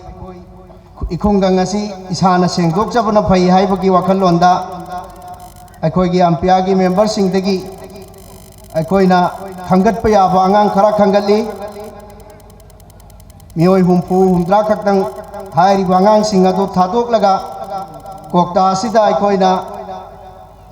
ड्रग सेंगनबगी दमक्ता होतनबदा था मंगा सिगी मनुंगदा अदुक्की मतिक अखोई सेंगदोकजबा ngamjai खोंजंग असी अखोई मखा तानासो अदुम संजन जकी गनी मियाम की फीडबैक ता अखोइना सुमताब मतमदा अंपिया की मरम दगी कोकता दा 90% दी ड्रग असी मुथत पंगमले हाइबगी अखोइ दुम ताजै अदुबो अखोइ वखंददी याम वाली है खल्ली मतुंग तारकपकांदा हाना चंगजलंब खोंजंग अदगी हेन्ना अकन बमोंगा अंपियाना कोकता खक्त नतना अतोपा मणिपुर की अतोपा मफम सिंगदसु ड्रग की खोंजंग असी अदुम चंगजन जकीगनी अमसुंग ऑनरेबल सीएम की वार ऑन ड्रग अदुम सपोर्ट तौगनी हाइब खोंजंग सिंग असी चंगजलको मतमदा इखुंगंग इरई काय असिदा लेरिबा इमा इम्पेल इसिरि नाउ ख्वाइ पुनमकना अंपियाबो मतेंग पांगबियु सोजोक पीबियु अखोई की कोकता असी असेंबा क्लीन कोकता अम ओयहनसी असेंबा खुन अम ओयहनसी बदनाम चेनबा अदुगुम्बा खुन हाइबदो ओयहलोइसी हाइबो वाखलोनसी अंपिया की माइकैदगी अंपिया की महुत सिल्लगा थमजरी हाइब वाफम खरा असी high जरगा मियाम दगी tension जरगी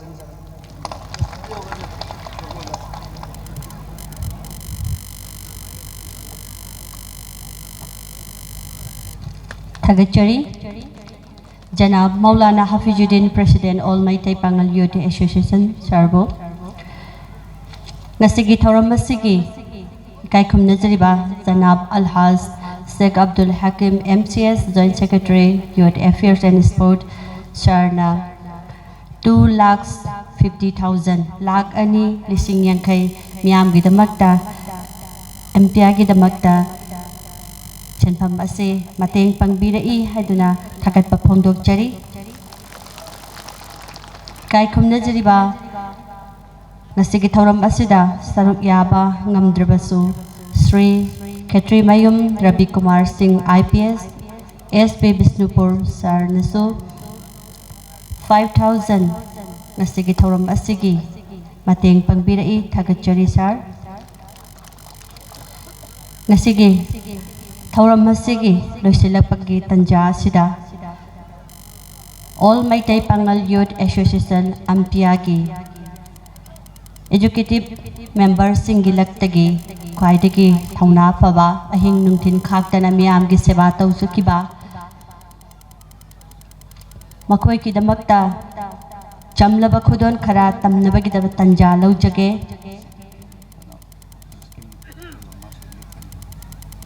Kudon pod asibu kusin nabi kedaba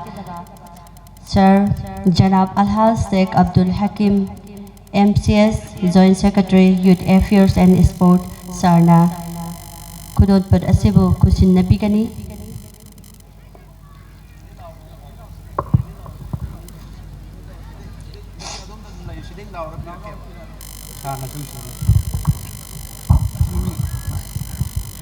ma'am चागलामनी खथुजिंद यादरे अखोगी वॉलंटियर्सिंग अखोना मिंग हायरा हायरपसिंग खाथुना दम दाइस लेंखपिरनबा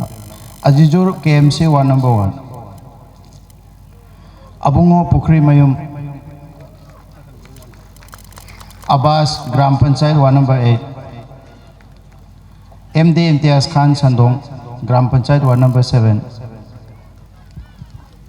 फिरोज KMC 1 number 1 मथंगदा सलाम ग्राम पंचायत 1 number 7 अना मिंग कौब कौबसिंग दाइस लेंखपिरोको असलम मनिंग लबुक हारिरो ओके असलम मनिंग लबुक Imtiaz KMC 1 number 3 Sabir gram panchayat 1 number 4 Wahidur gram panchayat 8 मरक्तना वॉलंटियर सिंग अदुम चाक चाना बदो अरेंज तोबिरो अवेस मथंगदा बशीर KMC 1 number 1 मथंगदा सदाम KMC 1 number 2 मथंगदा शरीफ KMC 1 number 3 मथंगदा अमीर KMC 1 number 3 मथंगदा Imtiaz KMC 1 number 1 Ibungo KMC 1 number 6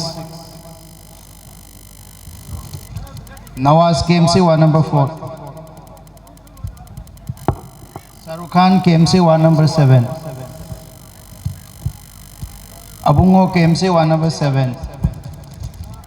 Latif gram panchayat ward number 9, मथंग अचौबा ग्राम पंचायत वार्ड नंबर 4,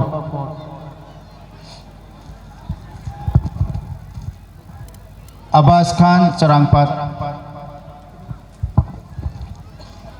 सना Tomba KMC 7, Afzal GP ward number 8,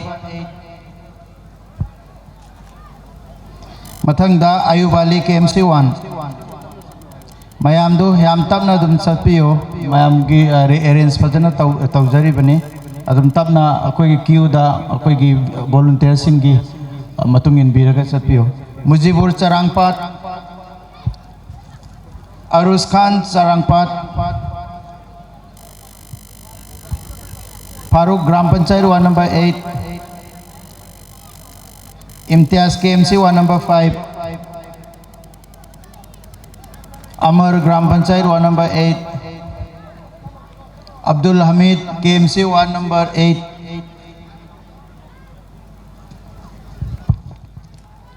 Kirat चरांगपाट,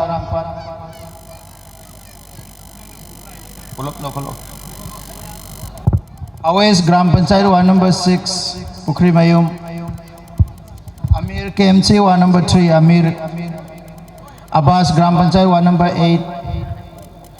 Imtiaz Terakhong, Abungo KMC ward number 6, Saddam Terakhong, Mujibur Charangpat, Firoz तेराखोंग सांगबी,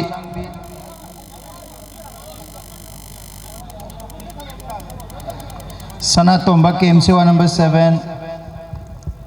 Bashir Terakhong, Ayub Ali Terakhong, Shahrukh Khan KMC ward number 7, Imtiaz KMC ward number 5, मथंगदा मुजीबुर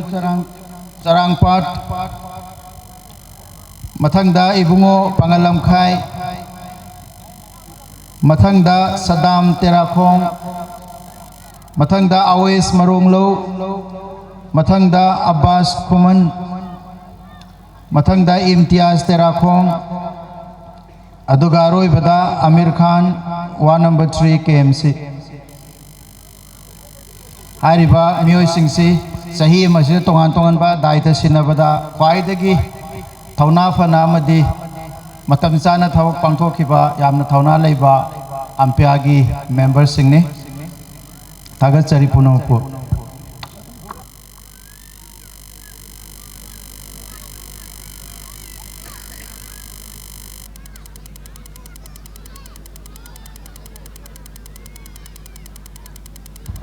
थागतचरी प्रोग्राम से लोइसिलपगा लोइनना कौशिनजरी बोर्ड ऑफ थैंक्स पिबिनबगिदमक्ता बाबू एमपीआई एजुकेटिव मेंबर ओइना लेबिरिबा बाबूना बोर्ड ऑफ थैंक्स पिबिनबगिदमक्ता कौशिनजरी। अस्सलामु अलैकुम मयाम ngसाइदगी एखोगी फंक्शन असी मपुंग फान नाइगिनी हाइना चादबो खै खांबिरकपा एखोई लोइनम खांजै अदुबो वरबिबा यादे मनुंग दा सिली लांगलिबा दुदा चनगदबा मी खक्तंग हाना चंगलागा चामिननसी मफम अदुदा यामना वाना नोंसादा लेपलागा ngaibagi mahut एखोगी चारा से दा फंबियो नेक्स्ट दा अनिरक थोना चासी अमुक्ता तयागदबा मानदे अदुना थमोइदा पेंदबा सावबा के फाउनिंगलबसो अगांगसिना तौबा थबुकनी एखोई खरा खांगदोकके हाइबगी वखल खनबिरगा मपानदा इनरिबा मयाम अदु अमुक्का हन्ना नोलुकना मफम असुंदा चंगसिलागा फंबिरनबा निंगसिंगजरी।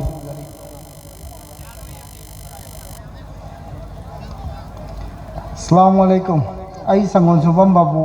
अम्पियागी एजुकेटिव मेंबर अमा ओइना अम्पियागी महु सिंजदुना फर्स्ट फाउंडेशन डे सेलिब्रेशन अहानबा मपु कुमोन की थागत वाही बोर्ड ऑफ थैंक्स पीनबा तंजा से लौजरी अहानबा मक्तदा all Meitei Pangal youth association अम्पियागी फर्स्ट फाउंडेशन डे सेलिब्रेशन थोरम असिगी फंबाक थकी लेटिंग उबिरिबी chief guest president guest of honour Singh मिंगोइना अमुमता पंद्रबसु पुनमकु अम्पियागी माइकैदगी थागत फोंदोकचरी थौरम असिबु मपुंग ꯐꯍꯟꯅꯕꯒꯤꯗꯃꯛ ꯏꯟꯚꯥꯏꯠ ꯄꯤꯔꯨꯕꯗ ꯂꯥꯛꯄꯤꯔꯤꯕ ꯏꯟꯚꯥꯏꯇꯦꯗꯁꯤꯡ ꯃꯅꯤꯄꯨꯔ ꯄꯨꯂꯤꯁꯀꯤ ꯄꯔꯁꯣꯅꯦꯜꯁꯤꯡ ꯀ꯭ꯂꯕ ꯑꯦꯁꯣꯁꯤꯌꯦꯁꯟ CSO ꯃꯩꯔꯥꯄꯥꯏꯕꯤ ꯑꯟꯖꯨꯃꯟ ꯖꯃꯦꯇꯨꯜ उलमा ꯂꯩꯀꯥꯏ ꯑꯁꯤꯒꯤ ꯑꯍꯜ ꯂꯃꯟ ꯁꯛꯅꯥꯏꯔꯕ ꯑꯣꯖꯥꯁꯤꯡꯕꯨ ꯑꯝꯄꯤꯌꯥꯔꯅ ꯊꯧꯔꯝ ꯑꯁꯤꯕꯨ ꯃꯄꯨꯡ ꯐꯥꯍꯟꯅꯕꯒꯤꯗꯃꯛ ꯊꯥꯒꯠꯄ ꯐꯣꯡꯗꯣꯛꯆꯔꯤ ꯑꯝꯄꯤꯌꯥꯔꯒꯤ ꯐꯥꯔꯁ ꯐꯥꯎꯟꯗꯦꯁꯟ ꯗे ꯁꯦꯂꯦꯕ꯭ꯔꯦꯁꯟ ꯑꯁꯤꯕु मियामदा खंगहलिबा प्रिंट एंड इलेक्ट्रॉनिक मीडियाबुसु थागतचरी ngasi फंक्शन असिबु मसक थोकनबदा मतेंग ओइरिबा टेंट हाउस अमदि साउंड सिस्टम बुसु थागतचरी लोइनना ngasi वंगांग लोइसिन कोक्ता मियाम अमदि मणिपुरदा खुंदारिबा येलहुमि पुनमक्ता ngasi मक्की थोकलिबा थौदोक वाथोक कया असिगी मतंगदा मयेक चुमना वफा अम्पियाना थागतप फोंदोकचरी अमदि तुम कुइना अम्पियाना पंगल मियाम की दमक अमदि मणिपुर की दमक होटना चौखटपा मणिपुर ओहेनबा ngamnaba दुआ तौबियो हाइजरी मतंग अतवाइदा वोट ऑफ थैंक्स पीबल लोइसिनजरे वोट ऑफ थैंक्स लोइसिनबा लोइनना ngasi फाउंडेशन डे असिगा मरी लेनना चाकलेट अमचु सिनजरी हाउबा हाउतब थीदना पुना चाक चामिनदुना काइनबगे बिदाय लौजरी लॉन्ग लिव अम्पिया